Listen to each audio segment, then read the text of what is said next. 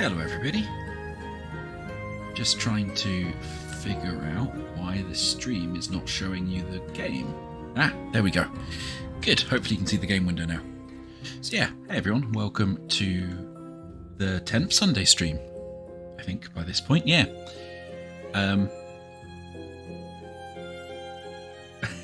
I still haven't quite figured out what that emoji means, Scotty. Oh, it's a spider's man. It's on my second monitor and it just looks like somebody smoking. So after a very, shall we say, contentious Twitter vote, where people voted exactly the same amount of times for 3 different games, I rolled a die and it came up with Timberborn, which I'm quite happy with because it's a very nice, cosy Sunday game. Spider Finky Guns. Who is Timberborn? Timberborn is the father of all beavers, as you will come to see. So basically, if you don't know about this game, it is a city builder with a couple of twists. The first obvious big twist is that we're not making a city for humans. We're making a city for beavers. It's in early access and there's currently 2 different beaver factions. The Folktales, who I've played a few times, who are, I think, sort of the intro faction. They have a few bonuses to make farming and things a bit easier. And we have the Iron Teeth, who have gone away from wood and are now working with iron. There is no way to talk about this game instantly without it sounding filthy. There is going to be references to making our beavers happy by getting them wet, and there'll be lots of talk about beavers and wood. So it's kind of set in a post-apocalypse. Humans have killed themselves off, ruined the planet, beavers have taken over, and it's got kind of a Banished vibe in that you have seasons. You have, like in Banished where you had summer and winter, in this you have kind of wet seasons and dry seasons, and it's got a really interesting, really well done kind of fluid dynamic element to the game where you can dam rivers and redirect rivers, and the water will kind of drain away in the dry season, come back in the wet season, and there's lots of sort of water management alongside kind of vertical architecture, which is really interesting. It makes it stand out from a lot of other types of city builders in a way I really like. I've never played the Iron Teeth, so I thought today would be a good time to play them. I hope, Jock, that the Iron Teeth will be better than the humans and they won't quite ruin the planet, but we'll see. I've never played as them before. So we'll select them. There's a bunch of different maps, and there is also a map editor. It kind of is built around this concept of water emitters, and then I think if the water gets to the edge of the map, it drains away. It said, when I had a quick look-see at what maps are good, that Meander is good for the Iron Teeth. So we might try that map, because it's, again, not a map I've tried before. Plains is like a beginner map. It's a really good one to start with. You get lots of area that you can put farms on, and Waterfalls looks really pretty. But let's get going and see how we start off with a faction I've ever played on a map we've never played. I will say it's entirely possible and actually quite easy when you don't know what you're doing to kill off your beaver society. So we're going to try really hard to make it survive for at least 2 or 3 hours today.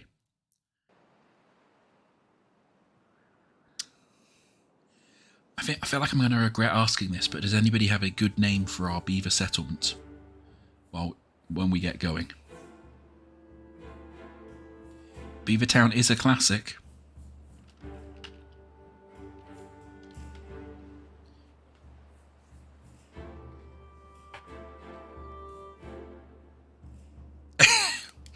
Port Ponky coming in with the filthy answer there, which will probably be appropriate for how this goes.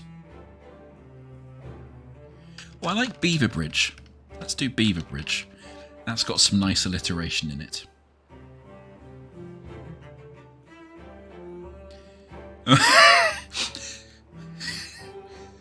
Okay. Scotty, my mod is asking me whether I'm going to allow that suggested name or not. Okay, so this is how we start out. I'll just pause it so we don't run out of time. We start with a district centre, a bunch of beavers, which we can see up here. We've got 7 adult beavers and 4 child beavers at the moment. Oh, hey Fuzzy Wobs. It is a really good game. I've been really enjoying it. So we've got these beavers. We've got 7 that can do work at the moment, 4 that we need to grow up.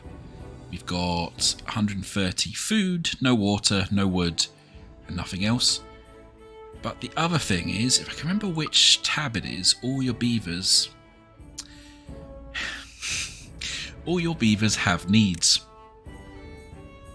So one of the needs of your beavers is to make sure they have wet fur. So you have basic needs, and then you have a bunch of other needs that you can please your beavers with. Ah, this stream's going to get demonetized, even if I could monetize it. Let's have a quick look at the map. Let's press play so we can see. Yeah, so the water is coming in from here, and you can see it flowing, and it's flowing, going down a little waterfall there, flowing around a meander, hence the name, and then flowing out of the map there. I guess if we're not careful, we're going to form an oxbow lake. And you'll see you have this kind of dry earth, wet ground, where stuff can grow. That's not very much ground we're getting from the river. Oh, it's because it's higher up. Oh, that's going to make everything more difficult. Okay, so first basic things we need is we need to get these beavers collecting up some wood. So we're going to put some lumberjack flags down. And we're going to put some paths down as well, from here around to there. And then we also want to put down... Oh, that's... Oh. So I've not played this faction before, and they have slightly different buildings. Industrial log pile. Okay. Okay, it looks like it will still just store logs. Oh, but we can build on top of it. So yes, whenever a building says solid, it means you can actually build stuff on top of it and start doing this kind of vertical architecture. We are going to make a hydroelectric power station, actually. Kind of. The power in this game all comes from basically rotational energy. And you have to make a bunch of power shafts to transfer it, which are physical items in the world.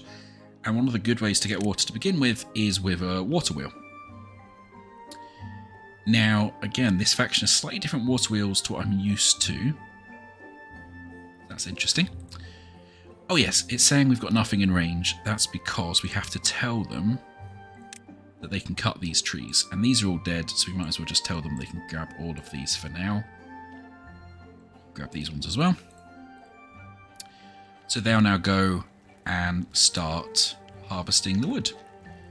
Hey! Oh, and this faction of beavers have a different fur colour. They're grey fur rather than brown fur. Oh, that's cute. Okay, the other thing is we want to worry about food and water. So we need to get somewhere they can get water. I can't build stairs yet. So I can't get down. Oh, there's already stairs. Ah, great. So what we want to do is we want to build a path down to those stairs. So we can then get them building pumps. Ah, those pumps can go 6 tiles down. So we can actually get water from over here as well if we wanted. But I want to save this water for farmland, I think. So we're going to put a bunch of pumps down here.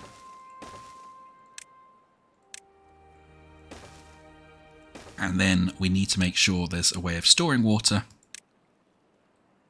Otherwise, they'll all die off in the dry season. So we'll put those down there as well.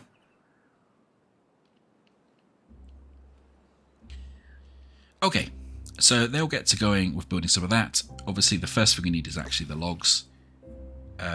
So I might put down another lumberjack flag so we get logs a bit quicker. And the next thing we probably want is to make sure we've got a recurring food source, which we can do by putting a gatherer flag over here, and then they can harvest these blueberries.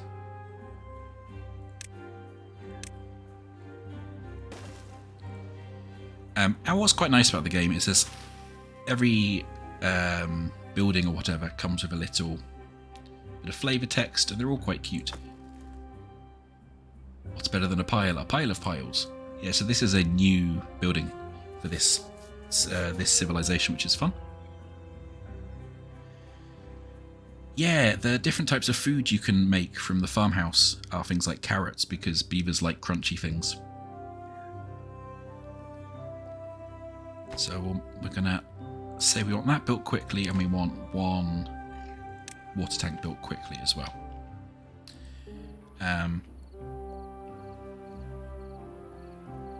And they've now gone out of their workday, and they're now going into the evening time, so they'll all start like milling about in a minute. And we should think about soon, once we've got the basics up and running, giving them some entertainment activities as well. Let's speed it up overnight, because they'll just kind of sort of wander around, and then they'll go to sleep on the floor because we haven't given them houses yet.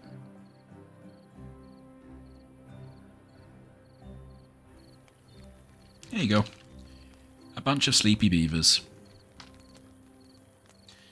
There is, at least so far, no combat in this game. Poor Ponky. It's not that sort of that sort of builder. Ah, there's a scrap metal source up there that we'll get to, because I think this faction has a bunch of unique metal buildings. Oh, like an engine. That's new. Ooh, gravity battery.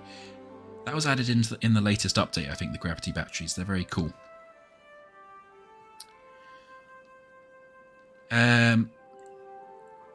Yeah. So, the other thing we want to think about doing is setting up so when the dry season comes, all our farmland and trees don't die. What will happen is the water will basically run out from here, and it will just start sort of flowing all the way around and out the other end of the map. So it looks like a sensible thing to do on this map would be to dam up this river. If we dam it up over here, we would capture all the water in this big loop. And we start off with...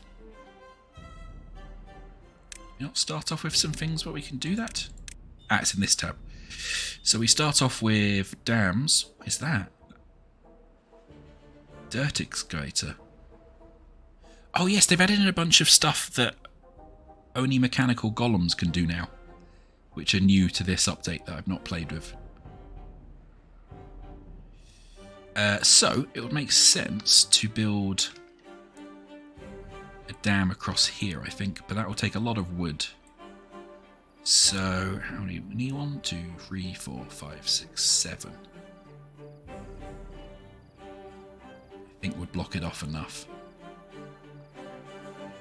So that's 140 logs, which we probably won't have in this first season,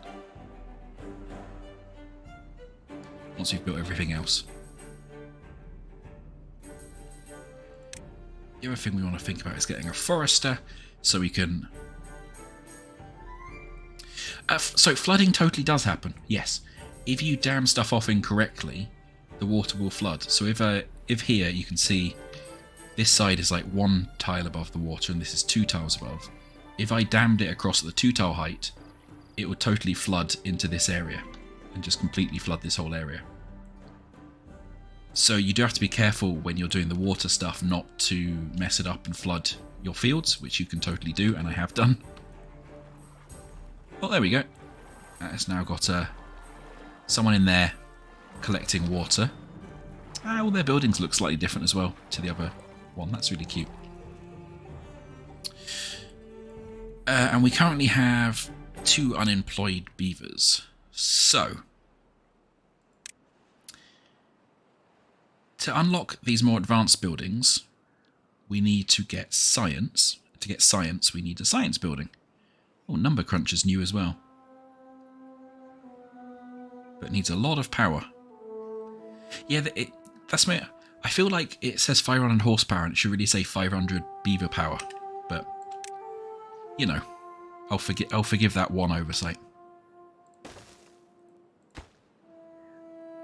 Okay, so we'll get that inventor working because we want to get a forester as soon as possible so we could replant trees.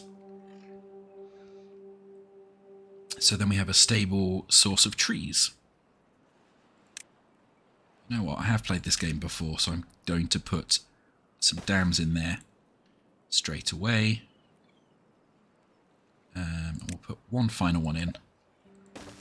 And then the thing that confused me a lot when I first started playing is you then have to actually put paths across those things, or the beavers can't walk across.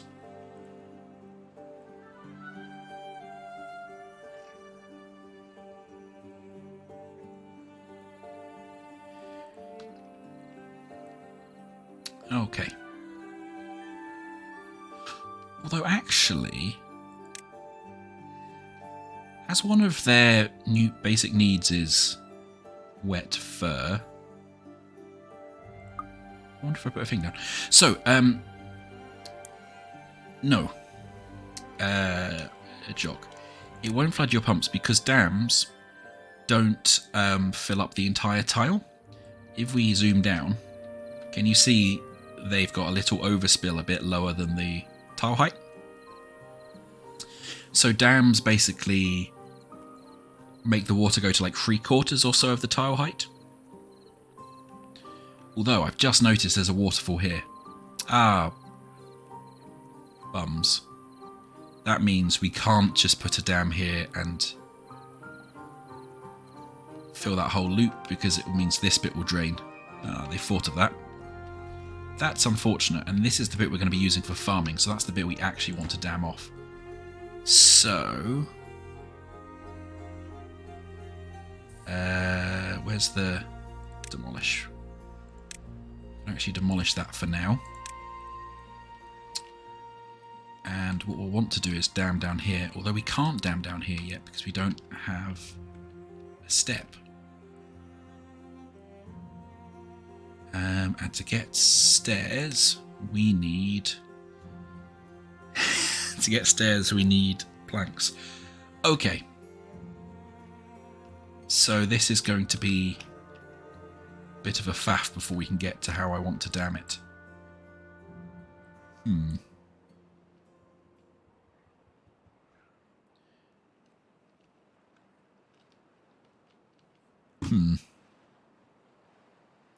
Yeah, I'm going to have to think about that. I think as long as we get enough food and water to last the first dry season, we'll be alright. No, I can't reach the waterfall without stairs and whatnot, which I can't build yet. I don't think. No, it doesn't look like it. So I've also just realised I put these in a really stupid place. So this is going gangbusters. So where we really want, if we're going to dam here, where we want them is on this side.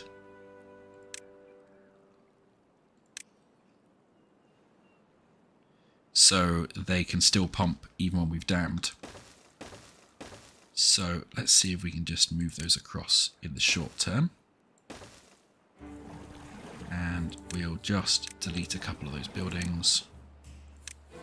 Wasted some wood. We'll probably leave that one there just for now. And we'll tell them not to build that one.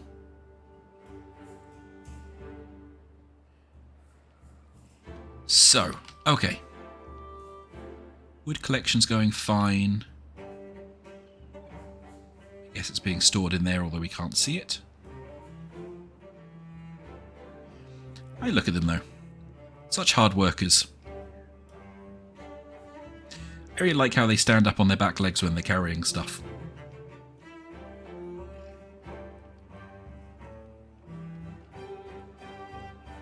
Good, and we've got someone collecting berries now. So... It's a much more tricky map than the one you start out with. That's interesting.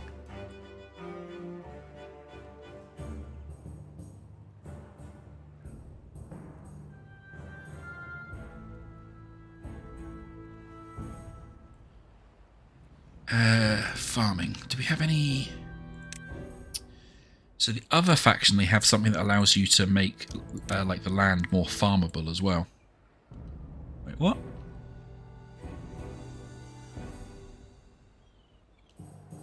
Right, we'll come back to that. But I think that might have been unique to the other faction. So I guess we have to be more creative with this faction somehow.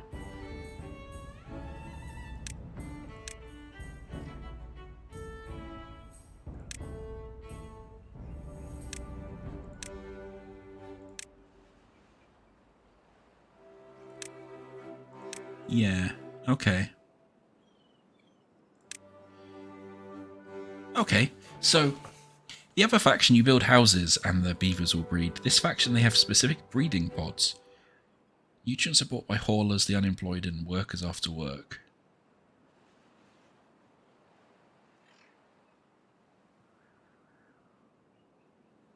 Interesting.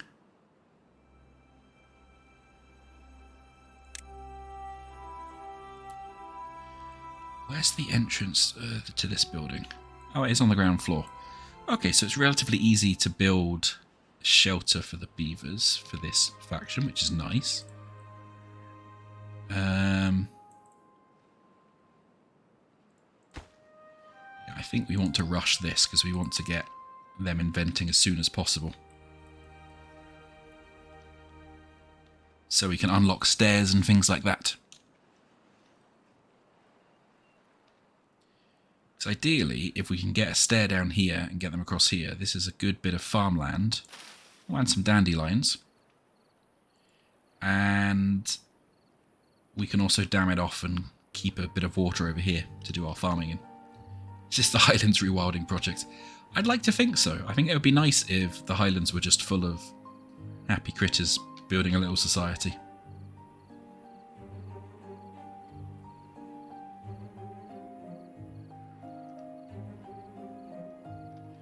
Yeah, I think we're going to need to harvest this wood as well. So I'm just going to set up down here while they're asleep. And we can put in another storage. We'll put in another storage because otherwise it will take them ages to go back across the map.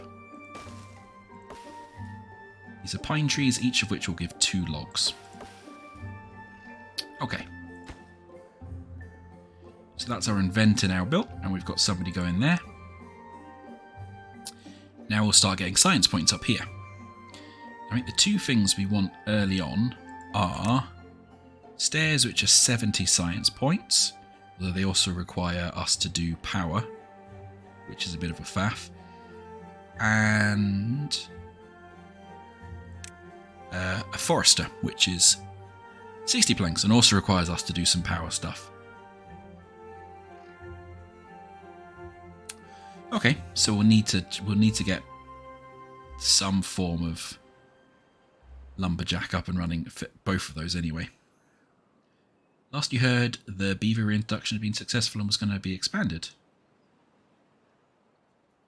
I think it's about traditional beaver construction techniques in the post-apocalypse.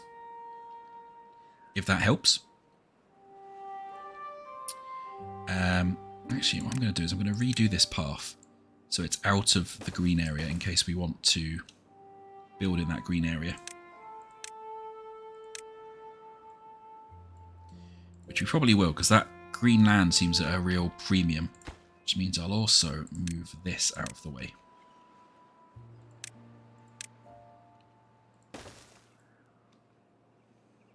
Later on, you do get the chance to like terraform and blow holes and do canals and stuff in the land, but that's quite a way down the tech tree with things like dynamite and stuff. I think this is an educational game to help people really understand how beavers work in the post-apocalyptic future. Okay, so we've got a lot of logs, so I guess what we can do...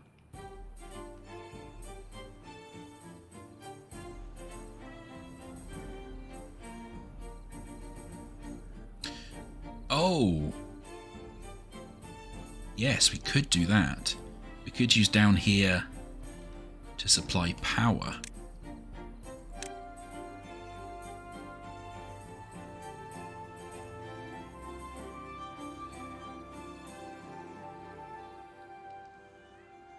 Yes, educate the humans. This is an ex-human civilization over here. This is a slightly more wooded one.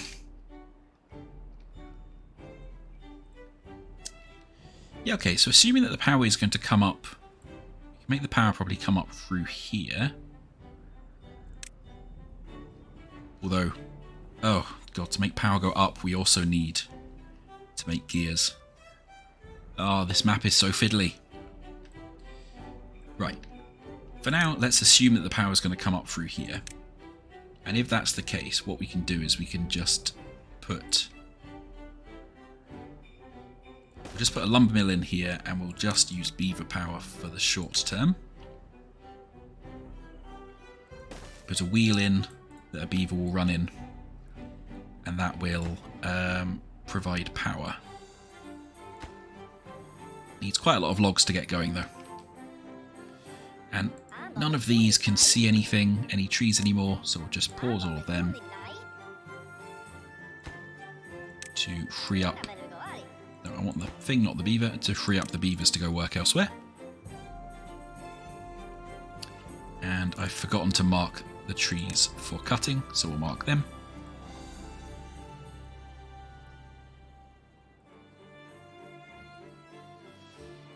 Alright, and you can see we're now getting some science in as well from this science building.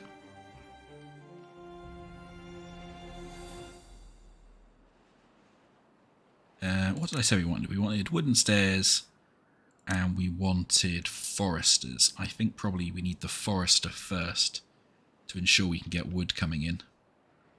So we're about halfway to being able to unlock the forester.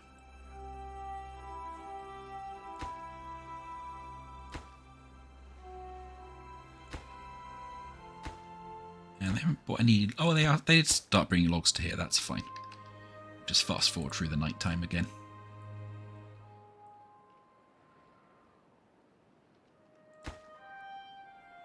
We are dangerously low on food as well, I notice. So, in the short term, let's get another gatherer bush.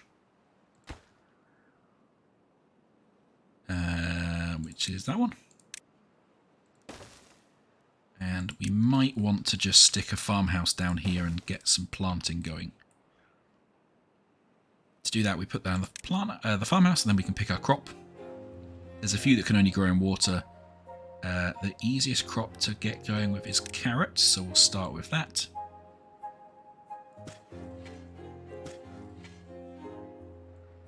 And we'll just do a little crop of carrots in there as well. Oh yeah, they're all hungry already. Good. Let's just prioritise them building the other gatherer thing. As we've got an unemployed beaver anyway.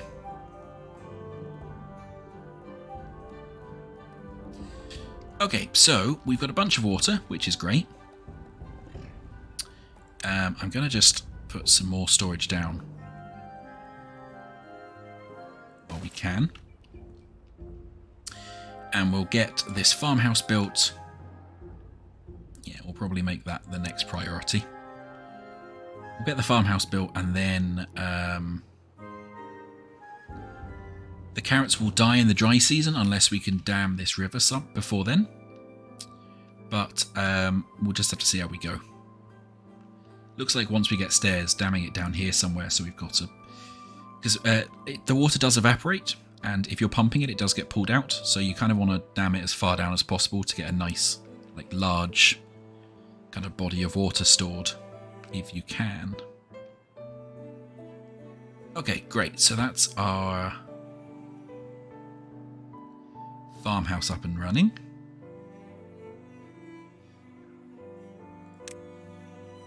It's interesting this needs berries. It's not any food. It specifically needs berries. So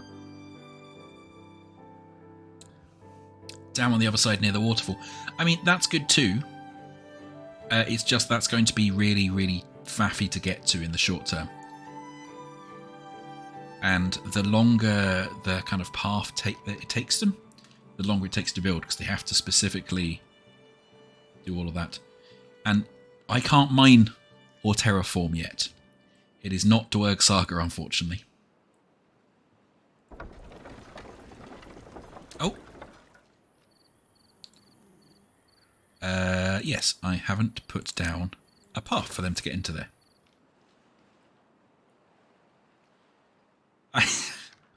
So many game references. Oh, is that... Oh, that, I think that's what we needed for the forester. Yes. So we're going to unlock a forester. And then what we need is for somebody to go in... the wheel. So we can then get power into this building. Because this beaver at the front is not really doing anything.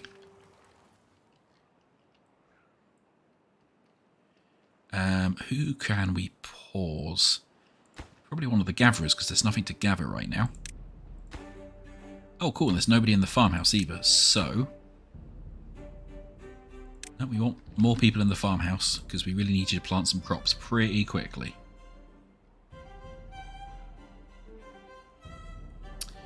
Yeah, I'm slightly worried that I'm not going to survive. Honestly. I think I've messed this up already.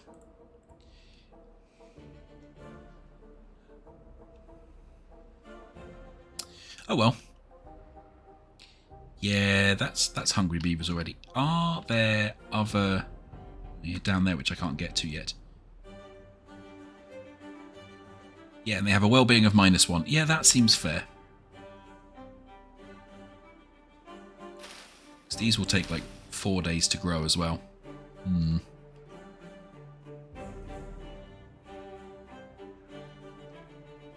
Hmm.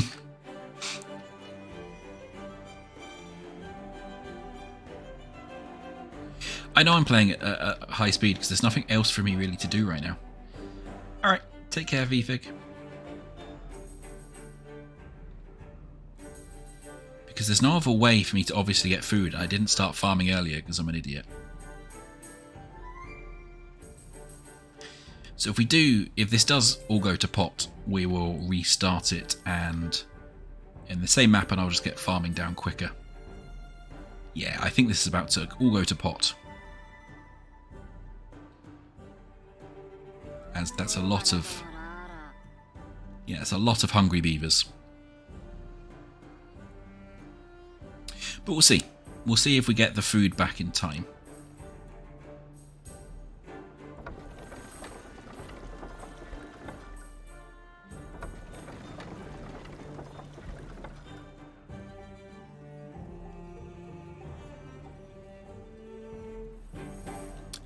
Thank you. That's useful information. But I don't think the beavers grow pot. They much prefer carrots.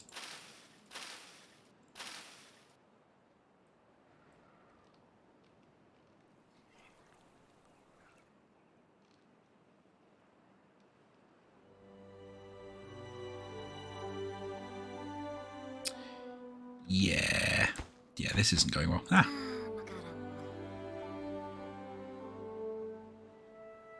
Very negative well-being. Beaver will die soon. Yeah. Yeah. Yeah.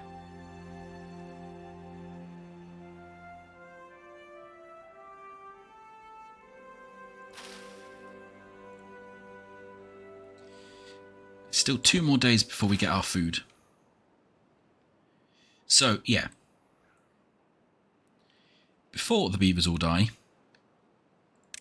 I'm just going to start that one again, because they are all going to die before that food comes up. So, let's pretend that one never happened and do a do-over.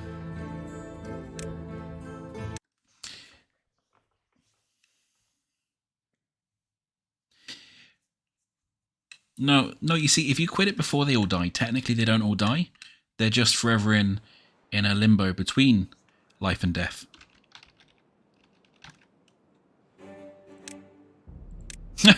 Oh yes, as I said, there we go. Everything is fine. Beaver Bridge 2 is absolutely fine. Alright. Well, let's get going with what we learned from the last one, which is that we can build some water pumps down here.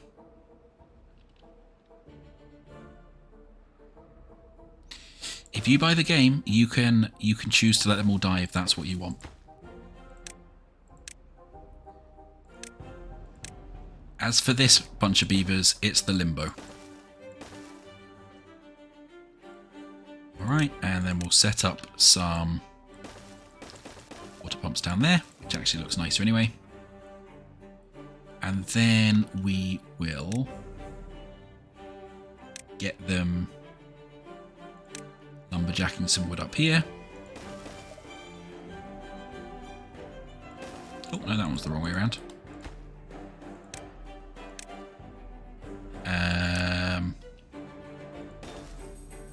And importantly, we will remember to put a farm down. Good and early this time.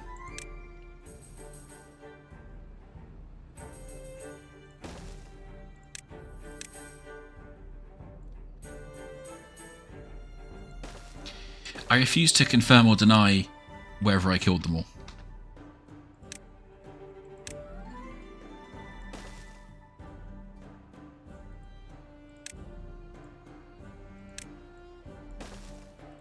Yeah, that's a good point. I haven't told them they can cut these trees yet, so let's just say you can cut all those trees. In fact, for later we can say that you can cut all of these ones as well. I don't know if this faction can scream. I imagine they do have mouths though, because they can actually, the lumberjacks can hurt their teeth. And if they hurt their teeth, you have to make them a teeth grindstone so they can resharpen their beaver teeth.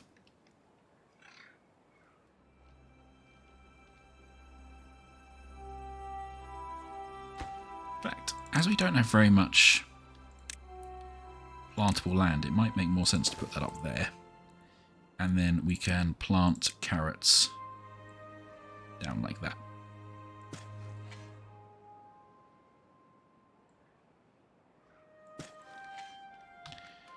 Cool.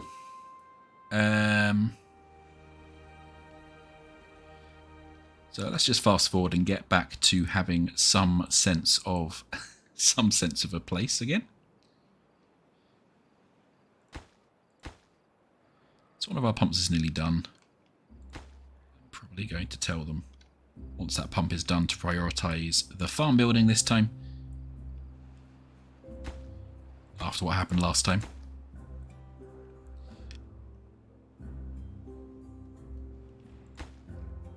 That one, please. Yeah. We should have plenty of wood to build that farmhouse good and quickly as well.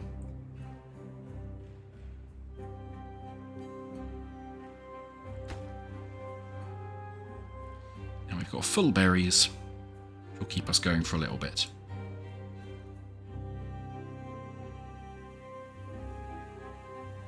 Which reminds me, we should also probably put in a little small warehouse in the middle so they can store stuff.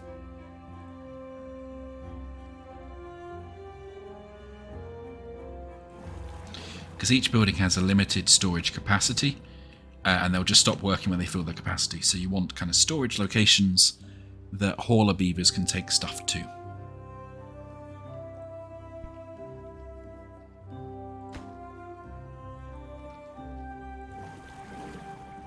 Alright. How's the farmhouse going? Alright, that's the last log. We have at least one beaver in the farmhouse. When another beaver grows up, they will grow up to be a farmer beaver.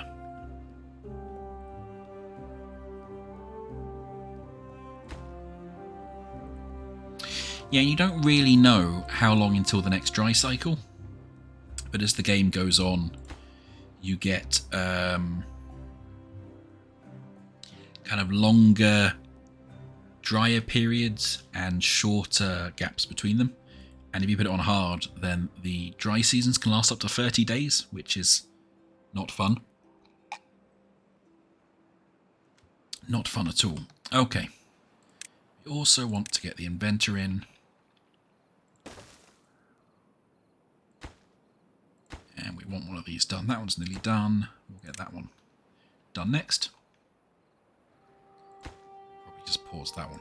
Probably have enough water tanks to get going with. All right.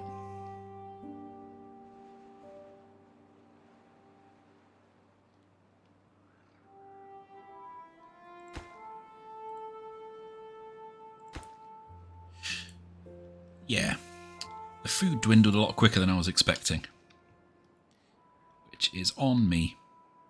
It's been a little bit since I started one of these from scratch. Probably just delete that one now, because they're nearly done over there. That will free up more beavers. There we go, you can see we're nicely filling up the water tanks already.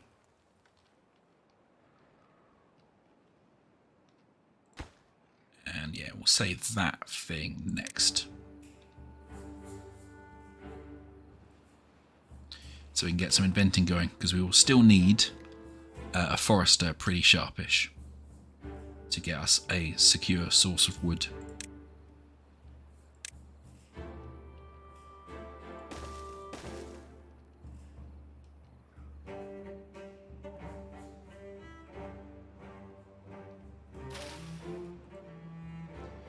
Good. We're actually going to get some carrots this time before they all die off, hopefully. One more child beaver. 78% of the way to adulthood.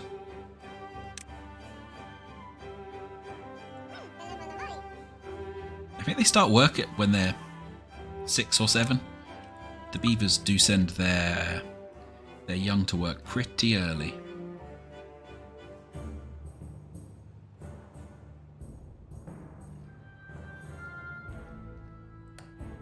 Great, okay, we've got an inventor in. We have 4 water tanks, and we still have a bit of wood lying around, which will hopefully mean they finish that warehouse. Great.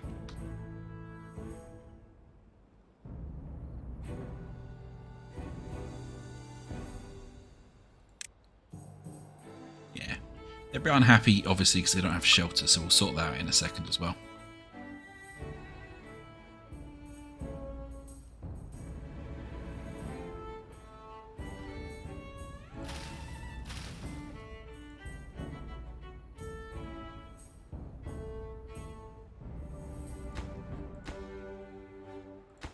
We'll just delete that one more lumberjack flag up there. We'll hopefully push a lumberjack down to here. There we go.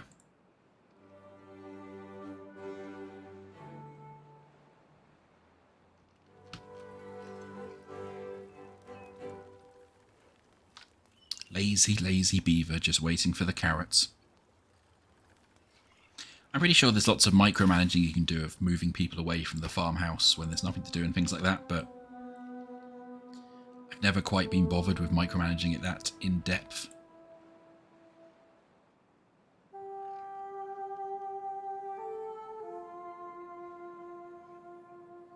Yeah, okay, so back to where we were effectively. What we need then really is a lumber mill for power,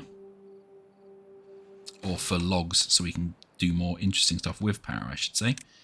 And we want the power wheel, which I'm going to stick just in there. Then we don't have to do any fat thing with paths. Those both take quite an amount of logs. So now that you're done with all the closer ones, we'll delete you. And we should have 2 down there.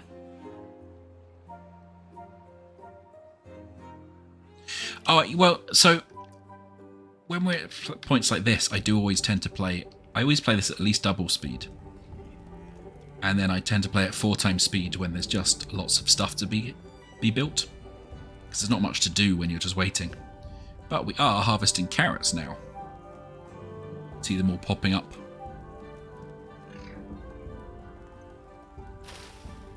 Raw carrots help beavers balance their diet without giving up on the joy of crunching.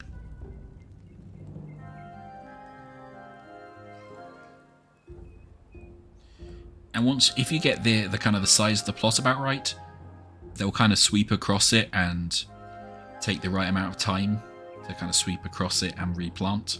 So you get a kind of constant supply of carrots. Once you've got it set up correctly, you just end up almost drowning your beavers in carrots, to be fair. But after what happened to Beaver Bridge 1, that's probably better.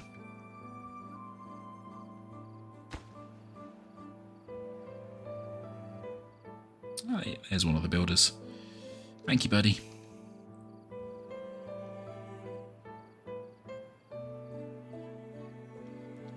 We'll just fast forward through night because there's not much for them to do at night at the moment. Because until we get a renewable source of wood, it's tricky for us to do their well-being. But you can see now they've all had a carrot, and that's one of their nutrition things. So their well-being has gone up to 1. We currently have negative well-being because of the lack of shelter. So we will probably try and sort that out next. Once we have a forester sorted anyway. Just need a few more logs over there.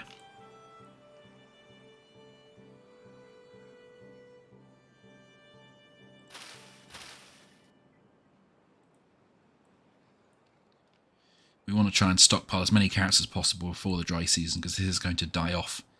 Because we won't be able to dam this map before the first dry season, I don't think. Unless we get very lucky. Cool. Alright, so now we have a power wheel. What we really need to do is make sure there is somebody in that power wheel.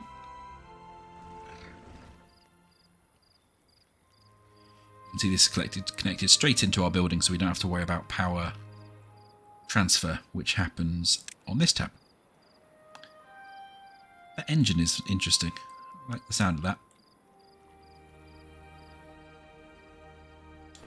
We don't have a worker in there either, so we maybe do need... Yeah, it looks like we need a few more beavers. So what I'm going to do temporarily is pause the water pumping, then build one of these creepy breeding pods.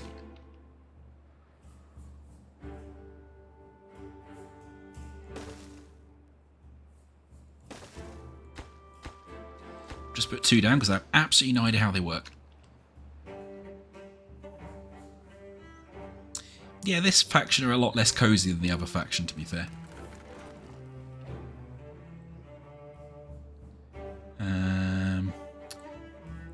Then we've now got enough for the forester. So we unlock the forester. And we will plonk them down again, just out of the green area. And we can select it to plant trees. Now, yeah, the whole thing with trees are they each have a different time to grow and a different amount of return. The best ones to grow are maples, like the amount of wood per day you get, but they also take ages. So effectively you get, what's that? Sort of a quarter of a tree a day from there, whereas birch you get maybe like a tenth of a tree a day, with pine being somewhere in the middle. The difficulty is obviously that it's a long way to get maple, so I tend to do mixed planting. So I think we'll get some birch going at the front just to get us going. Then we'll do a bit of pine behind, and then the rest of this, once that's cleared, can be maple. We need to get this built first, and to get this built we need some planks. Oh, we've already got enough planks. That was quick. So obviously planks are made in the lumber mill. You get a log in and a plank out. But it only works when it is powered.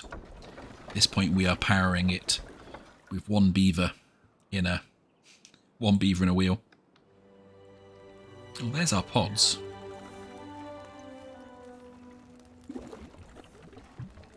Okay.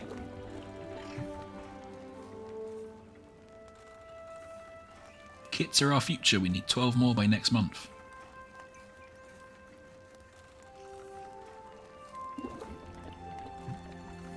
Okay, well, yeah, that's different to the other faction. That's mildly sinister. We do at least now have a forester, which is great. So they'll start planting trees where we've told them to. A bit like the crops, we'll get like a percentage and stuff.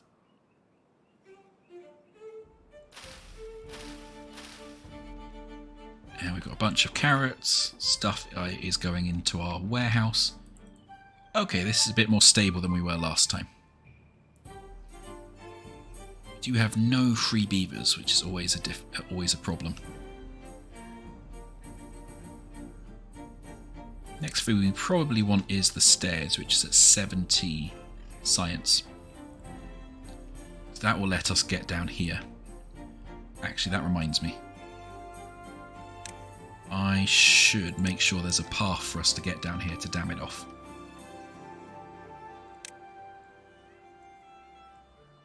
So we'll just make sure we can get down this way. I missed a bit there, so we'll just get rid of that.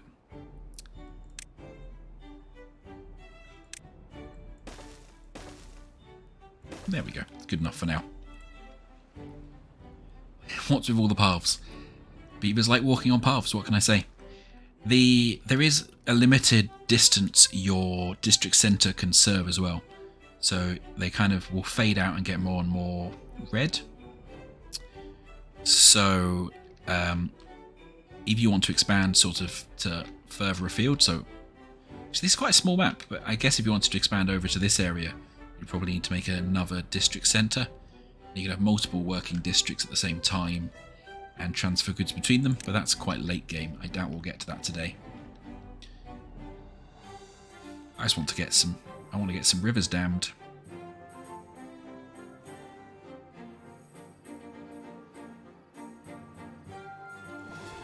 What I'm going to do is I'm going to increase the workplace priority on these, so when we unpause them, beavers will go over there from elsewhere immediately.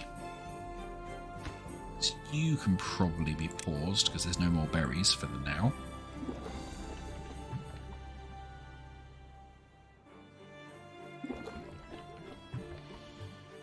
And I suppose we should get them some housing, really. Guess we can probably put this in the centre of town.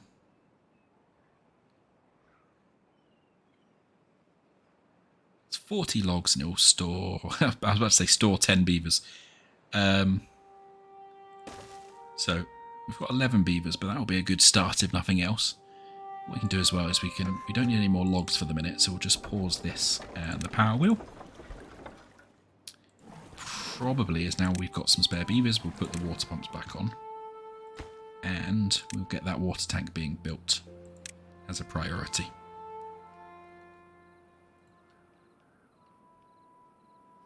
Well, that's what the game tells me. I'm no beaver scientist, though.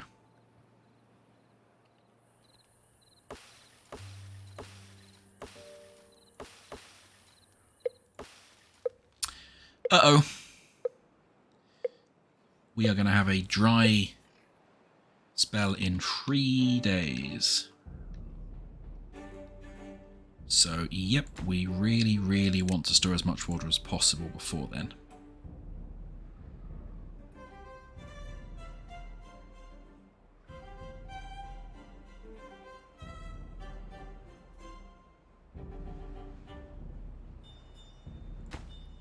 Which means that would be really nice to be built. Perfect. Okay.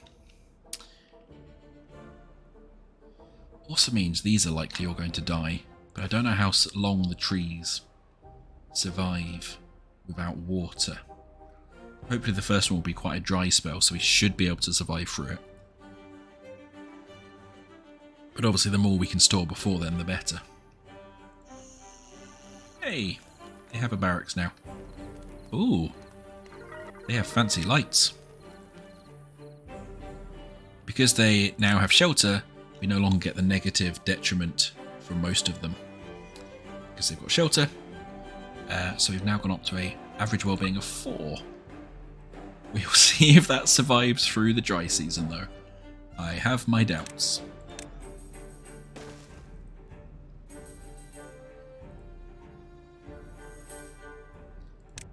Yeah, because we're going to get wooden stairs just in time, but we won't have then enough time to build the thing. I don't think they're electric lights. They might just be like candles or burnt, like wood-fired hearths.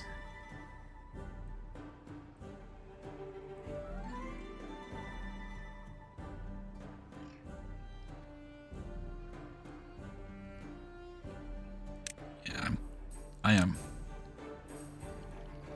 Yeah, well, fair enough, yeah. I am worried about our water situation. I'm going to put in one more. Actually, I'm not going to put in one more because we don't really have the wood for it. I'm going to hope that is enough water. We've probably got enough food just. Hopefully.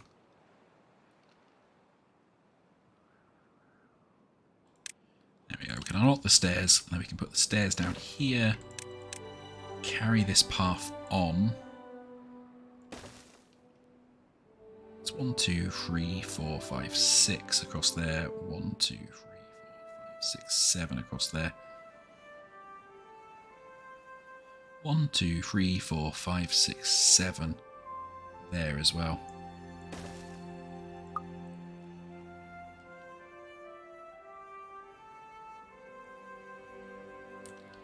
Yeah, I think in the first instance I'm going to dam over here to get like the largest volume of water, but yeah, I'm not convinced. Like, we're certainly not going to get it in time for this dry season. I can't remember if it can sneak around corners or not. Either way, we'll need another one there so they can get across. I don't think we're going to be using this as the initial crossing point. It's too far away. If I do one more to the right,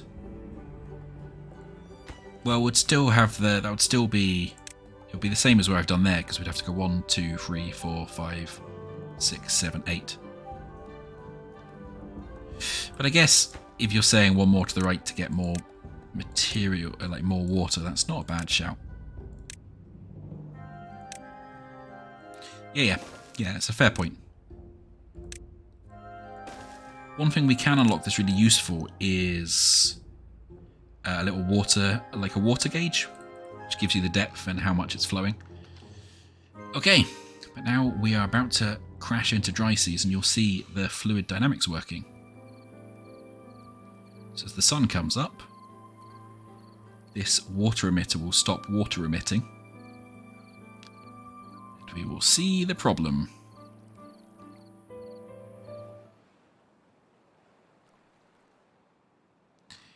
So there it goes.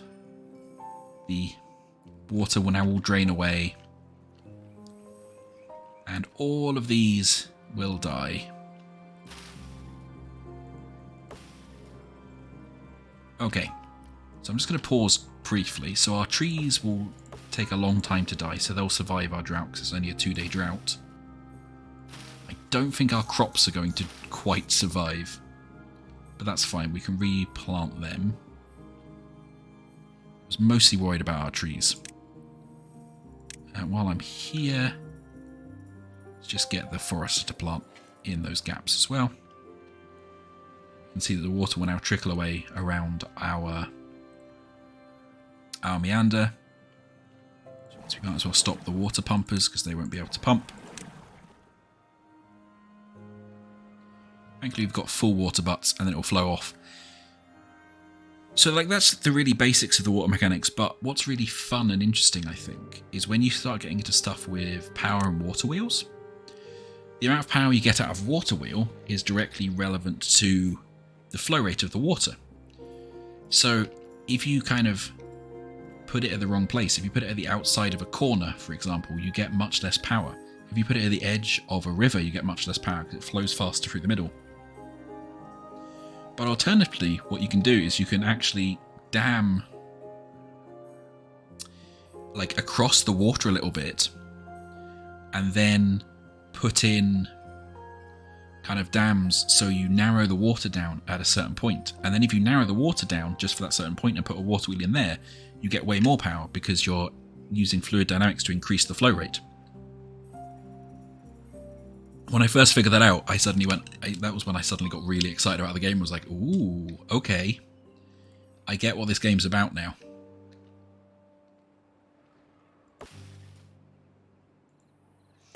Don't know if the trees still grow without water, actually, or their growing's paused.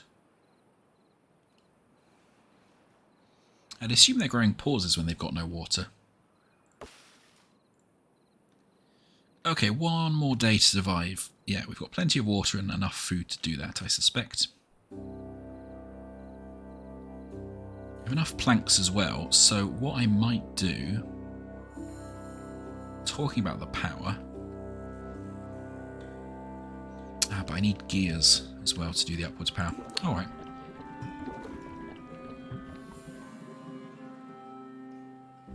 Okay, so we've now got two children beavers. So I guess they must have came out of those pods at some point. We also don't have enough berries for the next kits because our berry bushes have all died out. They will come back, so that's good.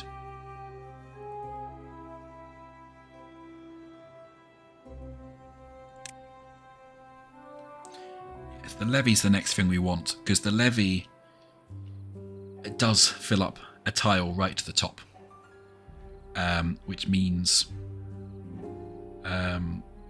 they can, you know, hold in water completely. So actually what it might be nice to do, although it's very expensive, is to kind of levee all the way down this edge so we can hold a deeper volume of water. But that'll be in a while, I suspect.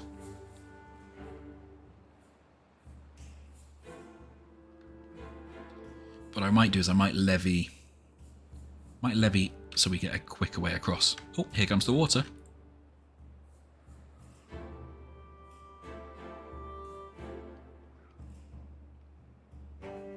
Breathing halted.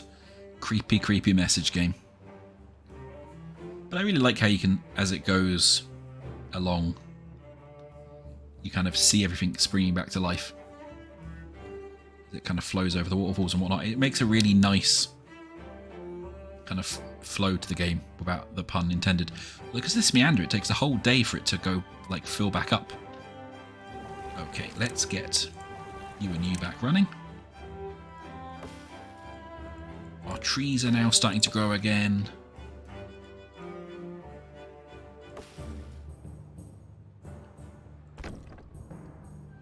Hopefully our forester will go and forest. We have food growing again. And we're a bit low. Yeah, we're a bit low on food after that. So...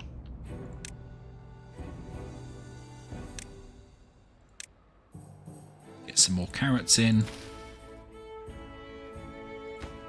Say that we want somebody in there quickly, please.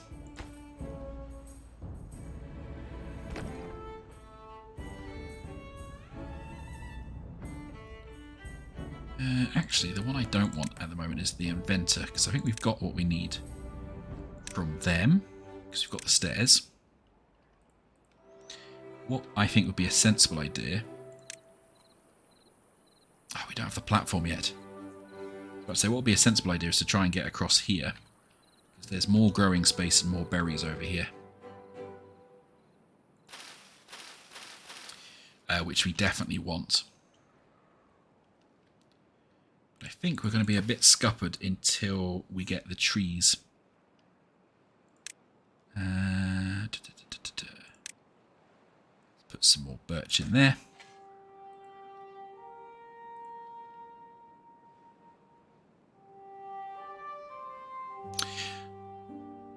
No, you're right. They don't. And I keep forgetting that they don't.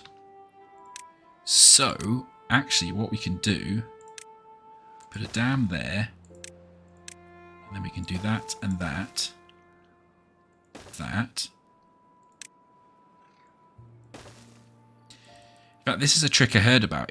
So you're supposed to build, in their well-being, there are showers. Or, oh, double showers.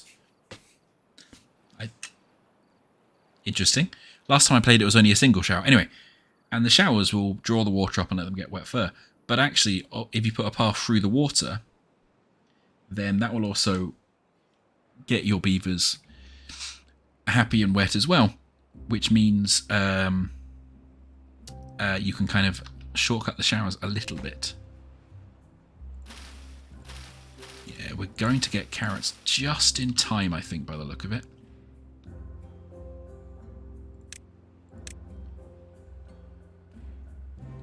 Yeah, no, it's a good reminder there. Thank you, Pork Monkey, because I always just kind of assume that they need them and then forget that they don't.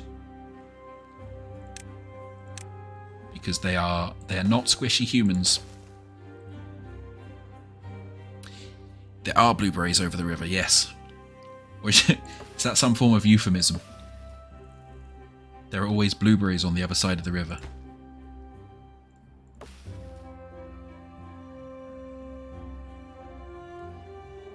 We have an unemployed beaver and some more blueberries have grown in here. So yeah, a lot of the blueberries are going to regrow in here as well. So I think we'll just about survive.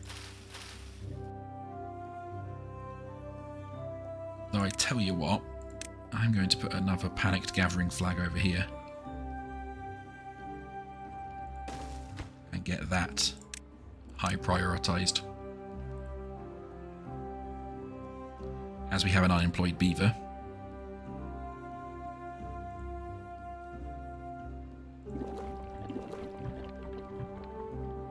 Oh, we've had 2 more births, so I'm going to also stop the breeding pods, so we don't get out of hand with too many beavers to feed and water. These carrots are just about to spring as well. So assuming that our farmers are on it, we should be alright.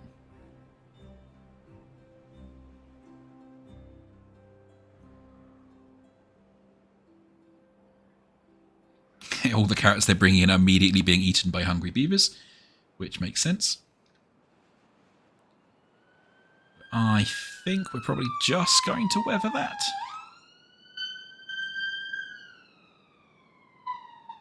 Oh no, the beaver police are here.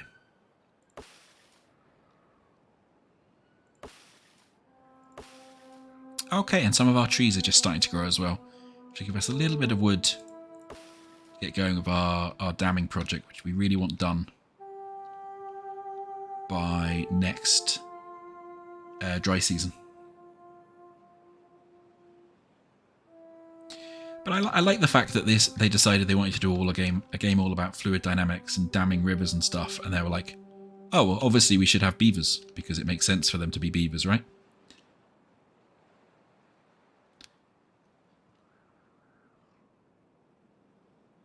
Yeah, that's starting to build again. That's good. Have to wait a couple more days for the pines. A long old time for the maples. Once the maples get harvested, they give so much wood, it's great.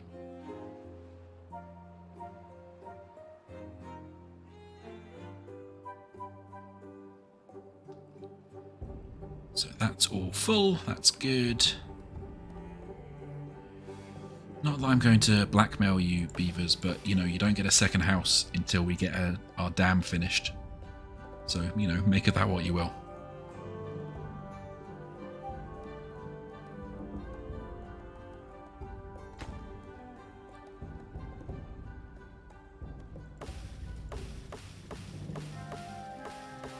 I think in their defense, they're just waiting for wood.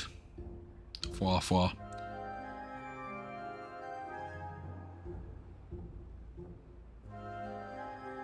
Cool. The berries are out, so we can delete that for now. So we have 1 unemployed beaver, I think. I kind of really want them to do this so we can go get those berries. So I'm going to prioritise these. And there is actually a prioritisation paintbrush that I always forget about.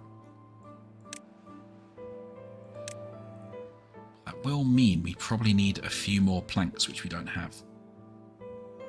So we are just waiting for the wood so we can go get that.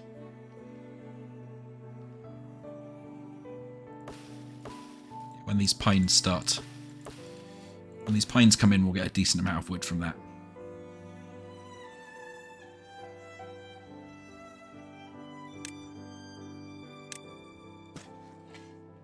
If we get across the river, we can also go and get these chestnut trees, which are worth a decent amount of wood. You can also get chestnuts and grilled chestnuts from them, but I think we more are worried about the water supply for now. Actually, if we do that, and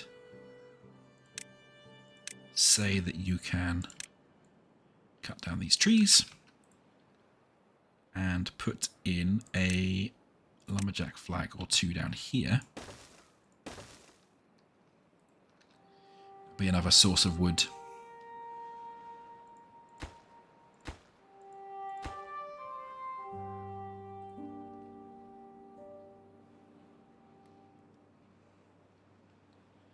Oh, that's good. Now pines are starting to go. And we are getting a decent amount of food in, but not as much as I'd like.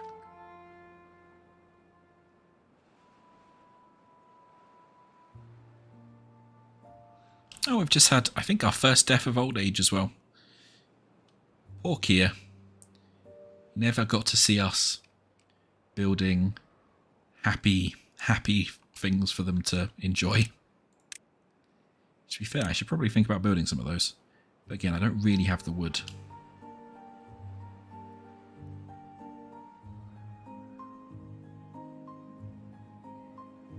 Oh, is that an injured beaver? That is our first injured beaver. He's got a broken tooth, so he can no longer work. Which means we need to put in a tooth grindstone. See you later, Jock.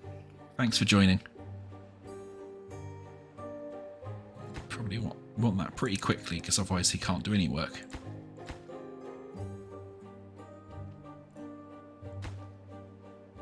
Just need one more log there.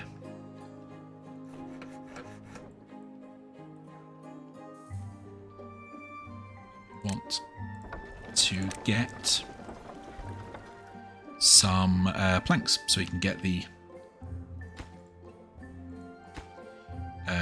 wooden stairs up the other side.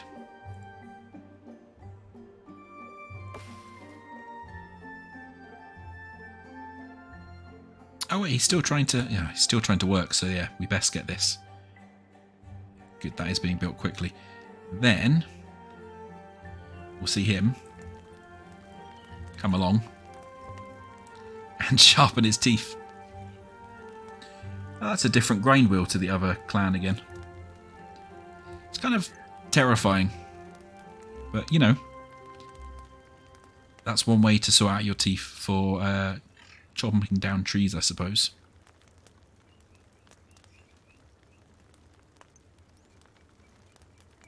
The sparks worry me a little. Oh well, there we go. That's a rested up, that's a fixed beaver.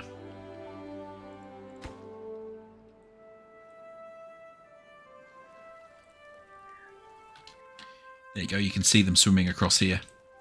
I wasn't sure they could actually carry stuff across, but that's adorable.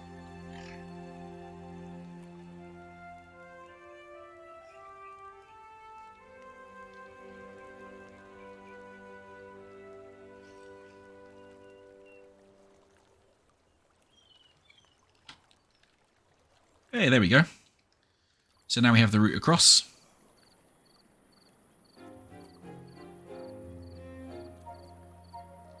Which is great, because if we get beavers down in here, this will sort out our dam problem very quickly, because that'll get us a whole bunch of wood.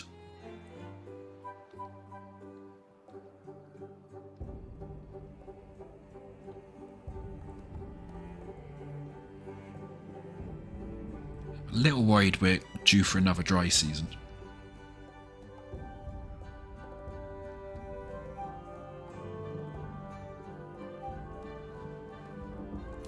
pause this and this because we don't want planks just for the second.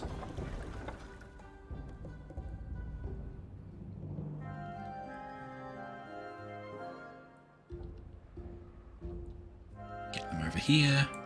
Now if we go here, you'll see that because they've swam, they're happier beavers because they've got their wet fur, which is nice.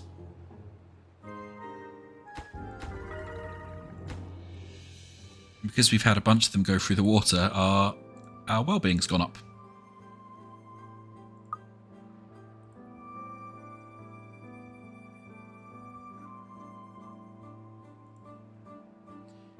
Yeah, I mean, you could start on this side as well, you know. Rather than run all the way round. Silly beavers.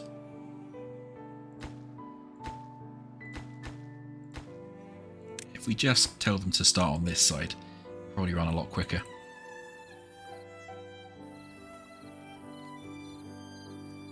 Swim, swim, swim.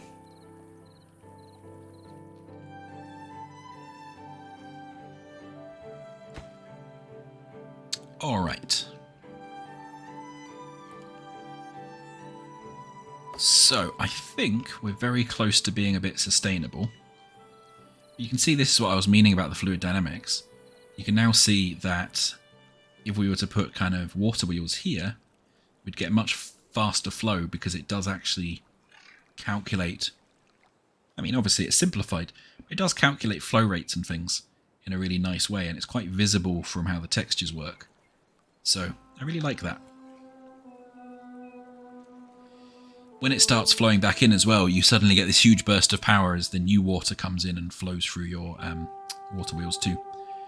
But for now, we just literally want this dammed, and that's all we really care about. Although I am going to get our stream gauge when we can get it.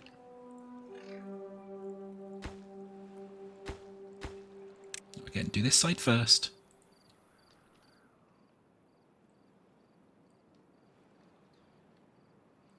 All right. Our food's all right, our water's all right. We're still really low on wood, but every time I've played this, that's always happened until I get a big sort of injection of maple trees.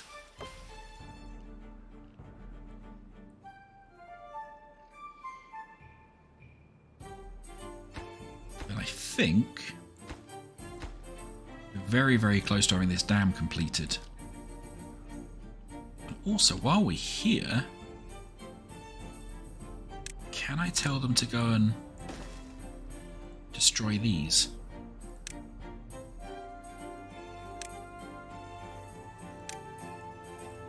Because if they can destroy those, we'll get a nice little pool of water here as well, which we might be able to use as a backup. Oh, we can. That's interesting. Have you just... Oh, you Egypt.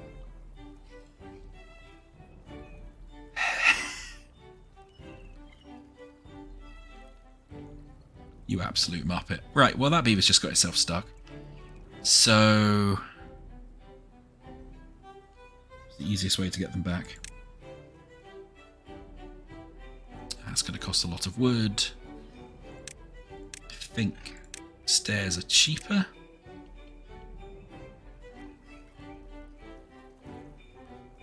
Oh, maybe... You're a very silly beaver.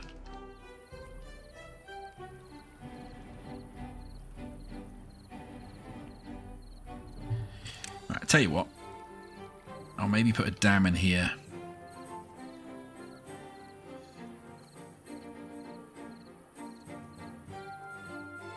I actually don't know what the best thing to do with this beaver is.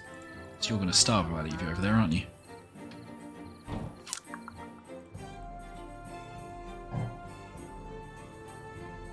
Don't know if a dam, it will overtop the dam. It's probably the easiest thing for me to do at the moment, so... put some dams there. Silly, silly beaver.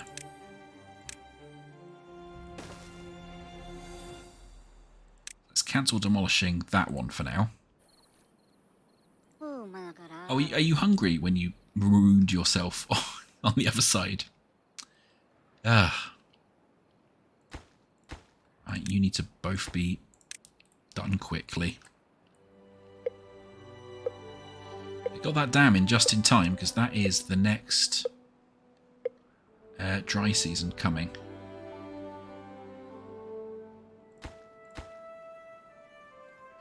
Why are you not...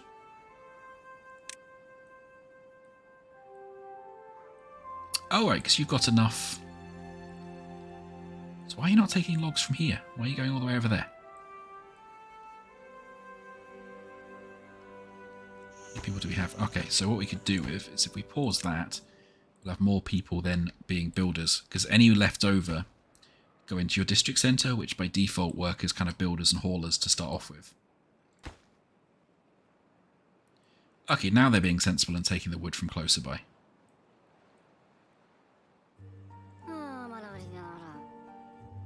Yeah, you are starving, I'm aware.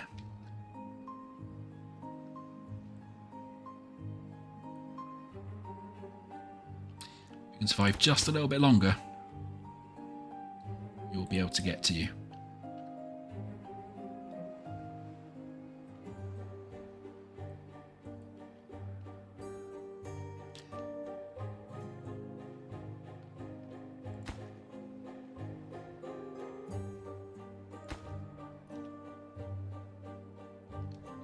Got a spare beaver, so if we increase this, have one more hopefully working on this.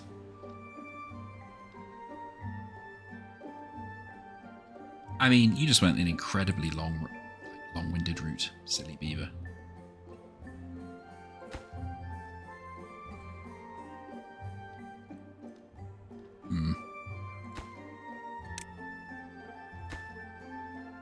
Slightly worried whether we're going to actually retrieve them in time now. Especially because they're going a really weirdly long way around.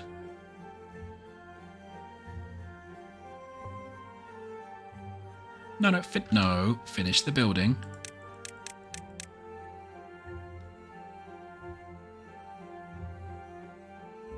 Thank you. Okay, we rescued the beaver. Will they actually get food and water in time? Yeah. Oh, I think we just about saved them. Goodness, that was a bit close.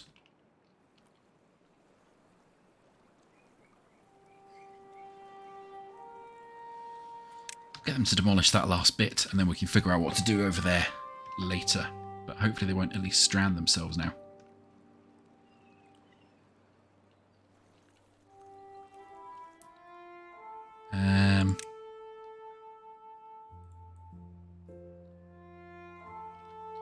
Yeah, because they don't overtop that by default.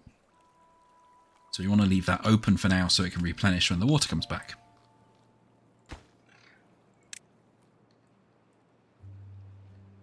That no longer needs 3 over there, so we can knock that back down to 2. But now, hopefully... Oh, exhausted. Alright, go have a nap. Now, hopefully, what this means is this next dry season will be a lot safer because we've got this dam. When the water dries up, this entire area will stay fertile, which means our crops will keep going, our trees will keep growing. We should be able to survive a lot better. Oh, and they're collecting dandelions. I didn't notice there was dandelions down there. I think those are for medicinal purposes for the beavers. So you can see, yeah, we've now dried up. Because the water's all flowed away. But because we've got this dam, we're keeping a nice pocket of it here for a few days. Which should keep our beavers pretty safe. But we do want to get a few more breeding pods back in. Because we've had a few beavers die of old age. I promised if you got the dam ready, you could have a home. So we'll put in one of them as well.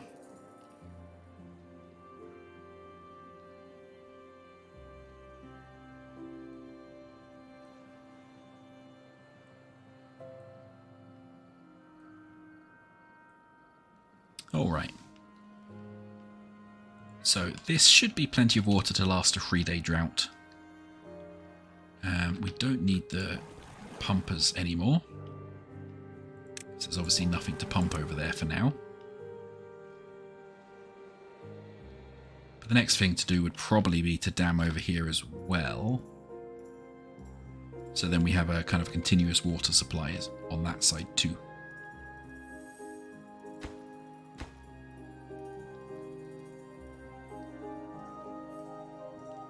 We also, because we've not really built one yet, probably want a log pile over here for when all this starts paying out. And then I need to figure out what's next, really.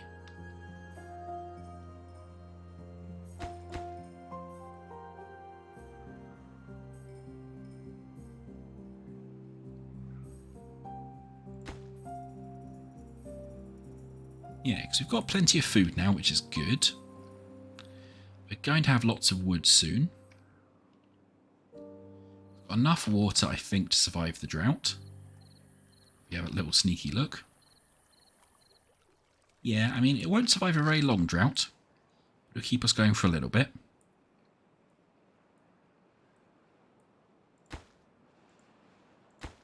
They've all got enough berries. Those breeding pods seem to be working okay. Just needing logs for our house, which will hopefully come from these trees pretty soon. You can see over here that it has filled up this bit down here, but this bit's obviously kind of flowed away or evaporated. Although it does make me wonder if over here is not a bad place for doing a bit of cheeky pumping.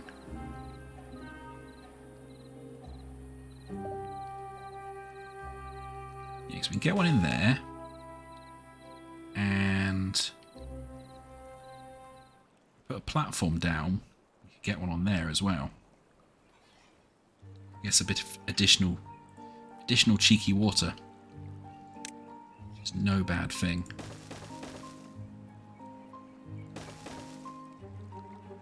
So we'll just get this set up. Use a dam. I'd like to unlock the platforms. The platforms are helpful. Ah, we can. So let's unlock the platform. And then there we go, and there's our water has come back and overtopped our dam while I was too busy building. But if we get the dam down there, then we can put down another water pump.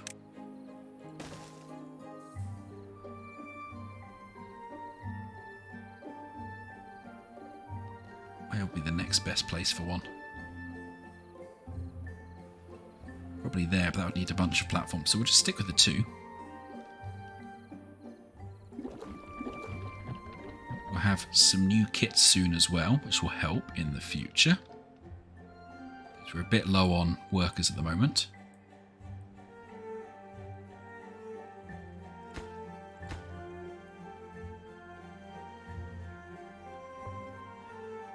But we've got a bunch of berries, a bunch of gatherers.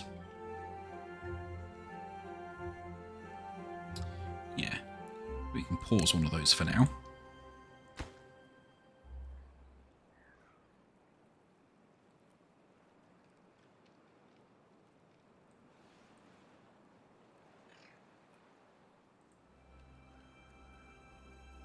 Yeah, alright.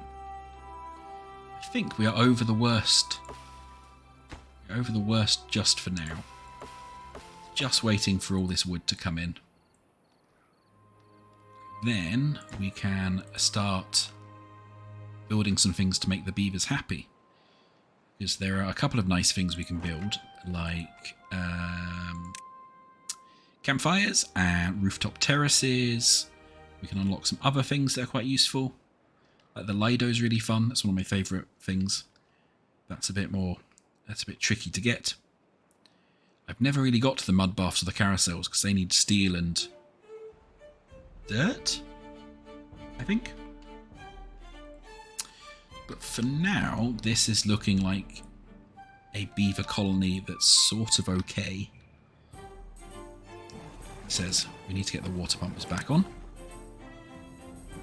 Excellent, we've just had 2 kits born as well. Ate and Hoijin. And we'll have another 2 soon.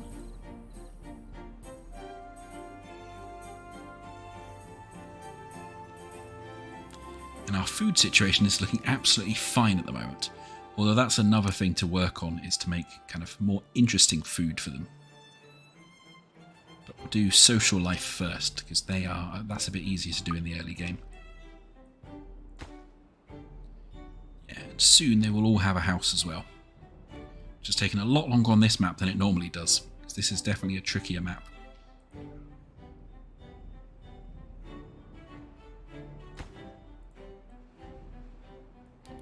There we go. Just need 1 more log. Should hopefully be coming.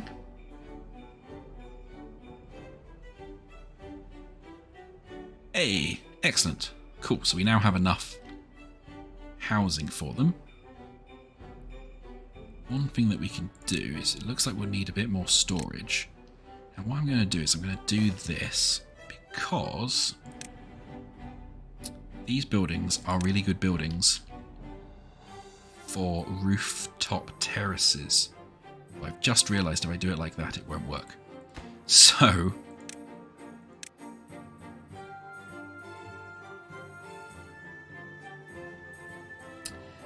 hey there, Stinkfinger. I don't know very much about the Iron Teeth. I've not played the Iron Teeth before. I think the social is just, it increases your well-being generally. I don't know how it interacts with the kind of the breeding or anything.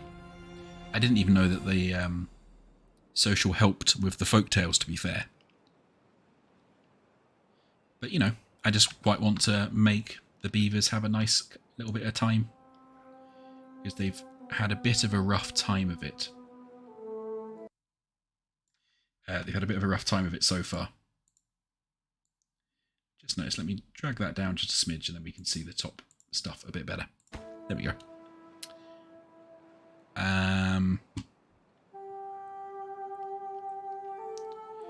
So what was I gibbering about? Yes, we need to build another small warehouse. And what I want is to be able to put a couple of rooftop terraces down. To do that, they have to obviously go on a rooftop. They're the perfect size for fitting onto these rooftops. And then, because we unlock the platform, we can do that and put a staircase there. And we'll have 2 rooftop terraces they can get to.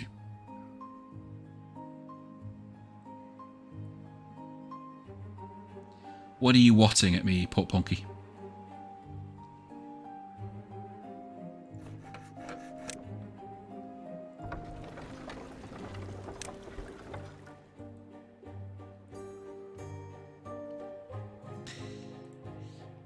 I don't think beavers are quite the same as dogs.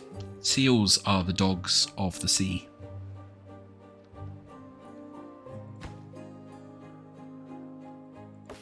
How are these maple trees doing? Okay, the maple trees are nearly about to pay out. Are wobble dogs not just wobbly dogs? Clearly. Alright.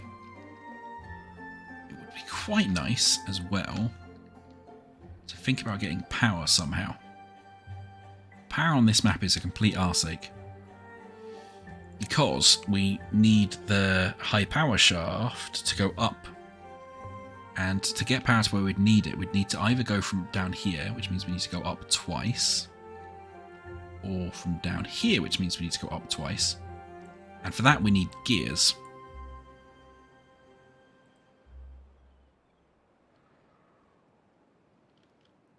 No, I have not seen it. I will obviously have to keep an eye out on it. That seems like a highly functional wobble dog.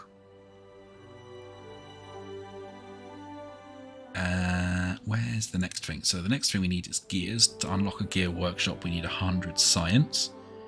And it's made from planks and logs. We've got the science, so I'll unlock that now.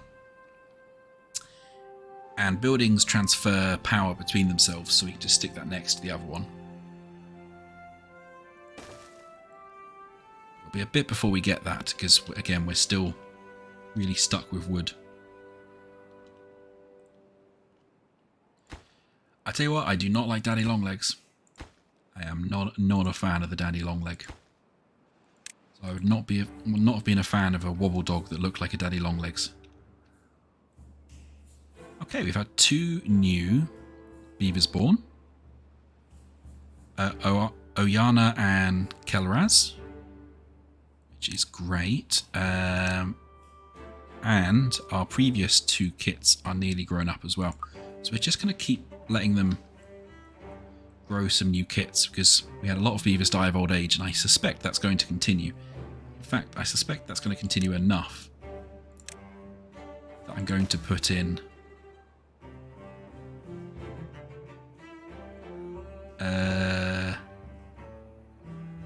yeah, 2 more, because we can always pause them.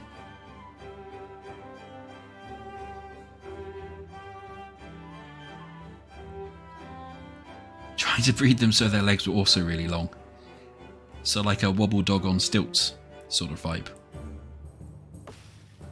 Okay, this is good. Our maples are about to come in, and that will suddenly give us a whole bunch of wood.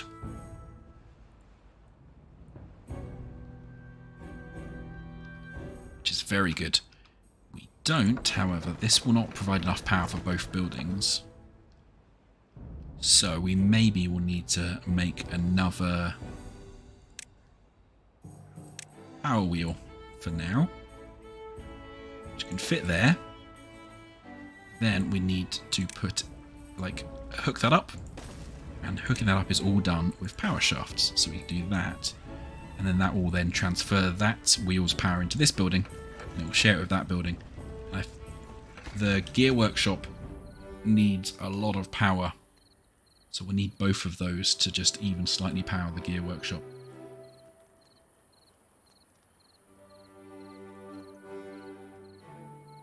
Each birth vat will support a population of about 15 beavers. That is good to know, thank you. I just want to basically get up to 20 a bit quicker, and then I'll pause a couple of them. Because our water supply is not good enough for many more than that yet.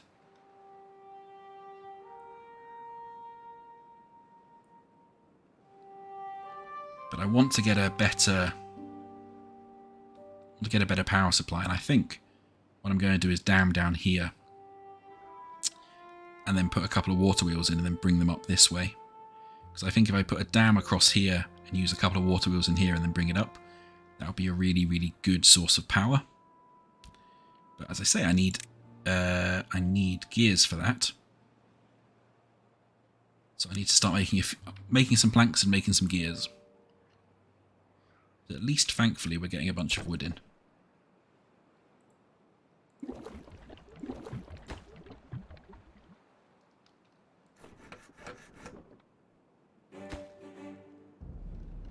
Where is all the wood going? Oh, it's all gone down here, hasn't it? Yeah, okay. That's fine. We'll get some more water in for our little tank down there.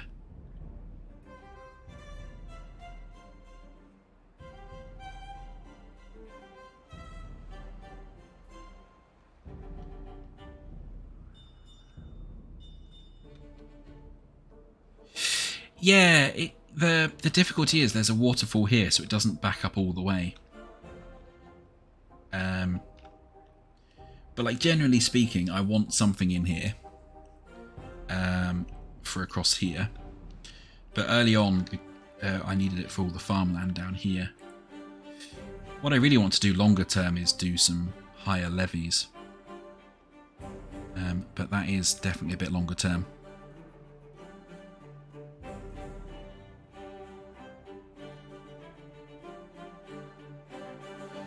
What I want to do is I want to slightly dam this river so there's only 2 gaps to then put water wheels in, and then we'll get 2 really good water wheels for the power.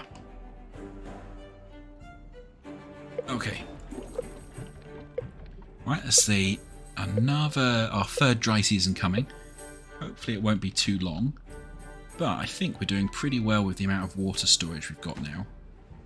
I might just unpause these ones as all the maple trees are coming through, because it will only take 2 maple trees to build one of those.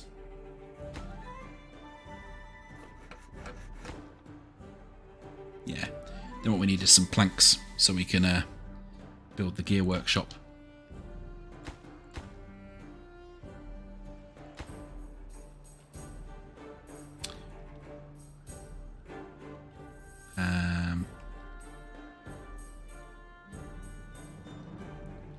Because we should hopefully be making some planks. No, we don't have enough workers. So we'll need to wait until some more... Ah, we have had a couple more beavers spawn. Origin and Anklegad?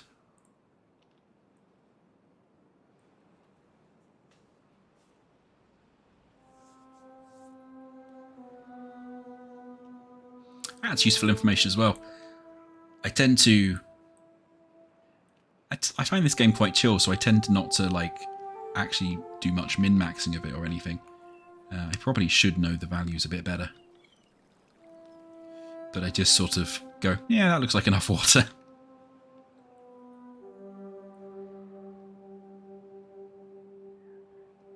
Alright, so yeah, lots and lots of wood. That is good. Don't currently have a forester, which means I'm actually going to prioritise the forester because we've now got a lot of unplanted area. I want to get that planted quickly.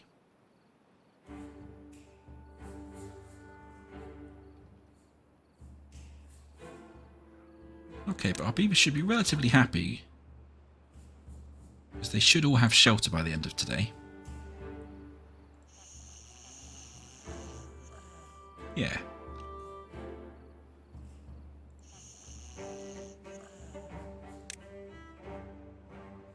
Yeah, good.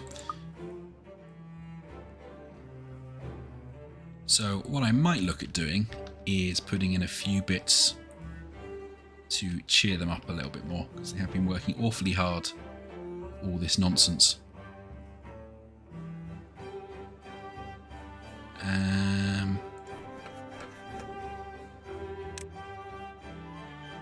we're just very low on beavers generally at the moment, so we want to get up to a nice colony size to get things going. Currently we've got way too many buildings for the amount of beavers we have.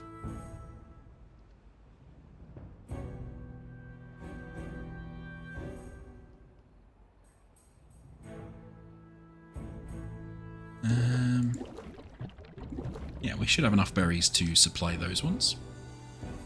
And once they're supplied, we'll have... Yeah, there we go. We'll have another 4 beavers coming on stream. That's the phrase. I hope it's not the phrase. I don't like that phrase. Okay, and here comes the trout, and that will then run off down here as well.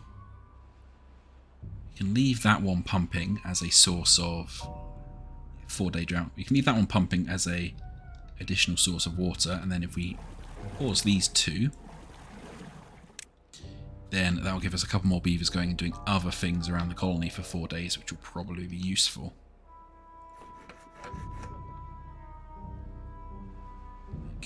It would be quite good actually to start getting some planks, so if we do that, that should get them into the plank workshop. Perfect. So that gets a few planks which we then start using to build the gear workshop, which we can then start using to build gears, and we can then sort out this power situation so we don't have to waste beavers in wheels.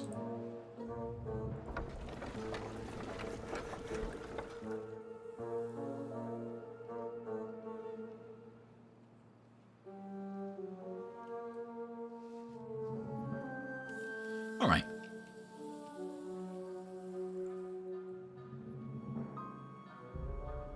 That is a useful little additional pocket of water down there, actually. Even if there's nobody pumping it at the moment, we can use it in an emergency.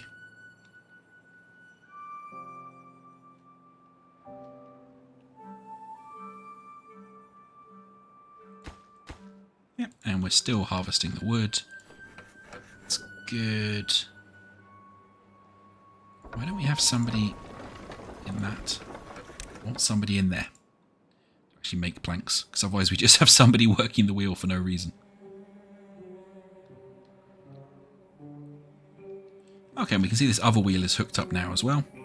We'll hook up into there, which is good, so we can get a bit of extra power for our gear workshop when we need it.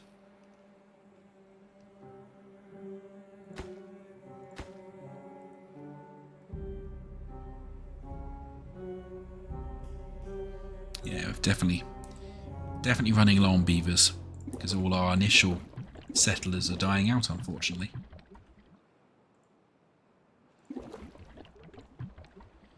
But it looks like we've got another couple of beavers about to be birthed from the breeding pods. And our previous couple are nearly adults, which is nice.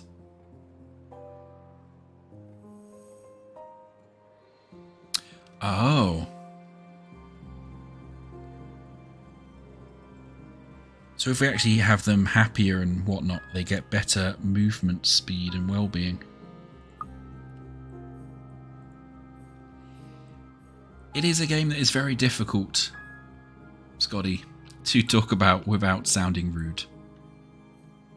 A lack of beaver in my life has never been a problem up until now, but I am sad about all the beavers dying off, yes. But I have ensured that at least 3 of them are wet.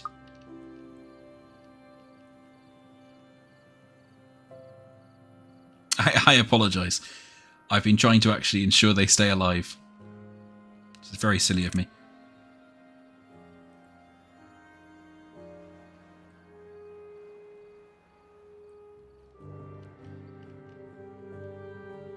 Okay, we've had 2 more beavers born. Javin and Genjo.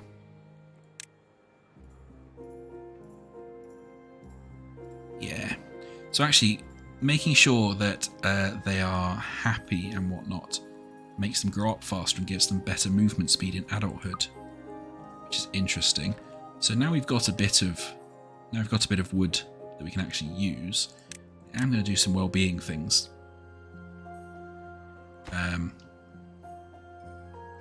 We'll prioritise these 2. Now we've got some planks coming in, so we'll have the rooftop. What are they called? Roof terraces. That's right. I'll also put some campfires down for them to enjoy. Don't want to put them on Greenland in this map because there's so little of it. But we'll put one over here, I think, and maybe we'll give them a nice view, a couple of nice views over the river over here as well.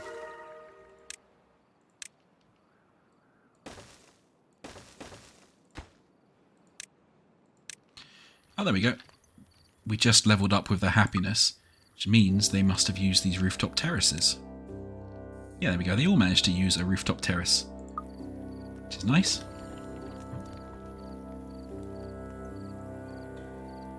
Actually, it's really cute if you.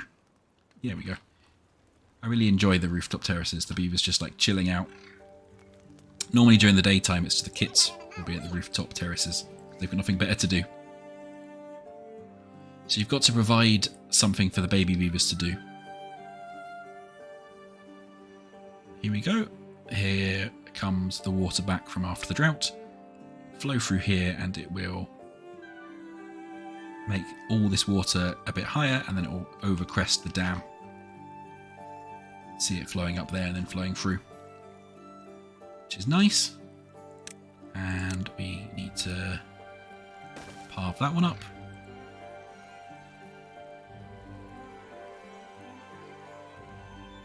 Do you really not have a route from the district centre? Oh, that's annoying. It is very slightly too far from the district centre for beavers to get there.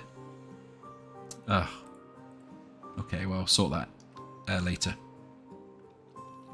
There we go. We've now got our first campfire up as well, which has cheered up the beavers too.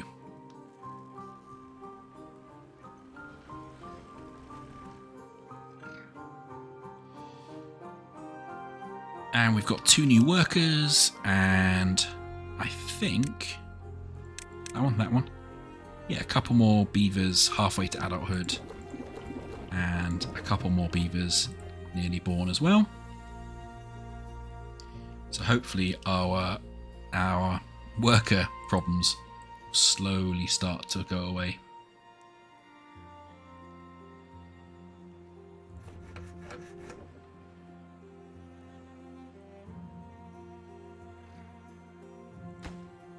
And all the planks are going straight into the gear workshop, so we're more than halfway done. Yeah, you can see at night all the things come on, and it's all nice and cozy. As when they get to night time and they stop working, you should probably see a bunch of beavers on the campfires and whatnot.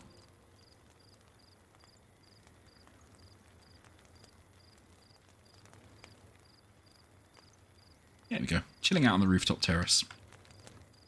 Ready, chilling out at the campfires. There we go. Telling beaver ghost stories about how humanity absolutely did one to the planet, I imagine.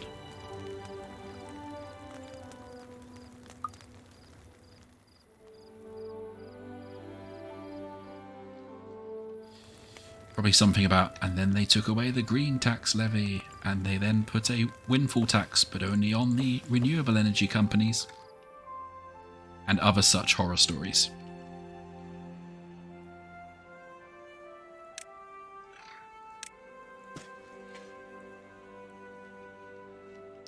Alrighty. Yeah, this is nearly done. That's happily making planks.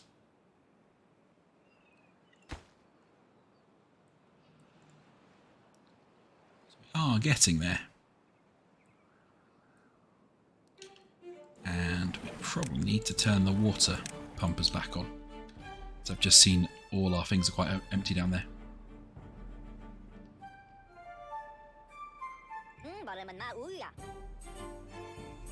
Do you mean this this screen here? Stinkfinger. Because yeah, I have seen this one before. It is nice. I'd sort of just forgotten that the well-being actually helps them out with kind of working speed and stuff.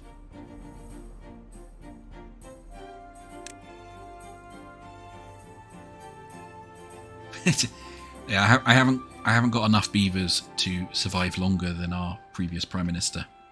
But you know, soon I'm sure.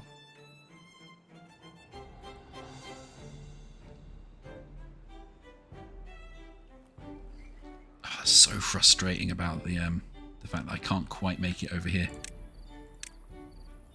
Assume that won't quite be enough, will it? How's the...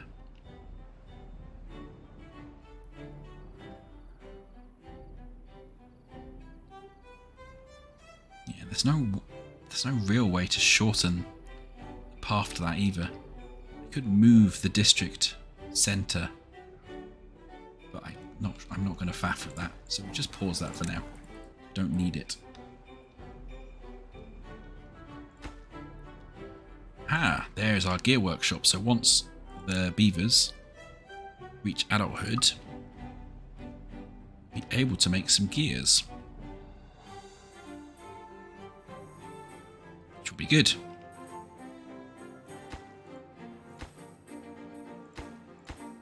So there's no beavers in those ones.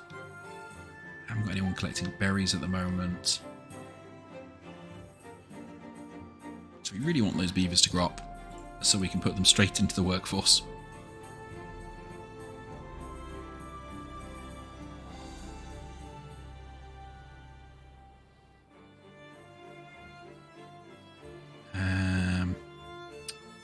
What I want to do is plan for these water wheels. So these give out 40 beaver power per centimetre squared. These give out 180. Yeah, I don't have enough for that.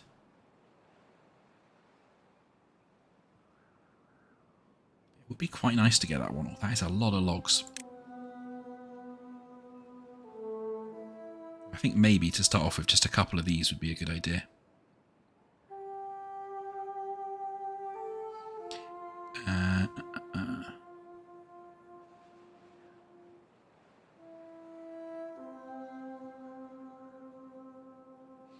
Oh, that's interesting.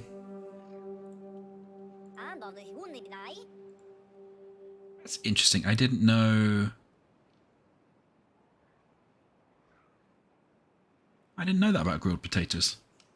Yeah, I assumed there was a good reason for having different types of nutrition and food. And it is something I always get to.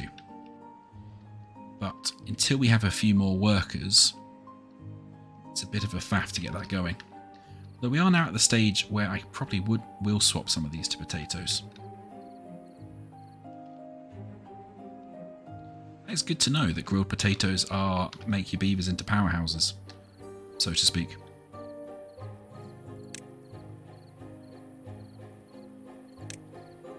Alright, if we put... So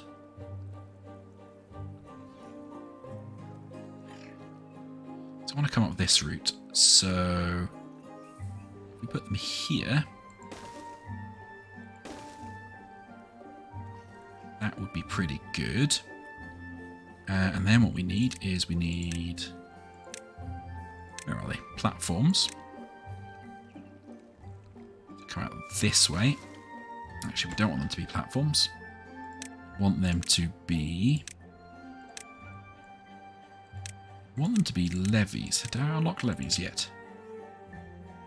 No. So we'll unlock levees because we want these to be levees. So all of the water has to go through these two central points. Just delete them for the minute. And then we will... a couple of platforms in there, which we'll then remove when we're ready. Cool. And we'll also need a platform there to go over that bit of road because your power shafts can't go through the roads. It causes issues. The beavers can't go through them.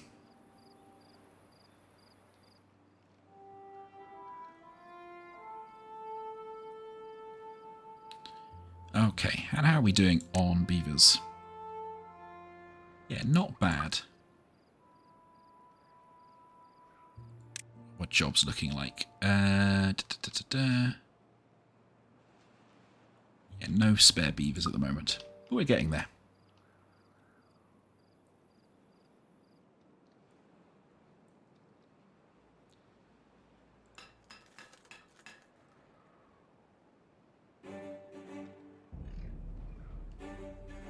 And while we have some spare logs as well, we can sort out the power, which will come... is if I delete this one, actually make that into a freeway one, and I make that one into a freeway one, just in case we want to keep going. And we'll say those can go there.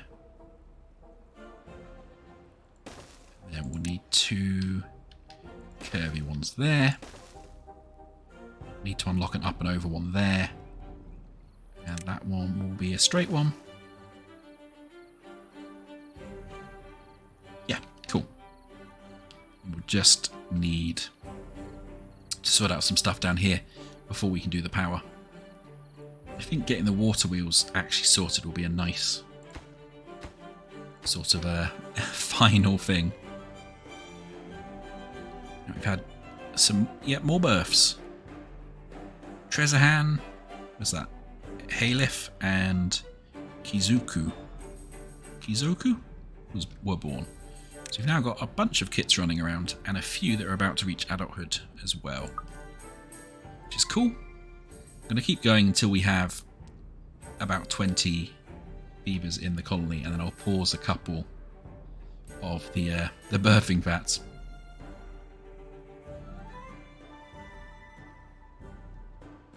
Because they are very effectively building away down here.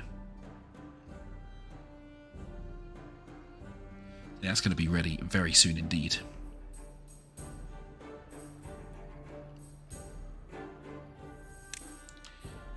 You could do with more campfire and more rooftop terrace time, it seems, but I'm hopeful. I think I've got enough campfires. Sweet's campfire can take 5 visitors. Yeah, so I've got just about enough. Yeah. Probably need more rooftop terraces to fill that up, but that's a bit more tricky.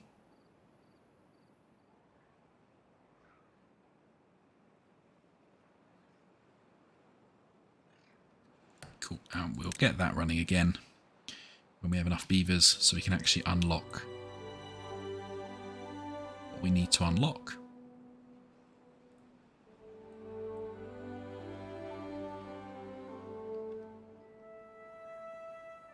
In fact, let's say that I want that sooner rather than later,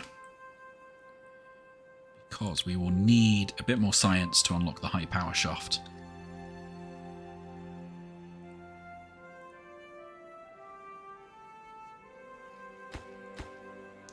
Actually, you know what? I've just realised we can save some shafts, so to speak, by doing this and having this power just come along at that height. Then we only need a couple of gears in order to get this whole thing working, which is probably a bit more efficient.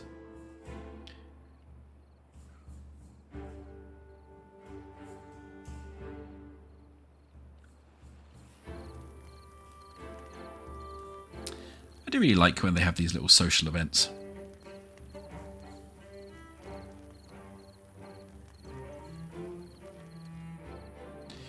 What they need is like a KK Slider-esque beaver to come and play concerts occasionally.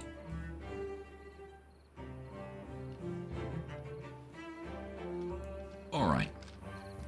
You can see here that how the fluid dynamics works as well. That it's rushing underneath the platforms because the levees are blocking the river completely.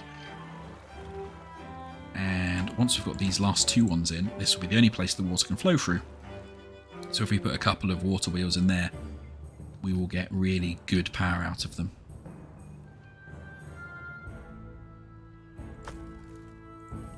And we're sitting on kind of oceans of wood at the moment.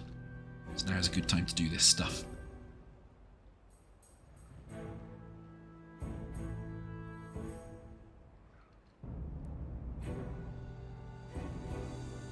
Oh, we've had a few more beavers grow up, which is good. So now hopefully most things have beavers. Yeah, they do. So we'll actually just pause these 2. What I'm going to do is demolish some of these resources and replace them with potatoes. We can get the beavers their first sort of cooked meal.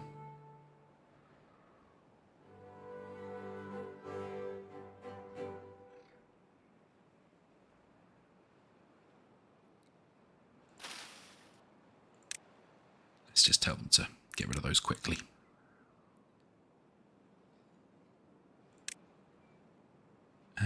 Where is potatoes? That's bushes. We want crops.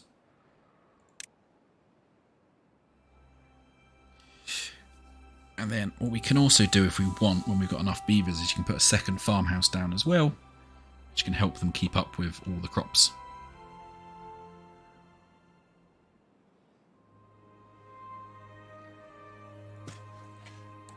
Probably don't need to bother until they're really, really struggling with it.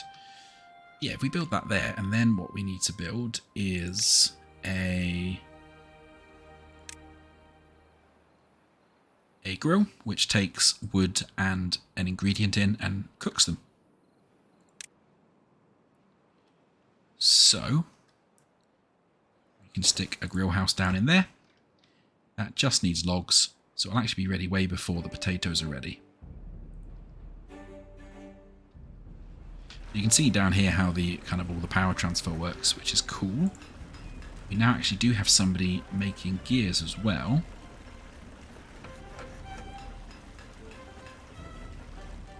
which is excellent, because it means once we get enough 80 science points, we can unlock the high transfer ones and sort out down here. Cool. Now what we can do over here is we can... Yep, delete that building. Delete that building. Oh, no. Oh, I didn't want to delete both. Oh, well. We will see if they can still reach. To put in... No, they can't still reach. Egypt. Yeah, we're going to waste a couple of planks fixing that problem. Just going to prioritize all of this stuff so it gets done. So now we're making gears. We should be able to get all the power stuff sorted, which will be really good.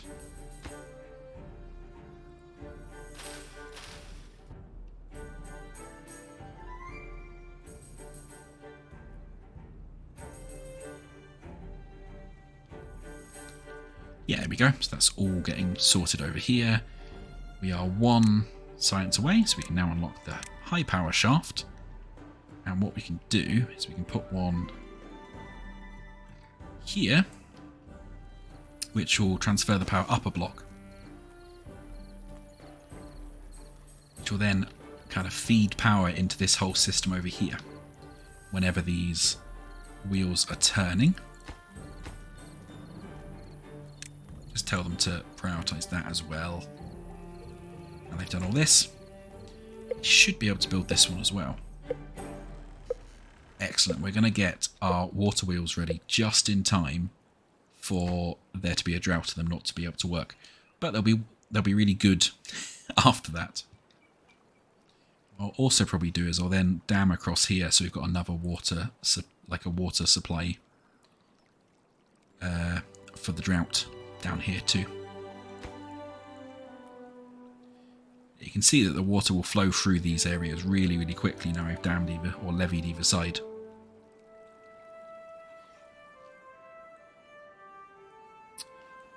We've got a lot of water. We should have potatoes for days soon enough as well.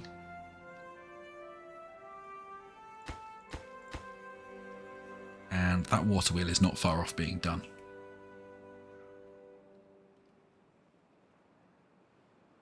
So, making beavery progress.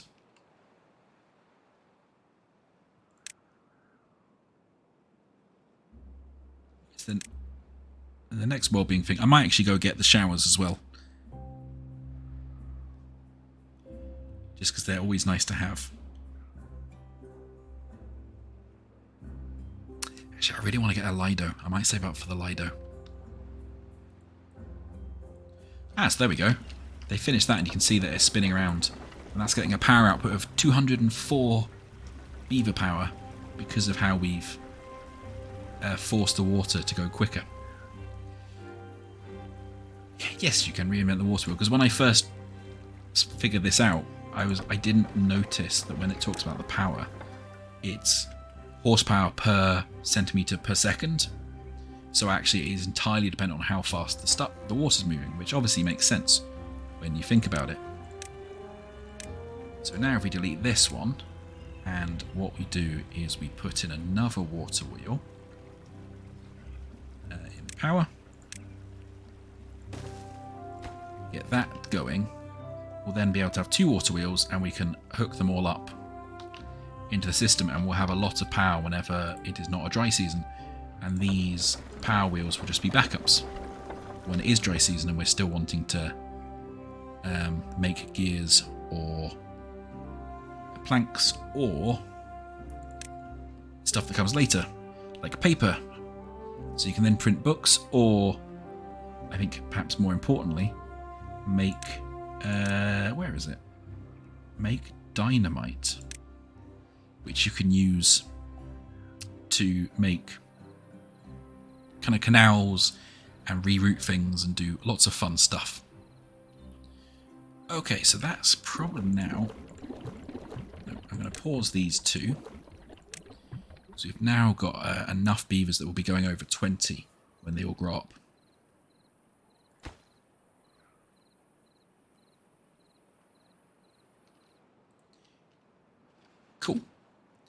Let's just fast forward through the nighttime as well. So we've got a drought starting in a day. We've got a lot of food, a lot of water. This dam will probably keep us okay for now as well.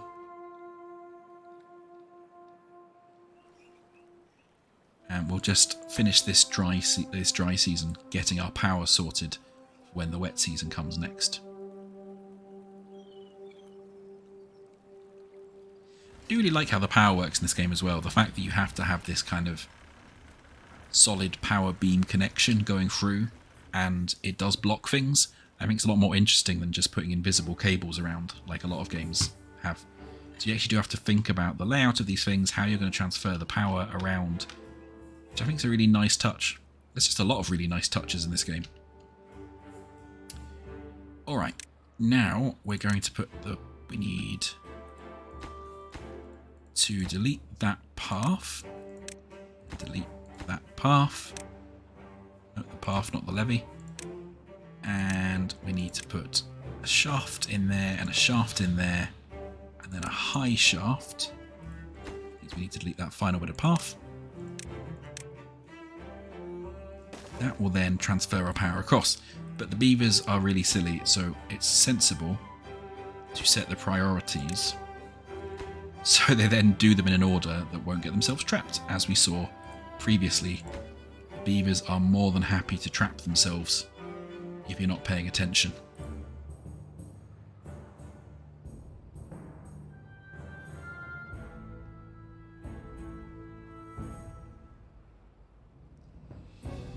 Cool. What we might do as well is get a bit more housing down. So I think we currently have one beaver without a home. Oh, and that's the dry season music, so all the water will be draining away.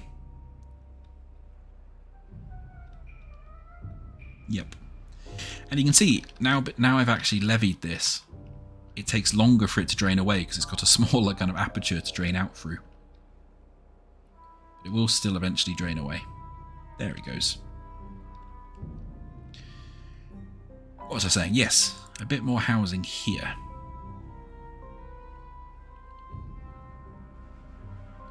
How am I going to set this up? I think maybe like, yeah, there and there. Because then I can build some platforms and have some more rooftop terraces on top of these ones as well. There we go. We've now got our completed power shaft all the way back up here. So when we want to, or when the dry season ends in another 4 days' time, we'll have really nice power.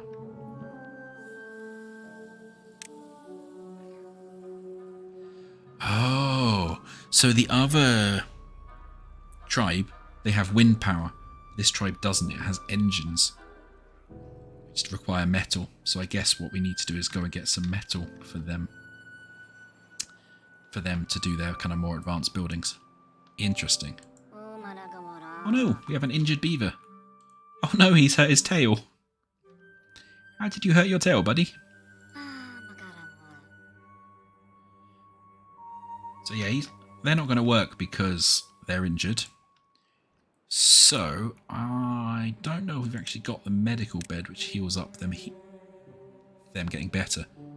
No, but we can in just kind of a couple more science. So I'm going to get a medical bed. Because we're only going to get more injured beavers when we start doing metal work and stuff. Where's a good place to put the medical bed? Let's put it up here by the campfire so people can say hello.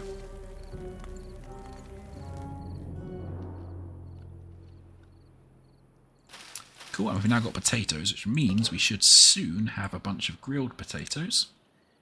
Set the recipe in there. And we've now finally got 2 unemployed beavers. It's exciting because that means we can now start. First of all, we can tell them to get back to gathering those berries.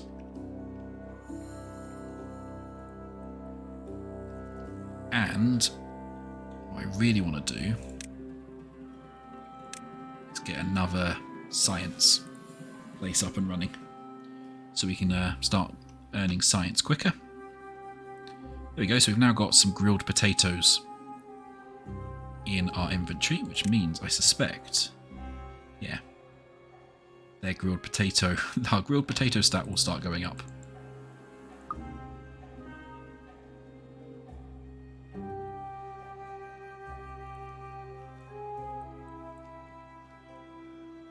So yeah, what is the next thing that we'd want to look at? Probably paper or going and getting metal. There we go, and now our injured beaver has a sick bed to lay in and rest up. I hope your tail feels better soon, buddy.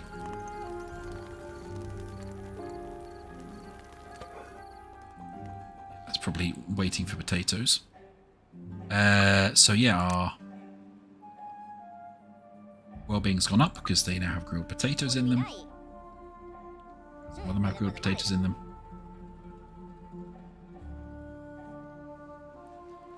Yeah, so if you get their individual well-being up, then a lot of stats goes up, which is great. Okay.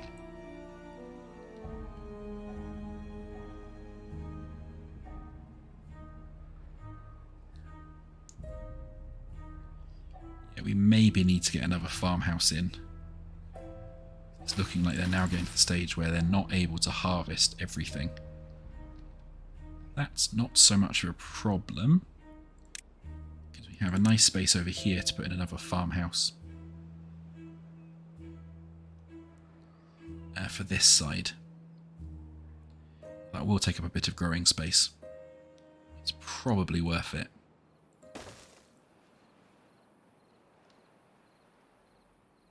Okay, one more day for this dry season as well. Yeah,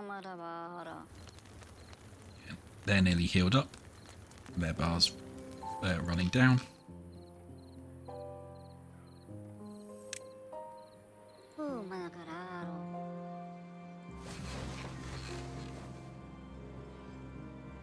Yeah, and they work better when they're supplied by a healer, but we don't have a healer yet. So I think for a healer, it's in well-being, we need... Yeah, they need metal to be able to build a healer, but they make medicine out of dandelions, which we do have. So I think the next thing is to maybe go and get metal, which is up here. Doesn't look in this map too difficult to get to.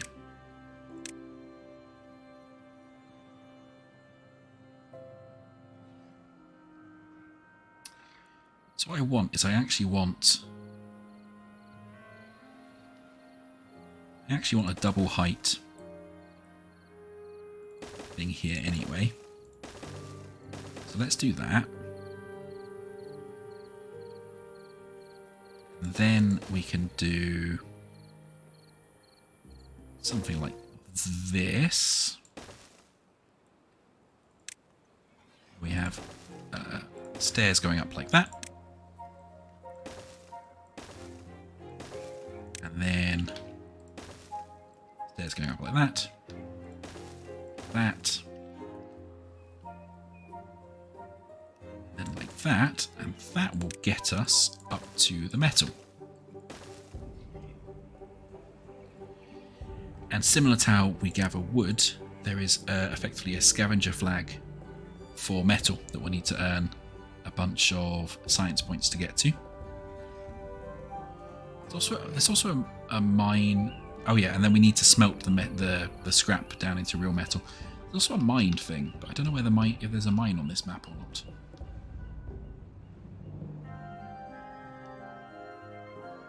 Oh yeah, right over there. So the underground ruins are kind of an infinite source of metal. These ones are limited sources of metal. Whatever humans were doing down there, it sure required a lot of metal. Scattered throughout the land, decrepit human ruins provide beavers with the unimaginable, a source superior to wood.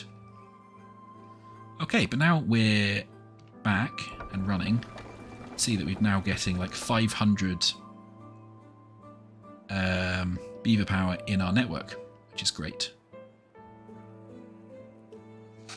And also because we've sort of... oh, is there another beaver injured?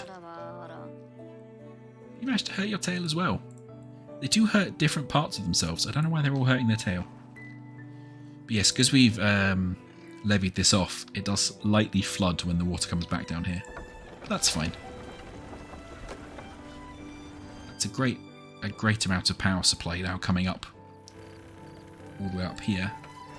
So these will all run like really efficiently. Yeah, that is going in. It's just there's nobody working in there at the moment. Great, okay. And we have more farmers,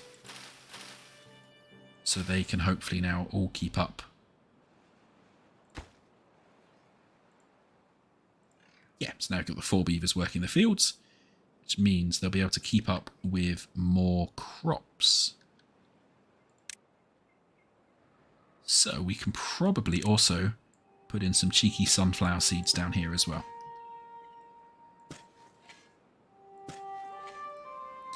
To get even more diversity of their food stuff.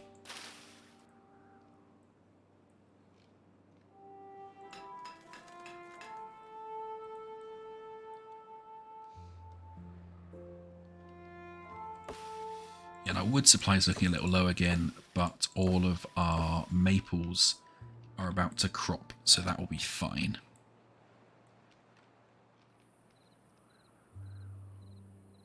So we've got a lot of gears, so I'm going to pause the gear workshop so they don't use up all our planks, because we'll need a bunch of planks for all this stuff down here. And for their well-being, I can now put a bunch of rooftop terraces up there as well, once this whole route is fixed. And then we just need to save up for the metal scavenging flag. We'll be able to get metal. Which means we'll be able to do things like the gravity battery, which I've never built a gravity battery in this game, and it looks really interesting. Stores energy surplus and gives it back when the network's underpowered. The higher it's built, the more energy it can store. Oh, so I guess you want to build it up on a cliff if you can. Interesting. So I guess looking from the diagram, it's going to lift up. When you have excess power, it will lift up a heavy thing, and then it will drop the heavy thing when the power runs down. That's it. That's cool. I need to figure out where's a good place to build that. I guess over here for the minute. If we drop it off that ledge, that's a decent power drop. Just need to figure out a good way of getting power over there. No, we don't need you in the power wheels. Oh, the reason you're in the power wheels is because there's no other jobs going on. Okay. So we need some more jobs for beavers by the sound of it. That means it's a good time to build the hauling post. Assists workers within a district carrying goods, greatly increases their productivity because it doubles their carrying capacity. So we'll get one of those getting built. We will make sure that there is enough wood going into the lumber mill.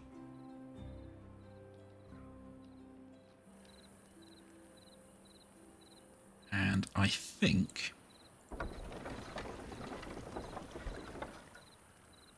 what's the best way to get power across? Probably to... Always the best way to get power across is probably to delete this and go over this path and across. So that's what I'm going to do.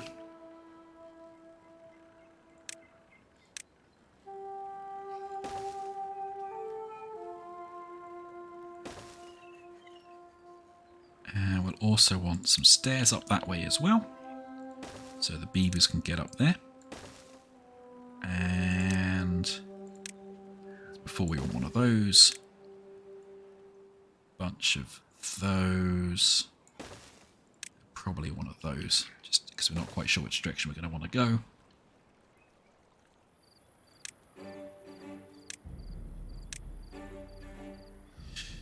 I'm preparing for a gravity battery, but we're not going to build the gravity battery immediately. Just because I'm curious about how they work. What we really want is more planks, actually. So I can probably, as we've got a bunch of spare beavers now, I can probably build another lumber mill, connecting that down there so our power transfers through all the buildings. So actually, yeah, probably didn't want to put that there. Oh well, too late. No, we can't delete that. That's fine. We'll move the hauling post somewhere else.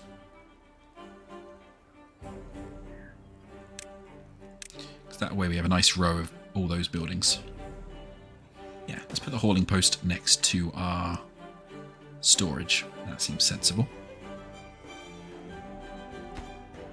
Tell them to prioritise that so we get more logs quicker.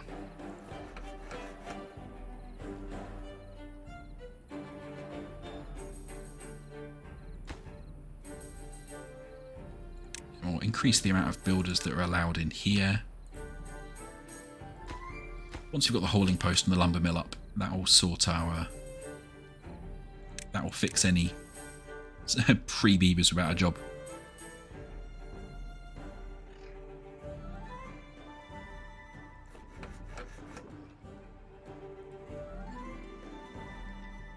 And our pathways over here are coming along. Just, yeah, everything's waiting for planks, I think. So I think platforms need planks and stairs need planks. So yeah, doubling our output of planks is probably a good idea.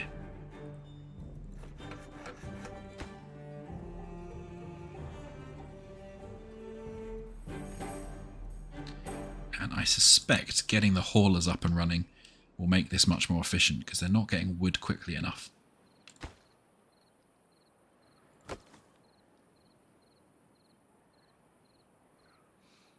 Okay. And then in metal, we need to get both the smelter and the scavenger flag. So we will unlock the scavenger flag. We can put a couple of these up here when we get up there. Welcome back, Port Ponky. We have got our power working. We have got some lovely running water wheels here that are outputting between 400 and 500 beaver power, which is great. And we're now working on a big complicated setup over here to get up to the metal so we can start building some interesting stuff with metal. Cool, and we've got our hauling post running, so that should mean that they'll be, yeah, putting wood logs into here much quicker because haulers are the most muscular of all beavers. You don't want to step on a hauler's tail because they can carry twice as many things as a normal beaver because they have these little backpacks, which is really cute. Just like the amount of effort that's gone into when you zoom into the beavers, it's just really cute. The way they move, the way they carry stuff, all the little upgrades. Even down to the fact that when they get older, their fur grows kind of greyer and whiter as well. It's just, there's a really delightful amount of detail.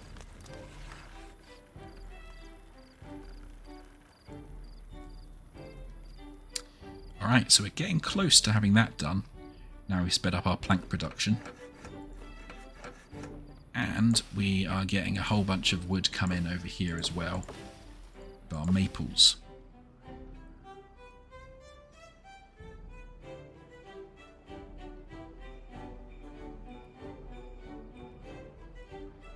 So yeah, once we've got our route up to the metal, what I'm going to do is I'm going to put in a dam across here as well, so we have an additional source of water over here. In fact, and I really kind of want, I'm almost tempted to put a double level thing in here. So we could then store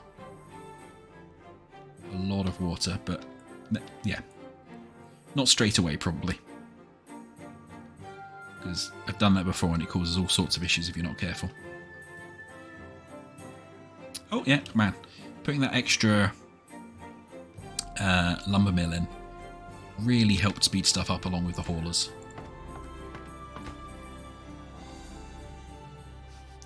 I hadn't seen the flavour text on the path before. The country roads take me home to the lodge I belong. Cute.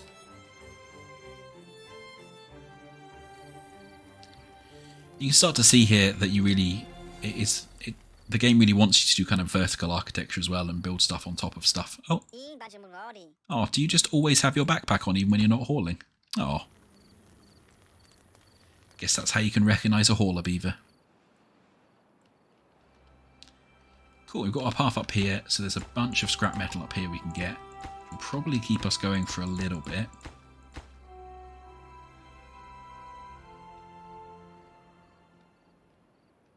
Until we can work over to either another one or the infinite mine over here. You ran out of brain? What did you run out of brain for, Port Ponky?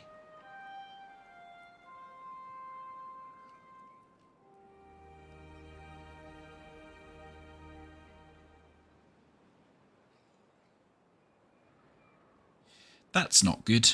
You should definitely eat food. If there's one thing we've learnt from my disastrous first version of Beaver Bridge, it's that you really need to make sure that there's food. Okay, so now they're getting carrots, sunflower seeds, and grilled potatoes. So we should be having happy, happy beavers. The only other thing is... Well, yeah, it is unfortunate that food costs money, I agree. The only other thing is that we want... So I assume if I get the Lido, yeah, it also helps. Yeah, it also does the wet fur. So I want the Lido and I want the gravity battery and I want the smelter. So, how far away from adulthood are some new beavers? Oh, pretty close. So I might put in another sciencey place.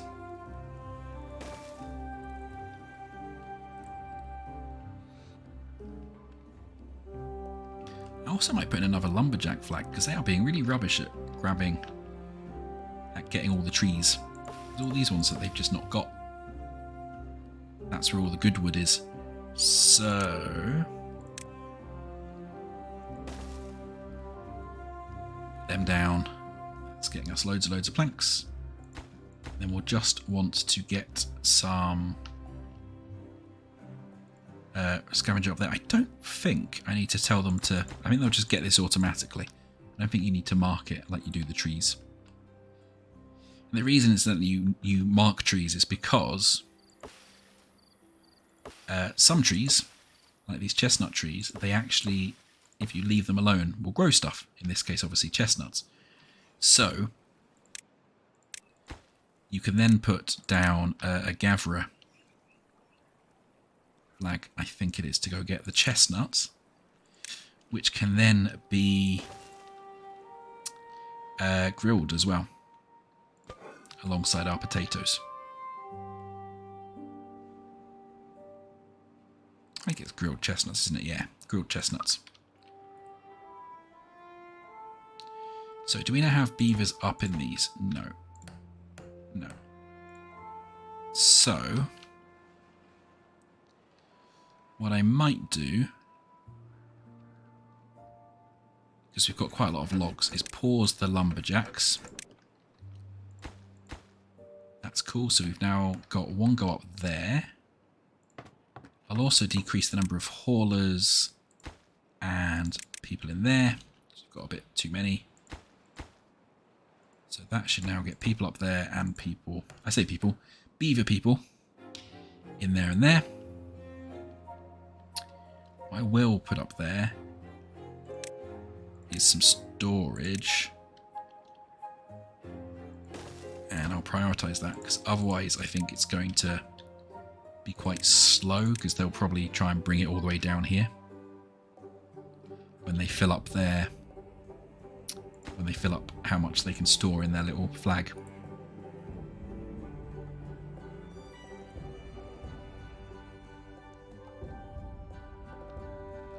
Ah, cool. And while I've not been looking, they've done all of this stuff as well.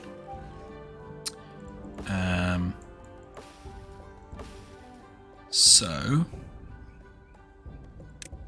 you can put a path up here as well.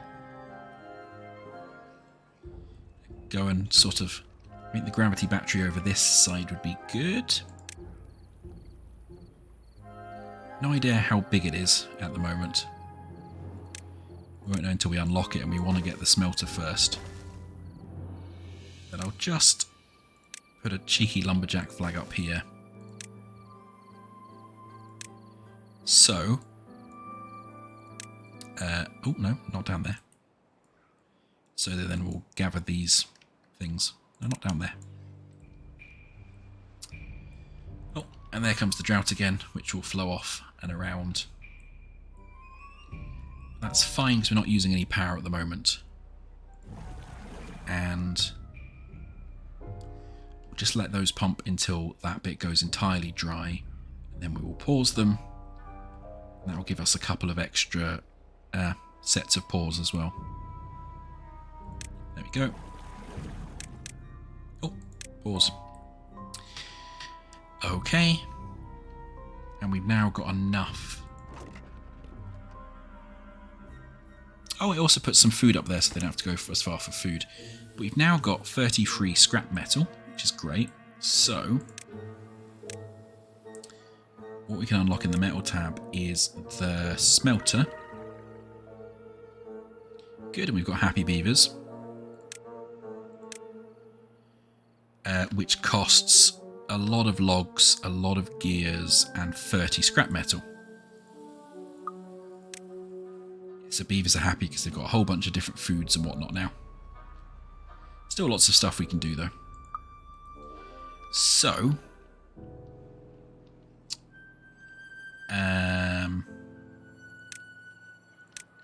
need to put the smelter down. The door, it goes that way, so we can add that. It also needs 200 beaver power, so we can add that to our row of powered buildings down there. That will transfer the power through when it's all sorted. Just getting a bit of extra wood from those dead birches up there.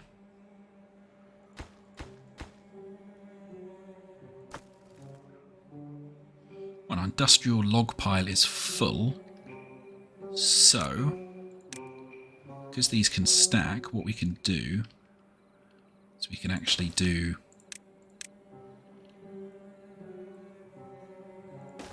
one the other way as well, and just put a cheeky route around.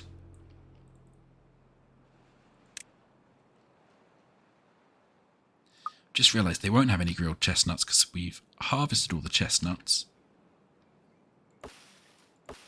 Well, a lot of the chestnuts.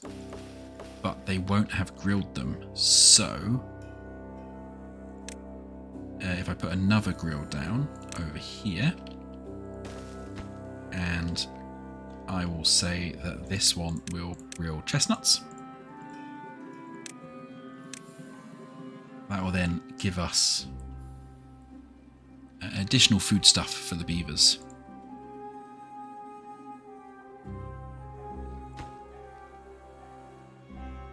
So it's got almost everything it needs. We'll need to turn on.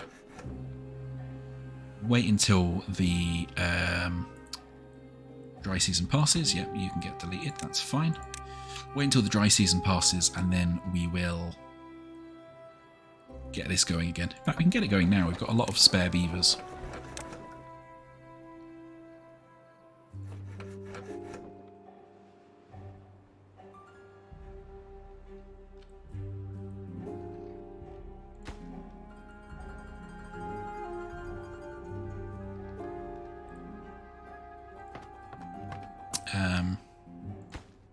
What are you building at the moment, beavers?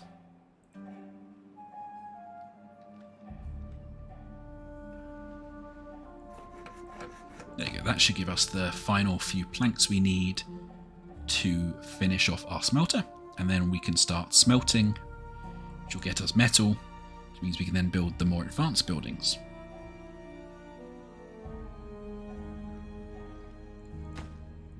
are you taking all the wood at the moment? Yeah, so the smelter needs power, but it also needs logs to burn for the smelting as well. New beaver world is forged in sweat and smell of burnt fur.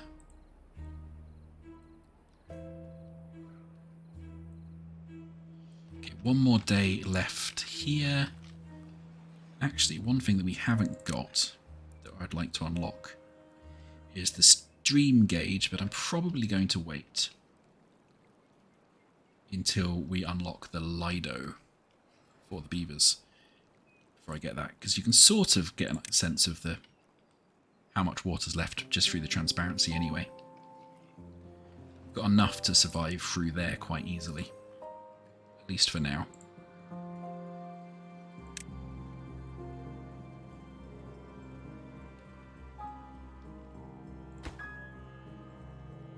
It's just waiting for a few more planks.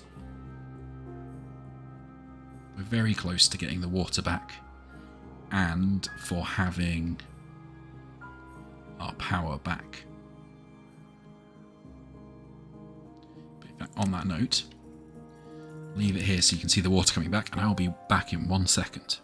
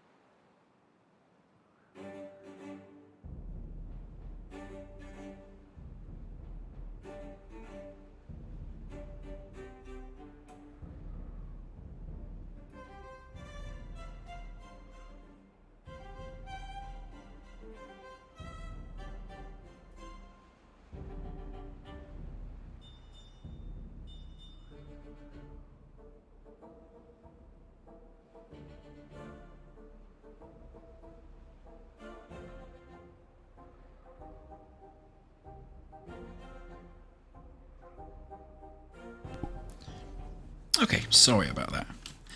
Right, let's get back. Yeah, I forgot how slow the water moves if this time's not sped up, so let's speed back up time, get that water to flow back properly. See that we've got a bunch of sunflowers as well, which will make the beavers happy. They've got some seeds to nibble on.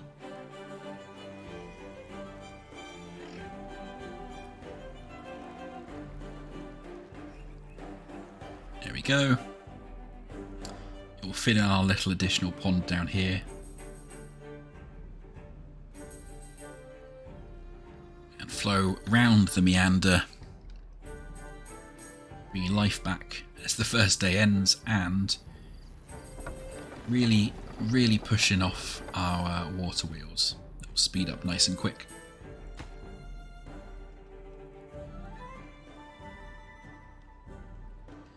And that hopefully means as well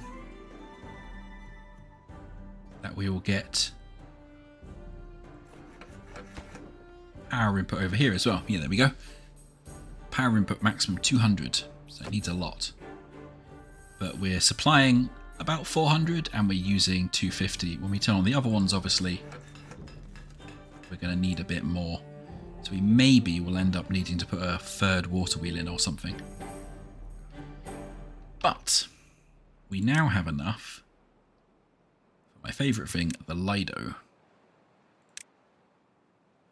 Now, the Lido I seem to remember is a bit faffy for placement. You have to put it... Yeah. You have to put it so it can obviously go down in the water. It looks like down here is the absolute perfect place for it. Or actually, we've got a lot of nice places for it over here. So, I am going to put one down. Put it down over here so they're close to the grilled chestnuts, if they wish a grilled chestnut.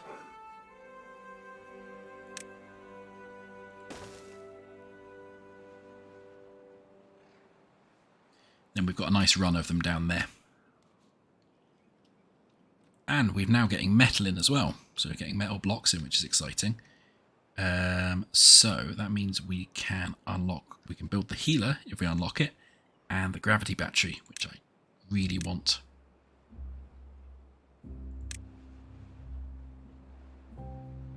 Control tower. Okay, that's a golem thing. Yeah, these are new in the latest update of the golems, and I've never got quite that far.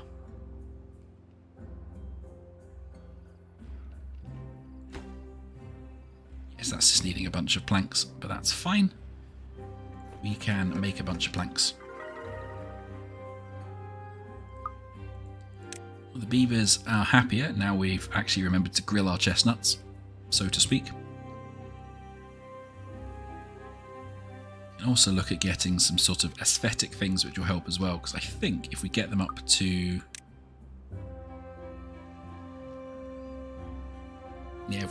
well-being of 12, that will help a whole bunch of things, a whole bunch of beaver stats. The Lido will help that because it will encourage more beavers to get more wet fur, because they'll have to walk through the water to get here, and also they will obviously have a lovely swim about.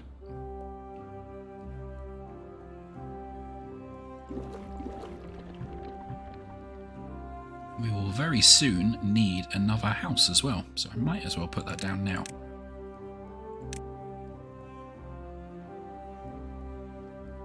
Yeah, it's pointing the right way. And we can, while we're here, it's a double platform, a bit of road, and another rooftop terrace. You can put roofs on them as well, but I really like having the rooftop terraces because I'd quite like a rooftop terrace.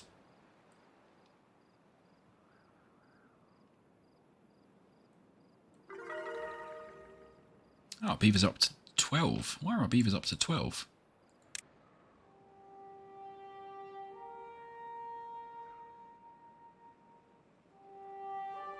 I'm not sure, but I guess it's because we've got more of everything that they need and want, which is cool. Looks like they're being a bit like we need maybe more campfire. But we'll see. My goodness is finished, so we can now put stack logs up too high, which is cool. This is unique to this tribe, this clan of beavers. The other beavers can't do that. We've got lots and lots of food, loads of berries, decent amount of grilled potatoes and everything as well. We are one plank away from our Lido. Hooray! So yeah, this is... I don't know why beavers need specific Lidos, but it is the cutest building in the game, because when you zoom in, you just get beavers on their backs, having a little whale of a time. Just, you know, chilling out, having a little swim on their back.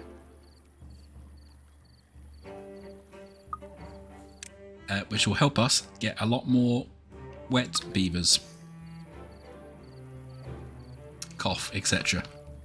Oh yeah, I forgot some of them do lengths as well. It's my favourite building in the game that I've done so far. It's just such a cute building.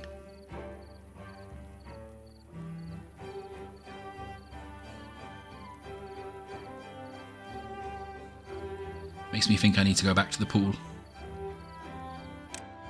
So yeah, we should now see a lot of happy beavers because they've got Lido and they've got a wet fur.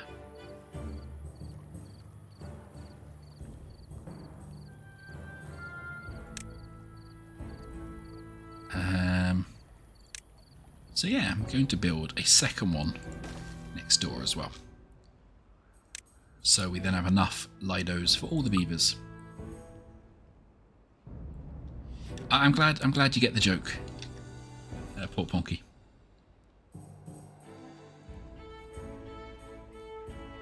And now we've got those, we don't really need the showers because the dirty beavers will wash off in the river. But to be fair, it's not like it's a swimming pool, it is flowing water, so it's probably a good place to do it.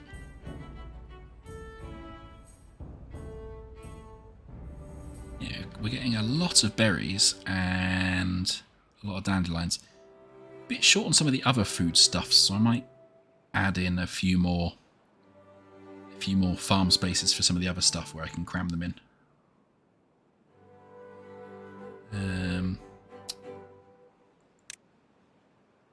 Yeah, we can plant.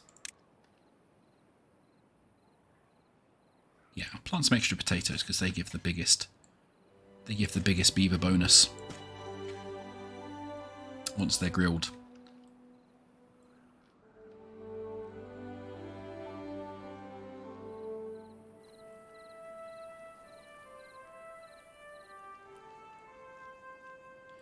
And we're just waiting to get to 400 science because then I can get gravity battery, which I want to see what it does. And that'll be our first building that requires metal as well.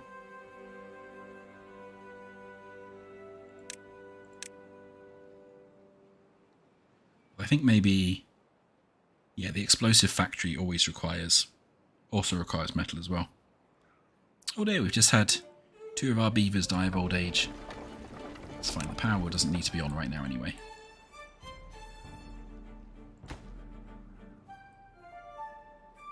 Yeah, that Lido just requires some planks which are being made.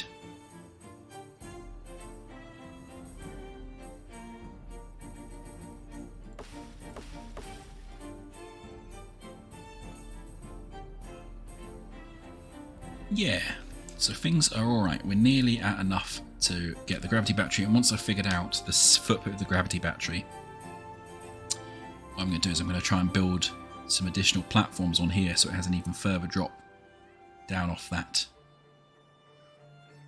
down off there, and we'll see how we plumb that all in with our wood pipes,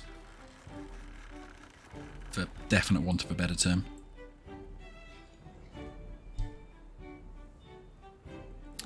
Oh, and you know what? I should also actually get people pumping water again, because I just noticed I've left them off. In fact, a really good thing to get is the large water tank, because it has a much bigger capacity.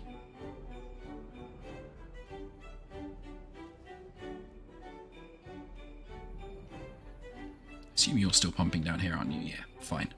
That's why we still had a lot of water left. You're lacking potatoes, but they're coming. We have chestnuts, probably will be growing over here. And also, if you leave trees, they do self-seed as well. They will sort of replenish, which is nice.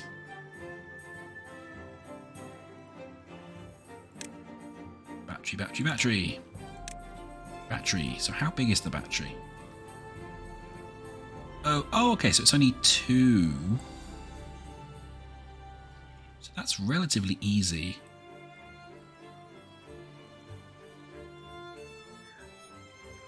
It's relatively easy to push up higher then.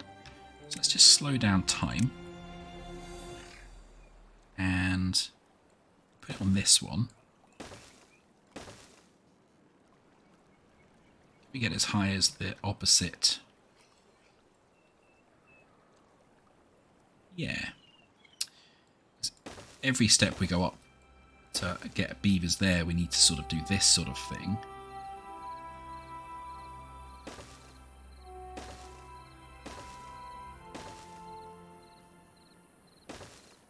Stuff it, let's shoot for the moon. This will take a lot of wood.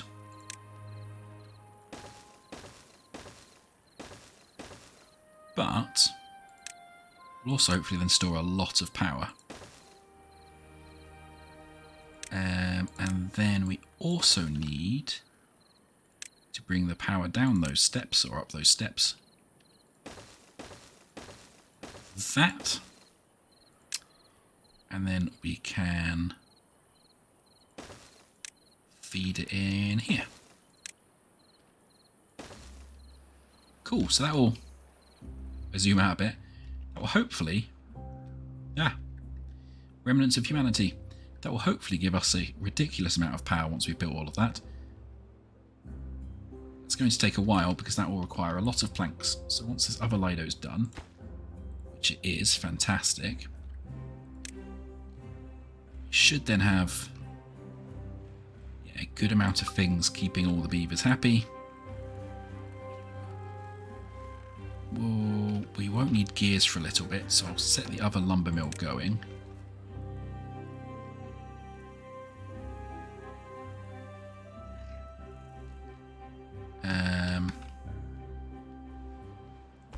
Once the forester's done planting the trees, we'll maybe just pause the forester to hopefully push someone into the lumber mill, yeah.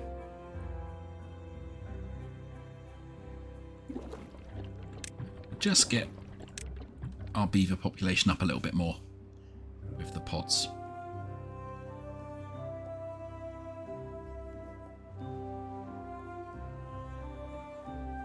And I think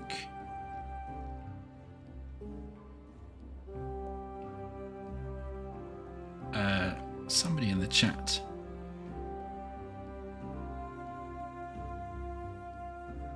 said about the number of vats that we needed for the beaver population. Each birth vat will support a population of about 15 beavers. So yeah, 4 will give us about 60 beavers, which is too many. We probably want 3 of them going at all times, but I just want to get a few more beavers going straight away. Oh no, we've got an injured beaver. Oh. Injured his back paw.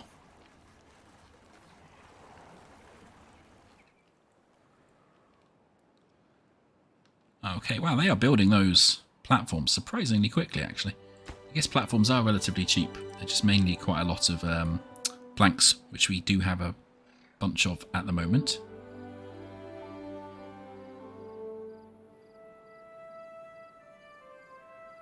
And the way the power's set up, they shouldn't be able to block themselves in. I mean, I'm sure they'll still manage it, but they shouldn't be able to too easily.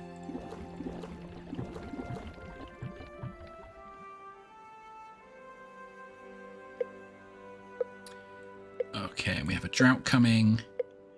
So what I'm going to do, if I can have enough, I'm going to actually get a stream gauge going as well. That way we can see exactly how much water's left. I guess it doesn't matter, let's just put it there. Prioritize that so it's ready for the drought.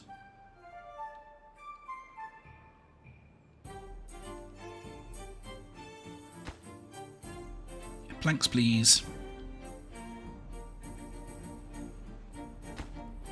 Yeah. So there you can see that the water level here is... So 1 means a tile high. So the water level tends to be... Oh no, the beaver police are back. The water level tends to be somewhere between 0.6 and 0.7 when you've got a dam, from what I remember. And it kind of fluctuates up and down a little bit. But I do like that you get this this little marker that does go up with the highest water level as well. So that's a nice, easy way to see how much water's left in an area. And they are doing well with these platforms. Especially considering how high I just built that. Which, looking back on it now, is ridiculously high. But, you know, we've done it now. And we've still got a bunch of trees, so...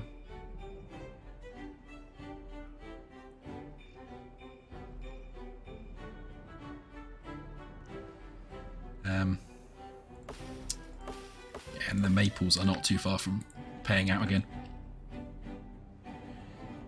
So I think what we'll do, as this has been a relatively long stream, is I want to get up to the gravity battery, see how that works, and I might pause it there for today. This is more or less kind of what Timberborn is. It's a bit of playing with fluid dynamics, it's a bit of playing with kind of vertical building, and the combination of those two actually makes it feel very different to a lot of other games in this genre in a way that I really like. It's like you can even see over here that the height to the right of there is less than the height to the left because I'm constraining the flow. So it's just, yeah, it's just really nicely done. Like, once you start figuring out all these little tips and tricks, it's really nice. And you get to see happy swimming beavers throughout as you play as well. So it's a cute game with a good enough kind of twist in it that it's really entertaining, I find. Oh no. Oh, that's the other thing I suppose we should get. We should get a medicine. A medic? A healer. So you need to get to 300 science for the healer. Because then they can make medicine out of dandelions to help any injured beaver get better quicker. While I'm here, just in case, we can put another couple of medical beds down.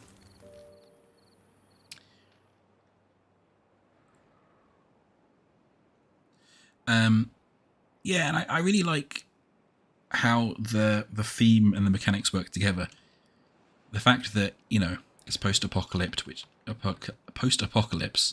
and as they call it, lumber punk, so everything's made out of wood apart from the metal you can scavenge from humans. The fact that your beavers, so you know, of course, what you're doing is you're doing dams and you're working with water, which leads to the kind of the dry and wet seasons because you're then trying to dam things off. It's just, it all works together really, really nicely. Both with theme and kind of what you actually do in the game.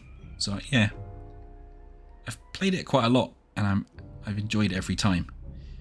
I wonder if there's going to be an end game. Because the only thing about these games I sometimes struggle with, a bit like Banished, is when it's just you play until your society dies off because the world gets too harsh. I do prefer there to be sort of an end game to go for if you want. So we'll see what happens because it's still in early access and still being obviously very actively developed. As loath as I am to recommend it because of a bunch of reasons, I actually like that Factorio has the endgame of firing up a rocket because it gives a way to just go, cool, I've completed the game. Like, you don't have to, you can keep playing if you want, but I like the fact there is an out if you want there to be.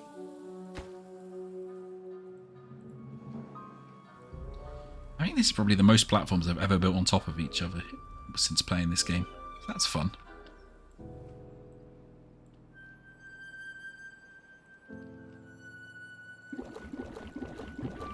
Cool, we've had some more kits born and some more grown up. Raji has grown up. Zalaji was born. Oh, sorry. Ranji was born. Zalaji was born. Mezil has grown up, and Shetzi has grown up as well. Unfortunately, one Jin died of old age.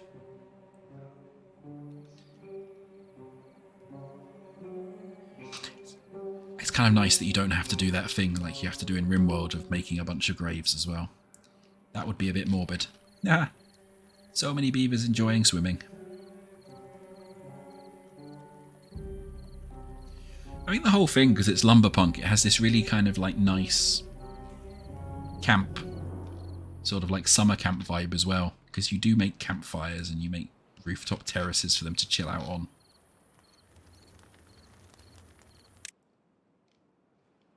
But they're not doing much campfire or rooftop terrace. I guess I need to put some more campfires down. They should have plenty of terraces.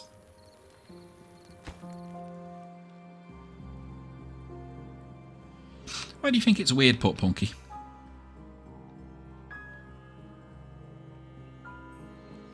thirsty. Go drink some water. It's right there. Silly beaver. And what are we looking for? We're waiting for 300 for the healer. So another 100 or so of science.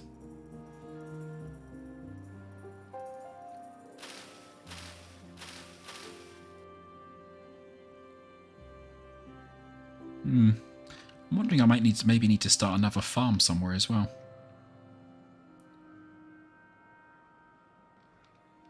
And maybe we'll destroy some of the berry bushes on this side because we've got a bunch down here, and add some more farming down there.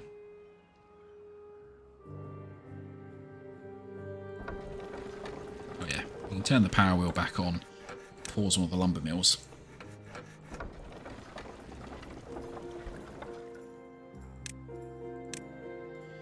So we can keep making some planks.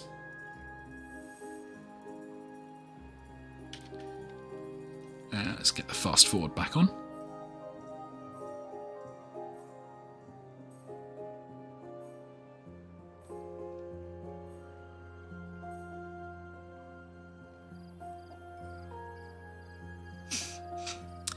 Such a platform monstrosity.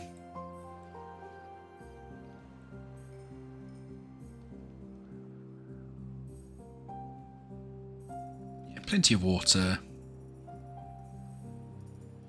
Plenty of food thanks to berries, but yeah, we are running low on everything else. So I am going to do what I just said. I'm going to mark a bunch of resources for demolition. There's a bit more farming space because there's so many berries that we're not using, and there's so many berry bushes over here. Loath as I am to kill a natural resource, I think they do kind of spread like trees. They self-seed. Probably why these are now everywhere over here, and they've spread so much down here. Pretty sure the dandelions have spread a lot as well, to be fair. But yeah, we'll get some more potatoes in, and some more sunflower seeds, I think.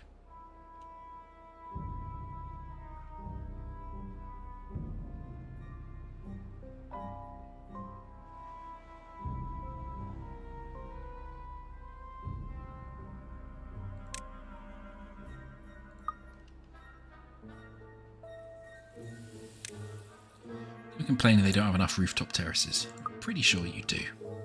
You're just not using them. Too busy in the Lido, I bet.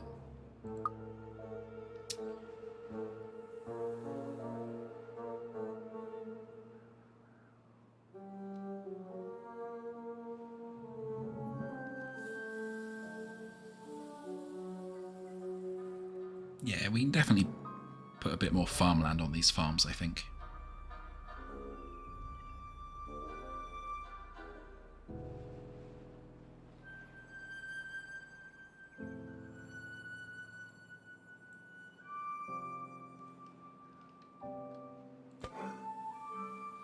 That's interesting as well. One potato makes 4 grilled potatoes, so they're actually quite a good food source. Get a lot of food out of one potato. Oh, and we can now lock the healer. We can make a healer over here next to the medical beds. Which is not getting built because they need planks, which we need to wait for the water to come back for.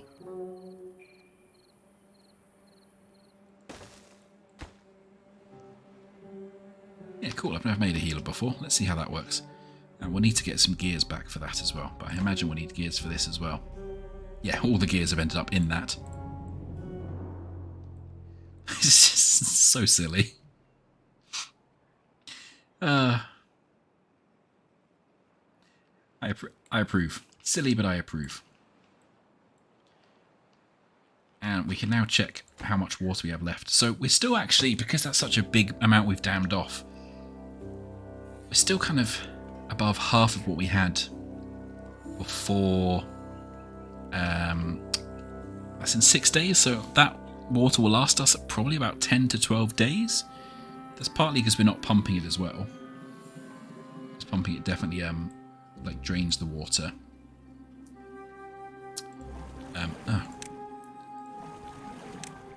We don't need... We forgot to pause those. Oh well. Wait until one more beaver's born and then we'll pause one of these as well. We can just pause that one now. Hooray! The drought's ended. So here comes the water again.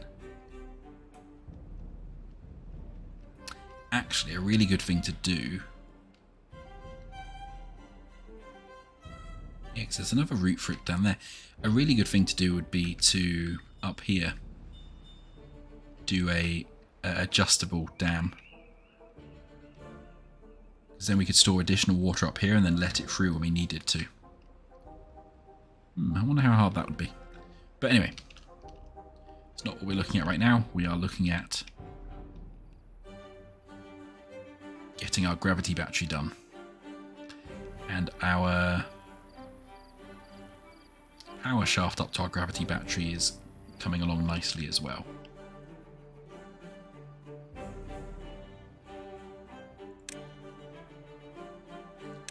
Four kits. Oh, one of them's about to grow up in the morning. But you can see because their well-being's better, they're growing up quicker and they're being healthier. A whole bunch of stuff, so that's nice.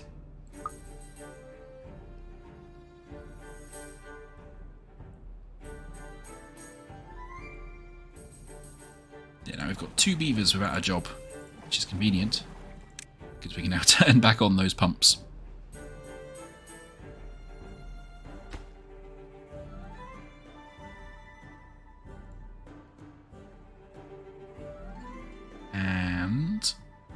And we can unlock a large water tank.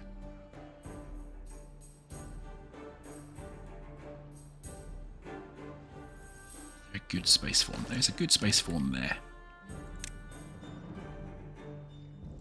Large water tanks hold 10 times as much as a little water tank.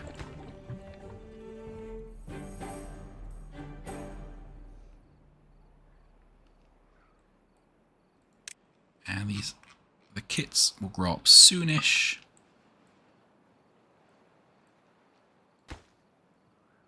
So we'll let this fill with planks, and once we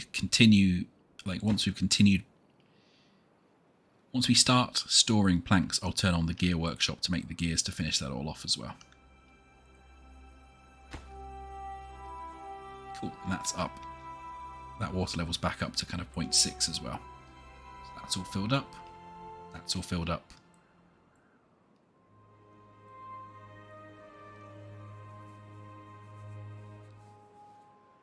That is very nearly done over here.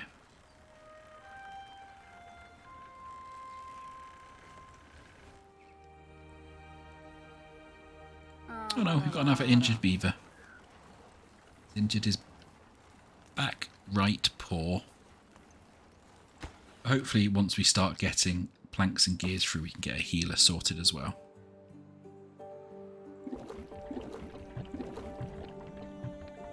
Oh, and we've just had a couple more beavers born as well.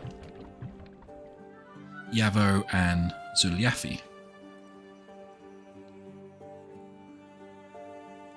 I keep going to this screen because I keep not paying attention. Yeah, we've got another 2 beavers very close to being grown up enough to work, so we'll unpause that. Oh, never mind, we've just had a... Yamaziz just died of old age, so we might have to wait a little bit for our beavers to become lumberjacks. Oh, well, two have just grown up, so that's good, so we can have 2 lumberjacks going. Plenty of wood again.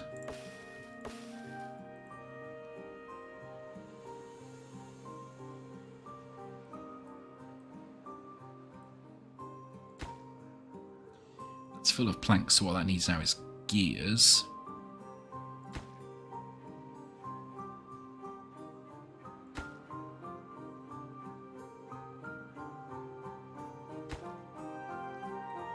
Maybe that's too far from a district. Can you not build it from the stairs next to it? Alright. We'll see what happens with that.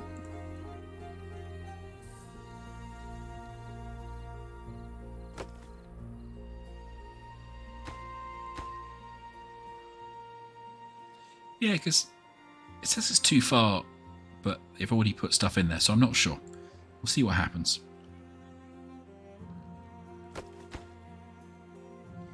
We're needing to make some gears, so we'll get all of these running. Get all the planks ready at least.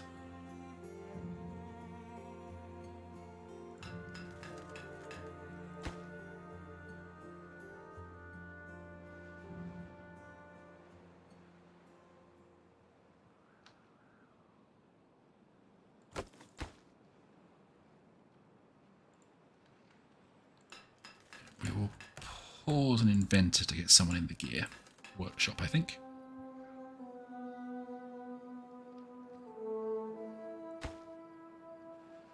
Yes, that's waiting for gears. That's waiting for gears. So we're nearly there.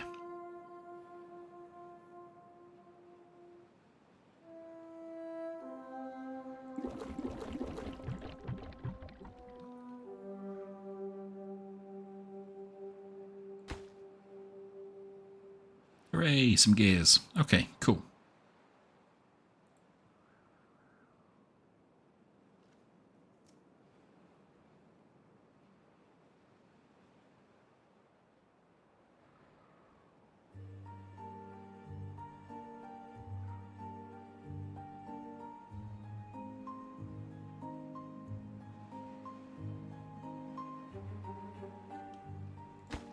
Yeah, we need a lot of gears for the water tank as well.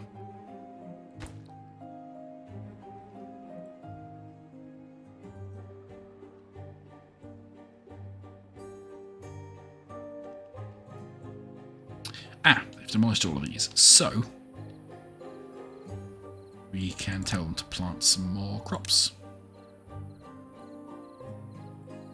This can all be more potatoes. This can be some more sunflower seeds.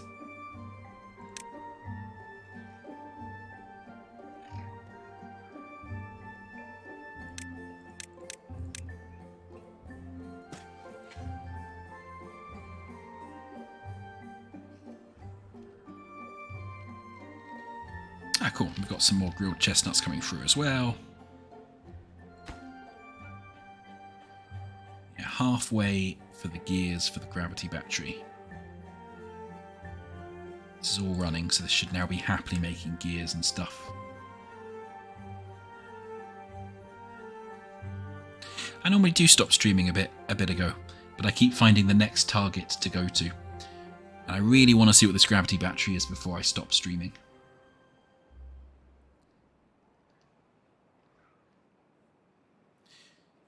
I love a good buildy game, and this one, as I say, has enough twists and differences that I find it very compelling.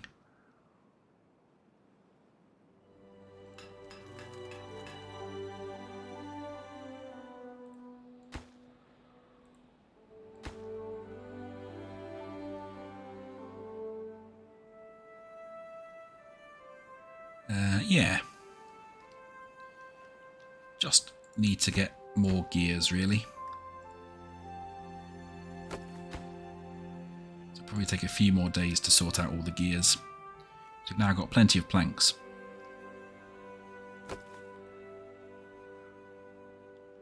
Although demand is a bit close to our supply, to be fair.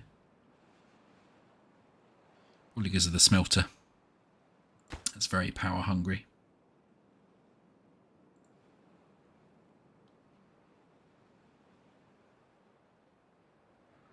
Some more kit spawn. And a couple more very close to growing up and joining the workforce. Which is good.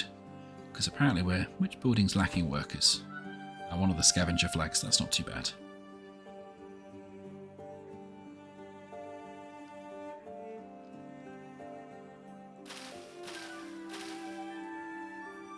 It's more than one way to cook a potato, beaver proverb. That is true. There are at least 4 ways of cooking a potato.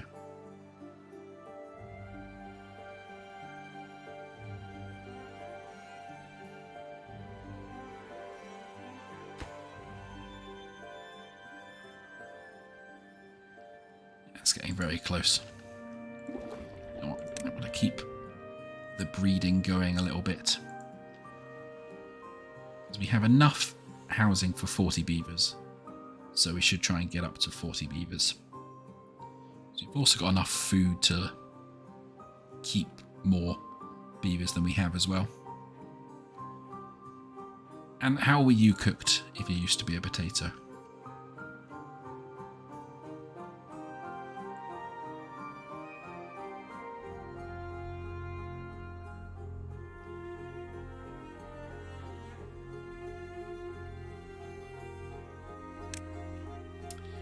Yeah, lie down and that's all. Yeah, I might try and stick another campfire down. They're complaining they don't have enough campfires. I wonder if maybe if I put one over here that will help. Being campfire. Loath to put this on green, but we'll put it there for now. While I'm here,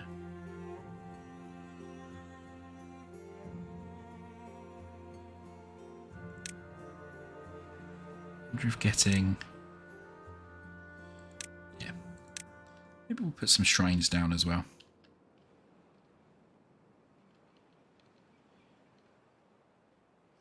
I've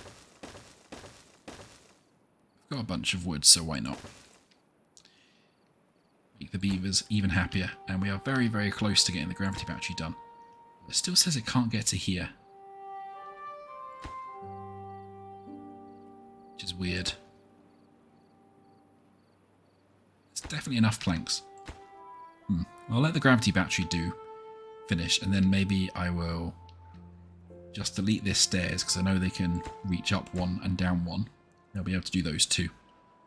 Get everything else finished first before I do that, then replace the staircase.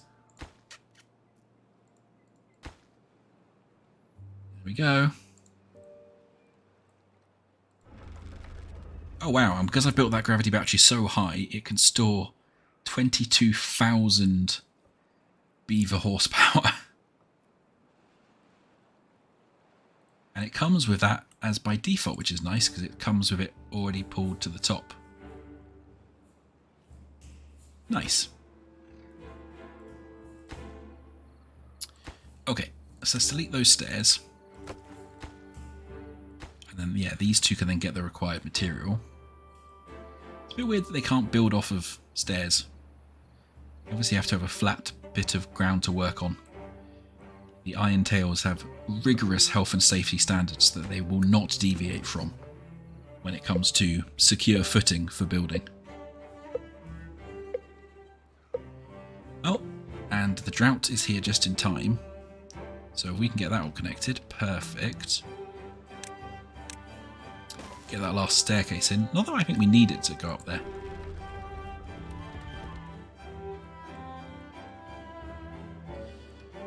But now, what that should mean, I think, is that throughout the dry period, we'll slowly be able to use the power stored in this gravity battery. Oh no, another beaver's injured. Back left paw. But we do have a healer. And the healers take dandelions, water, and wood to make medicine. The brewing apparatus is used for strictly medicinal purposes. They lie. So basically we're making beaver beer out of dandelions. Pretty sure you can make wine out of dandelions, can't you? Well, whatever it is, I'm sure the beavers have figured it out. Oh, you're injured as well. Why are you not in a bed? Go rest up, silly beaver.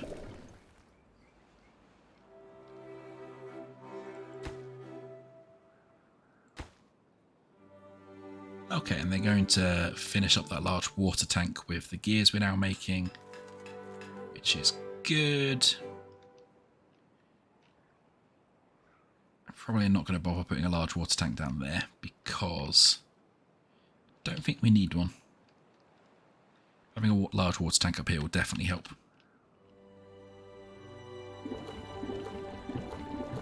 Got a bunch of kits about to be born again. And a bunch of kits about to reach adulthood? Yeah. I'm going to leave all 4 breeding pods running. Oh, we've got our first shrine up. Oh. Praise the sun too, just not too much. Get the camera in. Ah, they are cute beaver representations.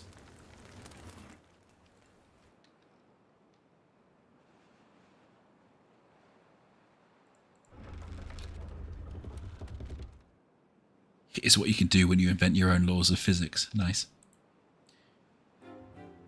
Alright. So there's two buildings I've never seen before, the healer and the gravity battery.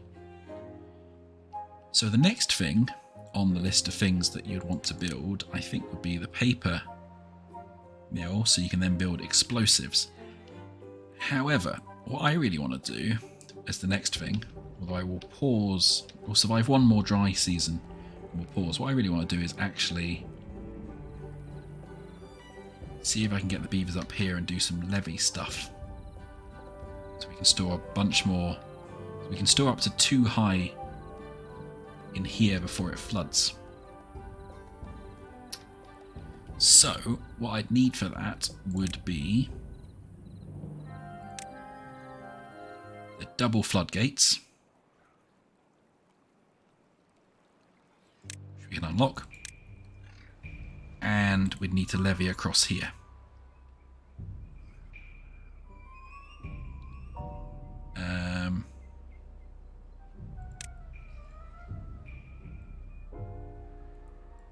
So can I just levy? Yeah, I can levy across there, which will do. Then we'll just need to get the beavers up here.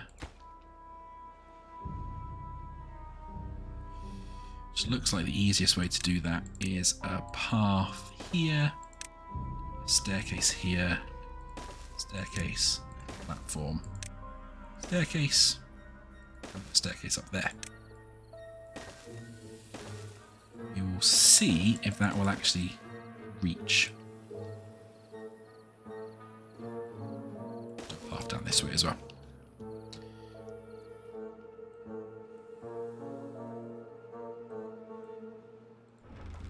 Okay, I guess we'll also get to see this thing working now. There's a beaver diligently running away in the wheel. Oh yeah, but that's now slowly lowering as we use the power. That's very cool. I really like that as a way of... So gravity batteries are a thing in real life.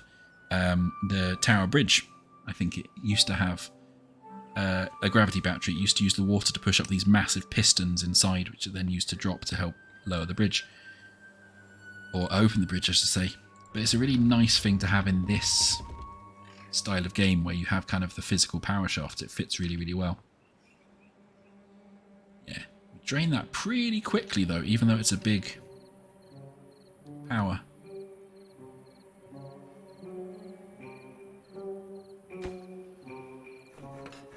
Is it draining?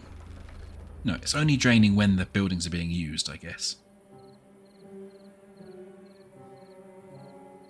Even though the shafts are still spinning. I guess that might be a bug that the shafts still spin when it connects to a battery. Because they normally don't if nothing's using them. But yeah, when everything's going, because I've got a lot of buildings, it will drain quite quickly. But we'll have to see how quickly it will then also get like replenished as well. And for them to be able to get to those, we'll have to do this as well. How are we looking at our length? Yeah, we'll have enough. Cool, we'll have enough to do the other floodgates.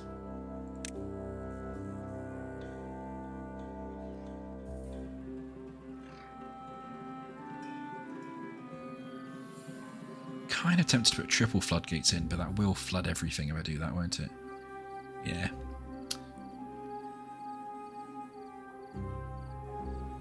So I'll put those across like that.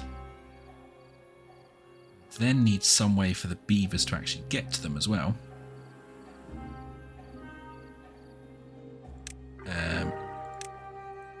Oh, interesting. I wonder what extra thing has happened that's making them happy. Ah, the shrines, of course. Then we'll need to put some stuff across here so they can reach them. Additional couple of stairs down. The point of this is that will then give us a huge, like, double water trough up here. And once these are up, we can they can block up to 2 tiles high, and you can adjust them. Which means we can store a bunch of water back here, and then we can like drop them right to 0, and we can actually get that water to come in and flood back into this farmland area where we really need it. So that'll be really, really valuable once that's sorted.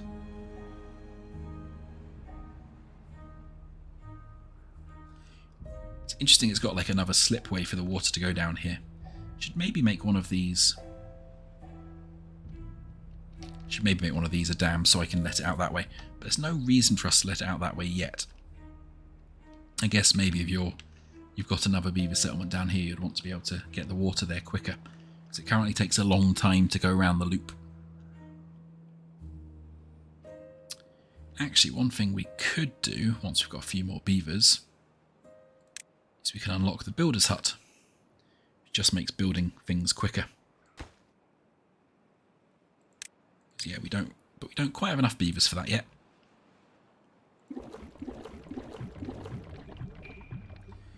Because currently, with the amount of breeding pods we have and the growing up rate, we seem to be sticking around about 30 beavers. So we'll leave all 4 of them going and see how that does us.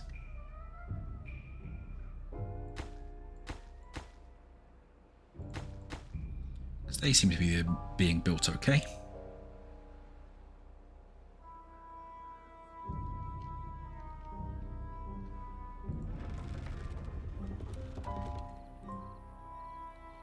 Well, we've not got much left on our gravity battery.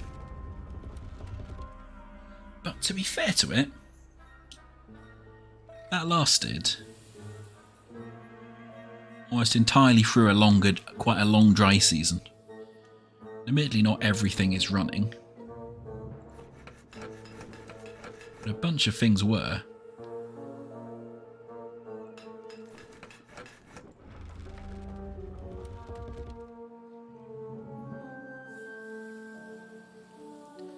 That's done quite well. Of course, now I'm just thinking maybe I should put a second one of those in, but that's definitely not for this this stream. Like, I'm waiting for the water to come back because I want to see if it raises back up again in time too.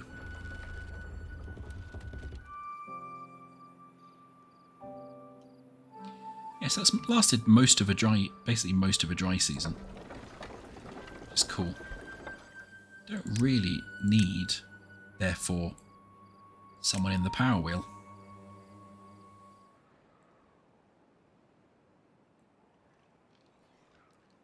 Oh, back comes the water.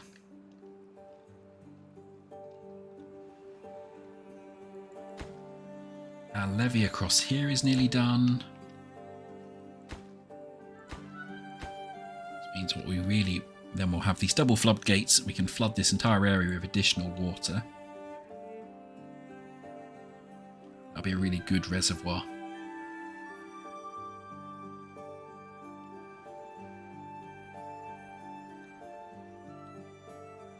And our large water tank was finished as well, so that's nice. So we'll get them pumping water back in.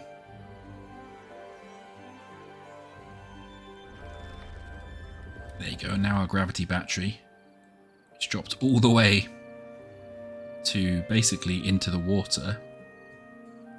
Yeah, oh, that's really good, because overnight when nobody's using the buildings, that's now going to get pulled back up.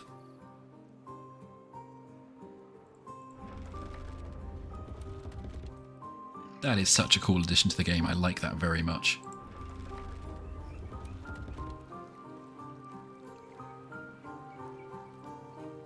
Now, with everything running though, we don't quite have enough power. So it's maybe worth...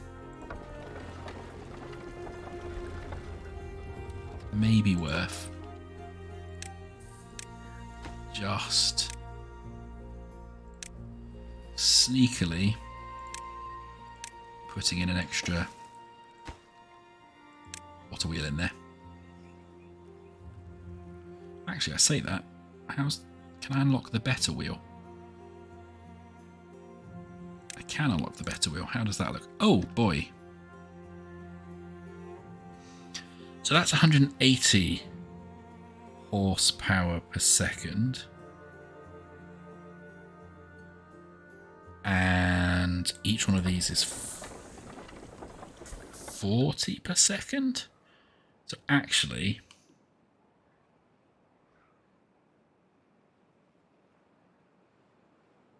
yeah, putting one of those in is in place of these two is a much better idea. So let us just very quickly undo what I've just done. Save up enough planks for that, and then we'll do that swap. Yeah, you should be high priority. And a power shaft as well.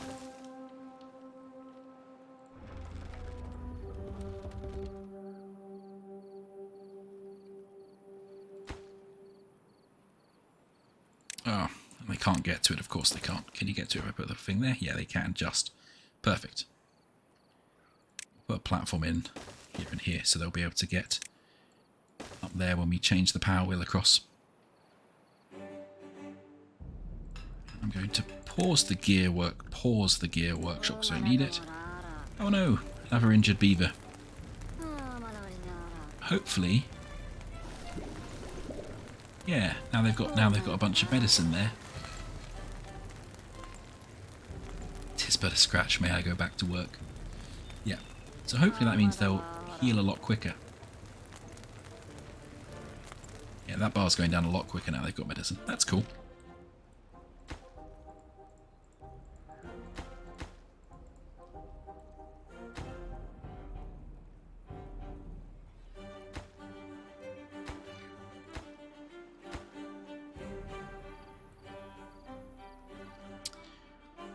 Okay, and they're making the stuff up here as well, which is cool. Oh, that's why we're going to struggle to store. That's why we're going to struggle to store planks, is because they're doing all of these. All right. Can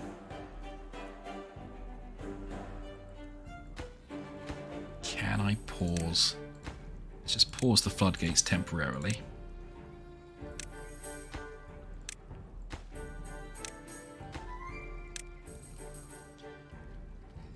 I want you to fix my mistake over here, and then I want to store up enough planks.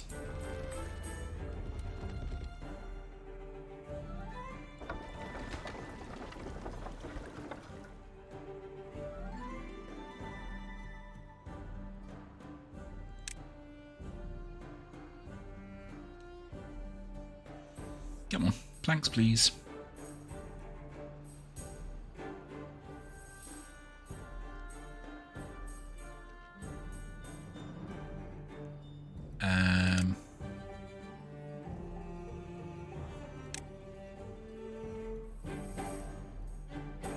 Supported from the side, what does that mean?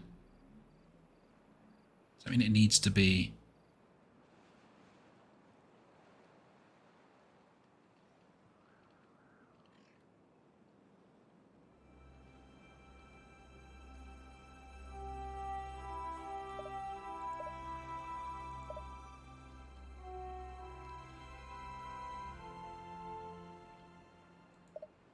I don't understand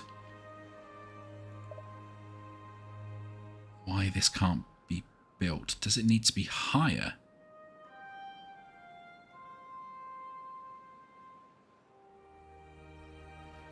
Huh.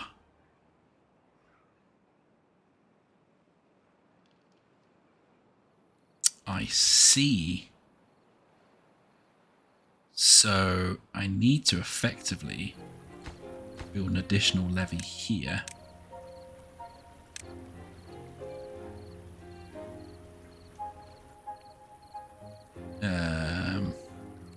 It's in landscaping.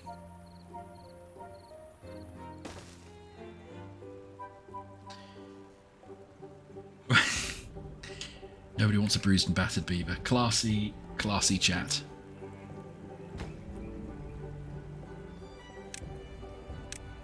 It's okay. They have been given ointments. They should be fine.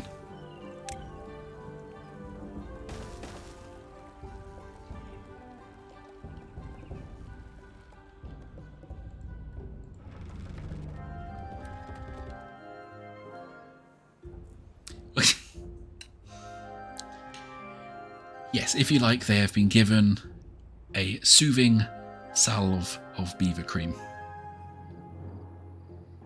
If you're desperate to get me demonetized before I'm even affiliate.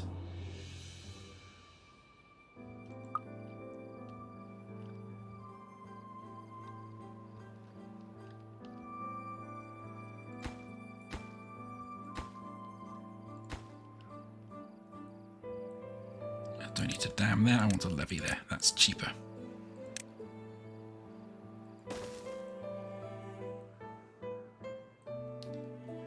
Then hopefully I'll be able to put the large water wheel on there. That will be high enough. And yeah. Yeah. Yeah, hopefully. We shall see.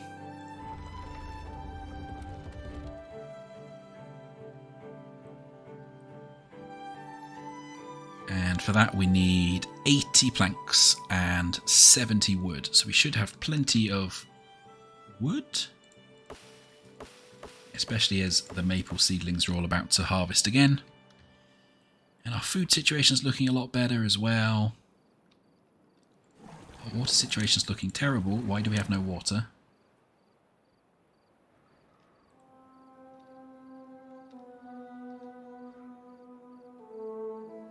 Because I forgot to unpause those again. Ugh. That'll be why my well-being's just tanked, because everybody is thirsty.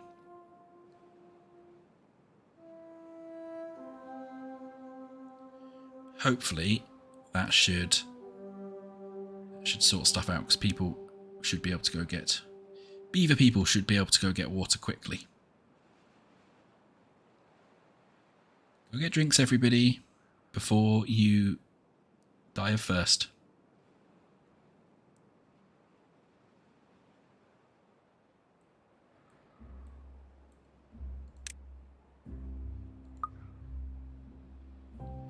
Come on. There is now lots of water.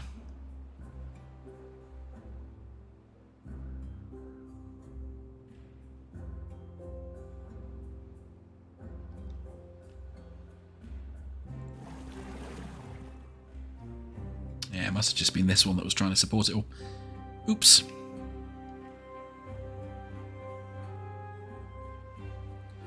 But a bunch more kits born as well.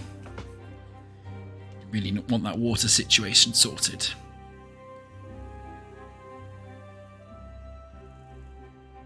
Thankfully the water pumps are pretty quick.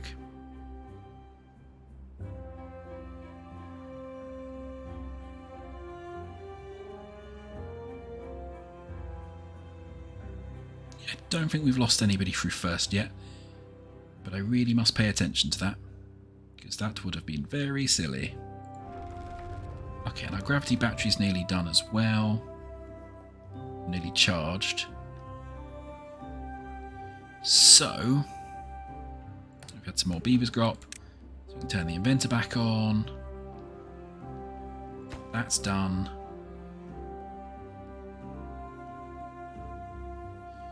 Okay, so we want to get to having enough planks so we can do our big old fancy wheel. So we're about halfway. Why are you still using the planks?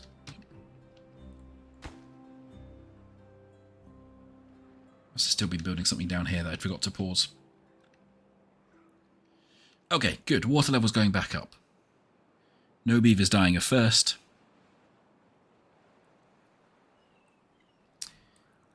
Plank levels reaching nominal. So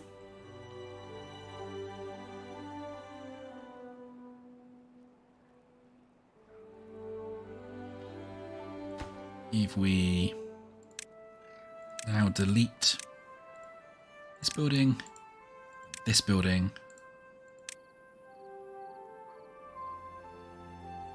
I'll wait till we get to 60 planks, and then I will delete these and put in our new wheel. Then get the levee up and running. There we go. Nobody's thirsty anymore. Phew. Get the levee up and or the double height floodgate up and running, and then we are good to survive quite a few more cycles by default.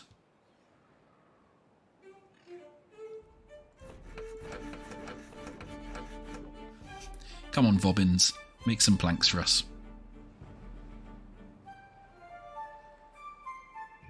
Oh, is the issue is that all the storage is full? Okay. In which case, definitely want to delete these. Pause for a second.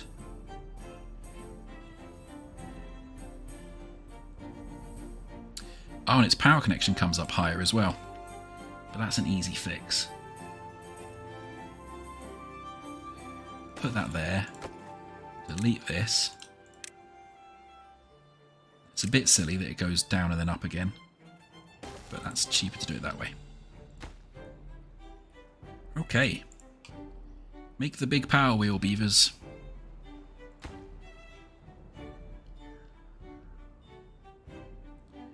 As we have unemployed beavers, this is now a good time to put more people into building, and also to unlock the builder's hut.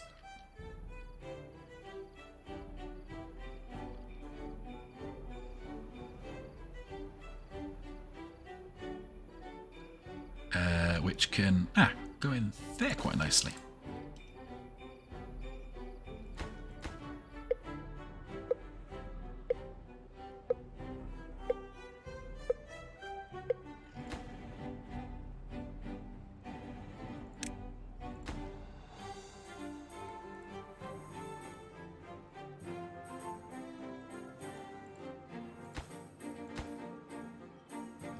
Yeah, so they're just bringing across a huge amount of logs and planks to get that done.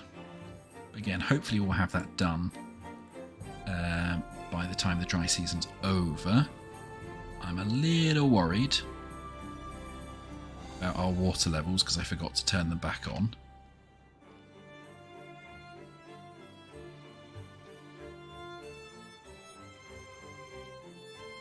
There was a calculation for that. 3 water per day per beaver for the times length of the drought. So we've got, say, 40 beavers. That is 120. Yeah, that's not good. Can I put on some emergency? Yeah. Can we get another thing over here?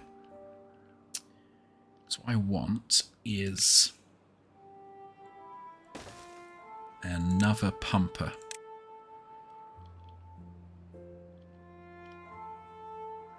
That goes deep enough. Do that and that. Is that then close enough for them to get to?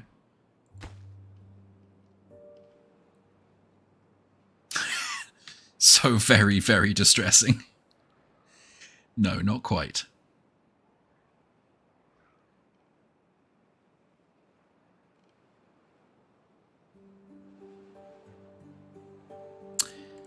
Right.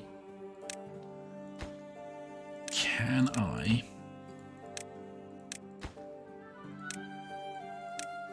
just move it one across? Not sure that will... Oh, that will just be... that will be close enough. That too far. That just close enough.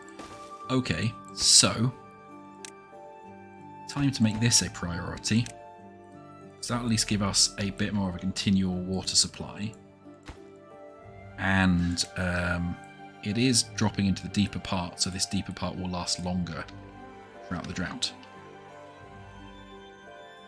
Well, that it can keep it can keep pumping throughout the drought.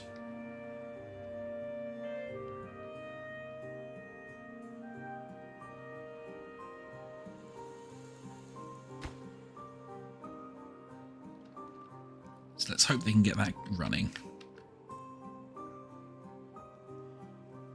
Also hope that we can pump out a nice amount of water before the drought hits as well, because we've still got a couple of days.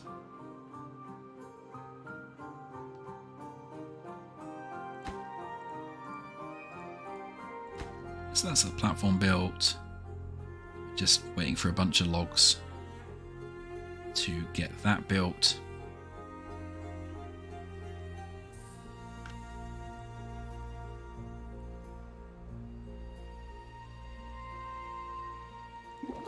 I'd be happier if this is full by the time we go into a drought.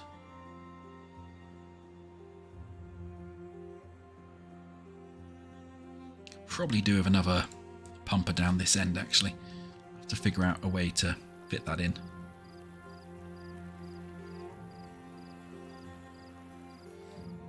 Yeah, that'll be a bit of a fiddle. We'll sort something out.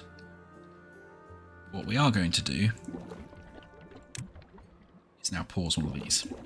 We're going to pause all but one of those so we don't get more beavers than we have houses.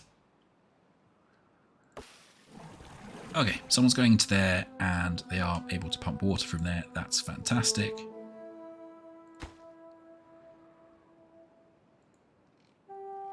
So, fingers crossed. How is our water wheel doing? Getting there. They're now just delivering planks, which tend to go quicker because they can carry 4 planks at a time instead of 3, I think.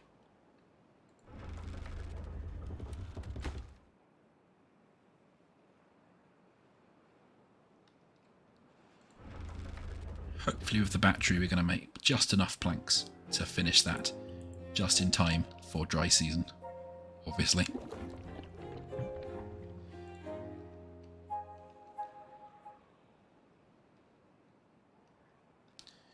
Okay, so it's an 8-day drought, so this is going to be a little dicey. Thankfully we've got a little reservoir over here that we can pump out. We can keep pumping out of here as well until we run out. So we're going to hit a decent amount of water before the dry period.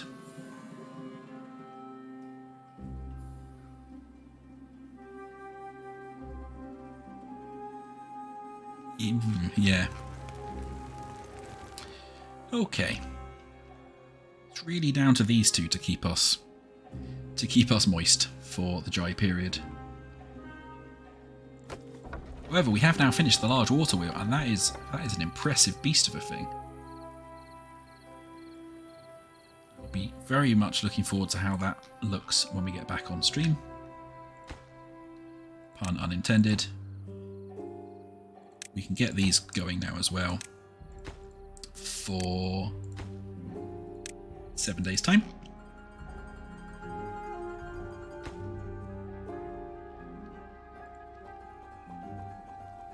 Yeah, should probably, what would actually be helpful is another one of these thingies.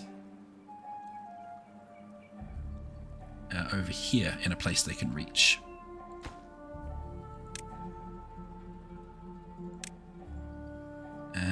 So if we put one last path here, see if they can then reach for building it.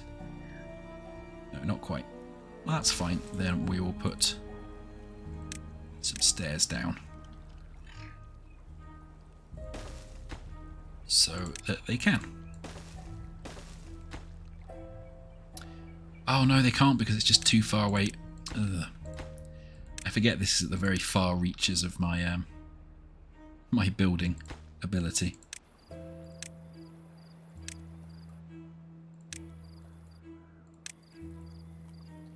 Well, I just kind of hope. We can see that's actually gone down a lot already just from pumping.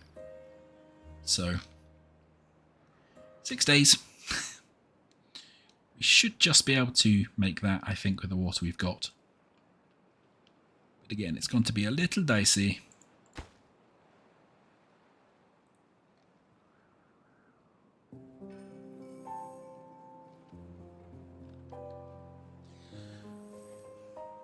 But the water over here, all it's really doing is keeping a few trees alive that we don't need. So we're better just to get all of that out of our little lake as possible. And then when we've unlocked it, we want to use dynamite just to make this basically bigger and deeper. So that's a really good little storage.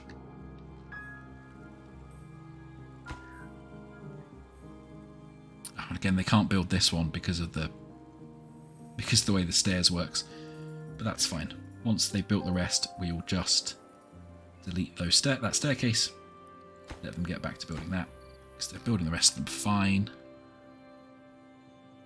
I've got about 40 beavers, 5 more days of drought.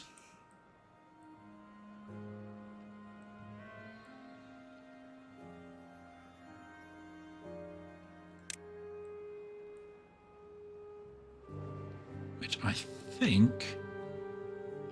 Yeah, you can see how quickly pumping this has made it go down. It is keeping our water supplies topped up, so we should have enough to survive.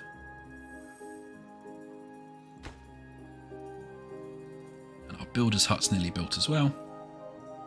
Don't know why they haven't finished that when it's got all the construction materials, so we'll just tell them to finish that. There we go. Beaver Rome wasn't built in a day. Legend says it was 6 hours. So we're now just waiting for this final... Really? Oh, don't tell me. I thought you could build across diagonals.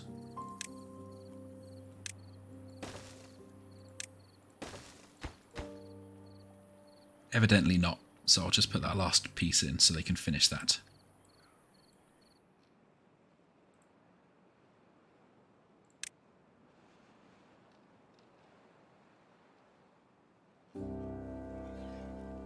Here come the builders.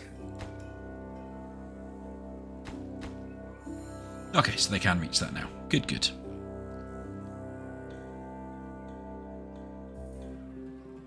Yeah, so you see they've slurped up all the water from in there now. Which means we have 3.5 days to survive on the water stocks we've got, which is doable, I think. About 120 a day from our current beaver population.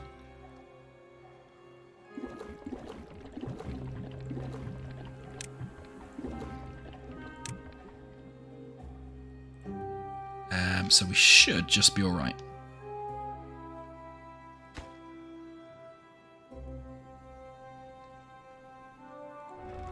But we are out of planks and our gravity battery is done. So we're going to have to wait for the water to come back and see how much power our new beautiful boy, our new beautiful water boy, will give us. I've never built one of the large power wheels either, so I'm interested to see. Oh, actually, to be fair, there's still some logs. Yeah, still some logs sitting in there, but obviously we don't have very much power. Just however much power this one poor beaver can provide.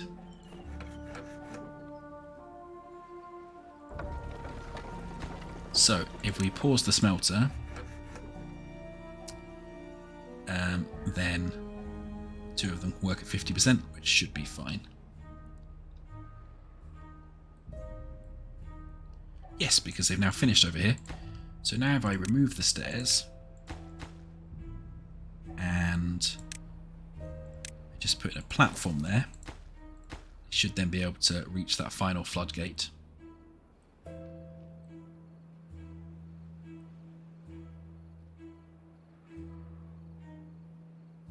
Yeah, 2 days left with just under 300 water. Meh. Would like more.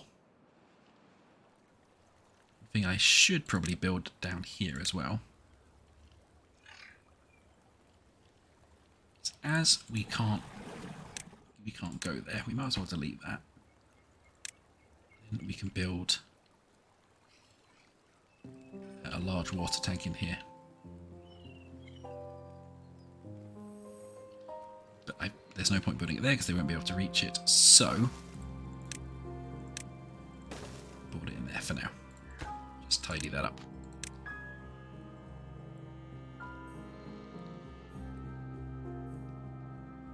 We'll need some more gears for that, but that'll do for now. It's cool they're now building... They have now finished building that final floodgate as well. Which means if I delete the paths... Don't think platforms block water. What I can now do is I can build more platforms across there and another staircase up there, and that's a route across to this side of the map if we want it later.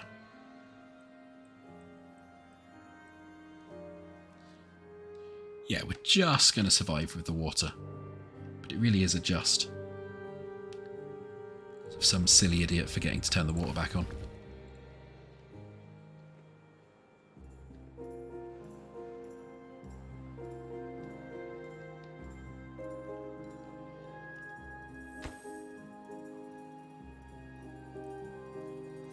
This is storing just enough water to survive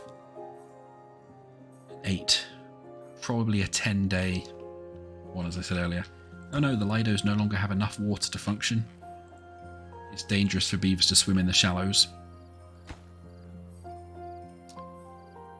It's used up all the gears. Cool.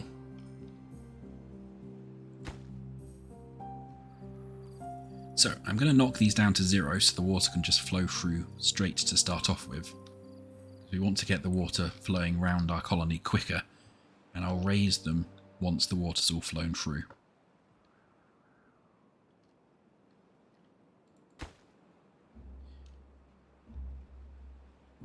There's a tide in the affairs of beavers, which taken at the flood leads on to fortune. Okay, so our water should come round. Replenish down here.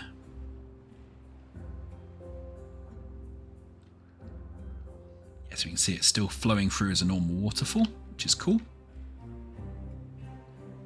I should fill up that.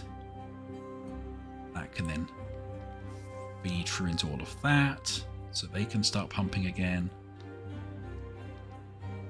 And now it's got around there. If we now raise this, start filling this area up.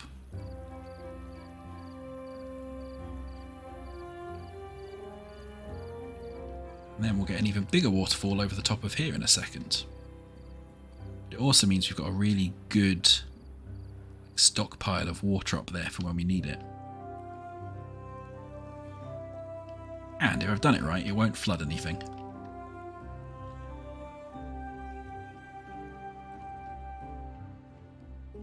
If. Yeah, you can see it's now flooded in this whole area that I expected it to, which is lovely. Because we've got this levee. That all works. Perfect. And it's now flown all the way around here, and we are now getting... nice. About over 1,000 power output. Oh. And we have lightly flooded. We have lightly flooded over there somehow. Probably because the sudden surge of water coming round.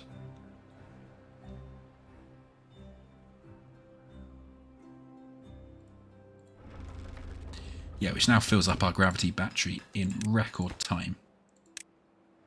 Which is excellent. That will probably evaporate off, so that bit will be fine.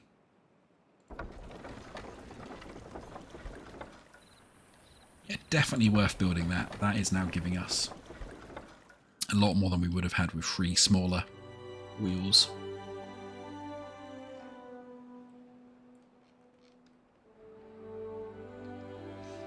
Yeah, and the water's just sort of fluctuating up and down a little bit as we get this new flow in from up here. But yeah, I think because I keep saying, oh, I'll just do this one more thing, I think we are probably going to end it in a second. But what I'm going to do is I'm going to save the game. What's a beaver bridge 2? This time they didn't die. And I'm going to do an actual... yeah. Fine.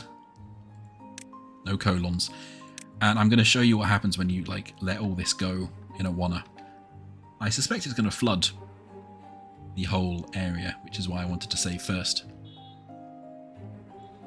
Yeah, hopefully that will evaporate at some point. Oops.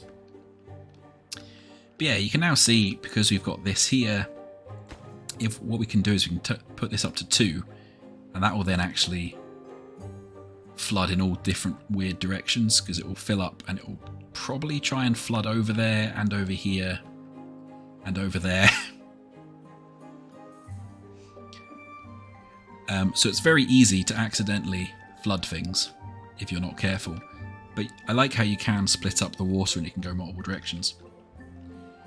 And then you can go the opposite way and just have a sudden surge of water come through this way, which will then flood further downstream. So you've suddenly got like this huge volume of water pouring down a river that's not made for it. It will probably back up here and flood over here. Yeah, there we go. So yeah, you can really actually play and use the water and do fun things with the water. It's a really nice, interesting system with how it works. And it really, I think it's more interesting than Banished Summer, Winter, because it fits the game more. There's more kind of ways to manage it. You feel like you have some control over it, whereas in Banished, Winter just kind of happened, and if you'd not planned, then all your people just died. Which was fine, but a little bit out of your control, whereas this feels a bit nicer for that. Anyway, this has been a particularly long stream today, because I really like Timberborn. And I've never played with this faction or on this map before. We maybe had a small issue at the start of killing everybody, but they're not technically dead because I'm never opening that save file again. So just like my Animal Crossing villagers, they're in the limbo between living and dead, and they'll never have to actually go one way or the other. So it's fine, probably. But yeah, this is Timberborn. If you like building games, even though this is an early access, I think it's right up there as one of the better building games you can play at the moment. It's cute. You've got a lot of control over how punishing the game is. So the Iron Teeth are a lot more difficult to play than the Folk Tales, I've discovered. So you actually have to do pretty well with the Folk Tales before you can even unlock them. This map is a lot more difficult than the recommended starting map.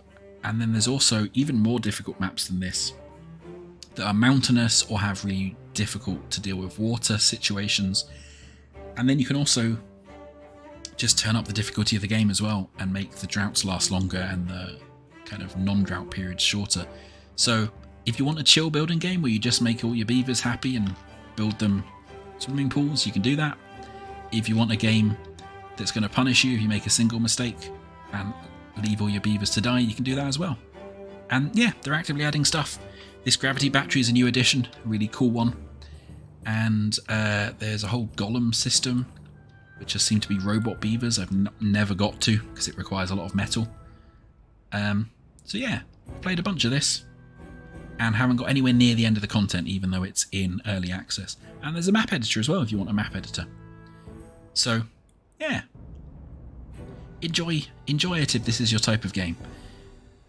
For now, thank you for watching. I am going to go get a well overdue dinner.